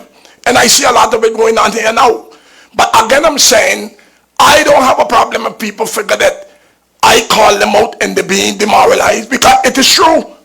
They have a lot of people in departments here. If they don't like an individual, don't care how qualified the person is, or if they're entitled to it, they don't give it to them. It happens all the time. I've been around here a long time, so I know I am not pulling things out of the sky. And I don't go and tell the government who to give jobs, but I am a representative of the people. And if there are concerns out there in this community, I have a right. I just use the example of the senior communication advisor that the government appointed. They wanted to bring a Bayesian over a local qualified man. And they used, oh, he can't talk Dutch. While the Bayesian couldn't even speak English good. But they wanted to appoint him. So I am not coming in here and pointing fingers and accusing the government. I'm glad when young qualified local people could get jobs. But there's a lot of other qualified locals here on the island. And for whatever reason, they are not getting jobs. And I'm not blaming the government and saying that the government willfully is not giving them any job. Because when I listen to the response by both commissioners, they're telling you this is what my department sent them. But I ain't gonna leave anybody come to Camp David. Hell no. I gotta know who coming in my house. I ain't accepting no guests because you're guests. I need to know what you're bringing in my place. And so sometimes we take a lot of people in government and we feel that for one or more reason, they will give us the best service, but once they get in there, it's difficult to get rid of them. I make some decisions during my time as commissioner, and I could call them over, but I'm not going to do that tonight, going to 7 o'clock. And sometimes I regret the appointment, because when you see these people, like the commissioner said, they give you a nice talk, but in the end, they didn't perform. And if I look at the airport, the security chief, we had people here in this country that could have done the job. And we bring in a blue-eye man from Holland and he's causing havoc. Havoc over there. Even now security guards talking about leaving and want to act for, transfer to different department. But we bring him in because he white, he have blue eyes, and we figure he qualified. And maybe he papers say he qualified. But human relationship, dealing with people, would suggest otherwise. So it seems to me when Glenn and Derek or even the opposition members ask questions, they make statement, everybody quiet. But the minute Clyde Van Patten brings something that is out there in the public, people get touchy and itchy and they vex with you. But I was elected to do a job. And I said, if my wife is here, if my daughter is here in a position, and I have to call them up, I'm going to call them out. It's not a personal attack, but I was elected. I am the vanguard of the people. Vanguard of the people. And I have a right to question the government. Let me say this. Both commissioners and Island Council, who are now commissioners, both of them was in the Island Council. They choose to be commissioners, and I support them. I support them, but I have a right, because we employ them as an Island Council member. Whether me or these two in my faction, I can't speak for the opposition, we have a right to question the commissioners on anything that is of concern to the community. And if it comes to the point that I can't question, then it's just as Sheba said, Camp David. And don't come down here. They called me today, they didn't have a quorum. And I know the minute I get the call that the friends in the opposition was not here to give the quorum. So they called me. So when they ask questions, or when these two gentlemen ask questions, it is good. But the minute I ask, it becomes an issue, but I will continue to ask as long as I'm here. And again, I repeat, the government should not encourage people that is gainfully employed in the private sector to come and work for government. And I stand behind that. That is the sentiment out there in the community. And when looking at, I would say 80% of those that came over from the private sector, I know they had other candidates that were more qualified, more natural talent, that would have been able to do the job. May it please you, sir. Okay, Commissioner Leerdam, we get to the end of this. Thank you, Madam. I'm sorry, Mr. Chair. I apologize, Mr. Chair. I know I'm a different capacity, but I just want to be very clear. Very, very, very clear. I am not afraid of questions. When you pose the questions, I'm answering, and all of a sudden it becomes touchy. It's not touchy. I'm answering factual to you, and it's not about touchy. I agree when you're right. When I feel that I have heard, I will say so. And like I did say, the Talent Church project, the premise of it, we did not achieve because we were trying to really get to those persons who are not working. So I would say, yes, the project didn't achieve the goals we wanted to, but in ieder geval, we also need to have persons also to fill these vacancies. So at the end of the day, should I just shun them away, or should I continue because we have an issue where we need these policy advisors? So I would like it to be very clear that I, Richeline Maruchia Candida Leerdam, Commissioner from since July up until now, do not and will not ever be afraid of questions. And when I will answer, I will answer. Thank you, Mr. Chair, sorry. All right, thank you, Commissioner Leerdam. Where were we in the debate? All the questions were answering the questions. Okay, so we finalize that first round. Is there a need from the committee members for another round of discussion? Mr. Speaker, sorry. Mr. Speaker, not from me. I am finished. Okay, so they I are will not- use, in the future, I will use the public forum, which is the Island Council, and I would ask the question on behalf of the people. And that's why they elected me to do. All Thank right, you very much. Mr. Simmons, no need for a second round. So we'll bring this agenda point to a close on the, yes. Yes, so this agenda point will be forwarded to the Island Council meeting on the 11th of September is the scheduled meeting dates.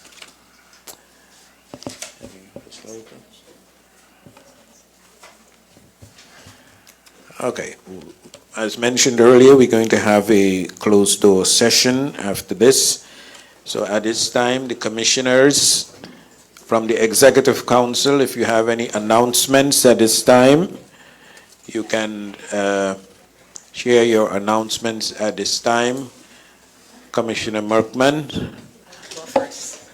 Mr. Chairman, I would just like to say that I would like to use this pulpit, as my colleague would say, Well, it's not my pulpit, right? It's not. To congratulate Mr. Randy Duggins on his appointment to the start, to the court. To the state. And we allow for the What's the English terminology? the Council of State. Council of State, yes. On his recent appointment to the Council of State. Thank you, Mr. Chairman. Thank you. As a local. Thank you, yes. Mrs. Commissioner Merkman. Commissioner Leram. Thank you, Mr. Chair. I would like to announce that I will be traveling along with the Island Council for Bonaire Day and also the Best Summit from the 3rd until to the 8th, and then I will have to stop into Curacao for a meeting about the Saber Bank on the 10th. So I would like to just announce my work travel. Thank you.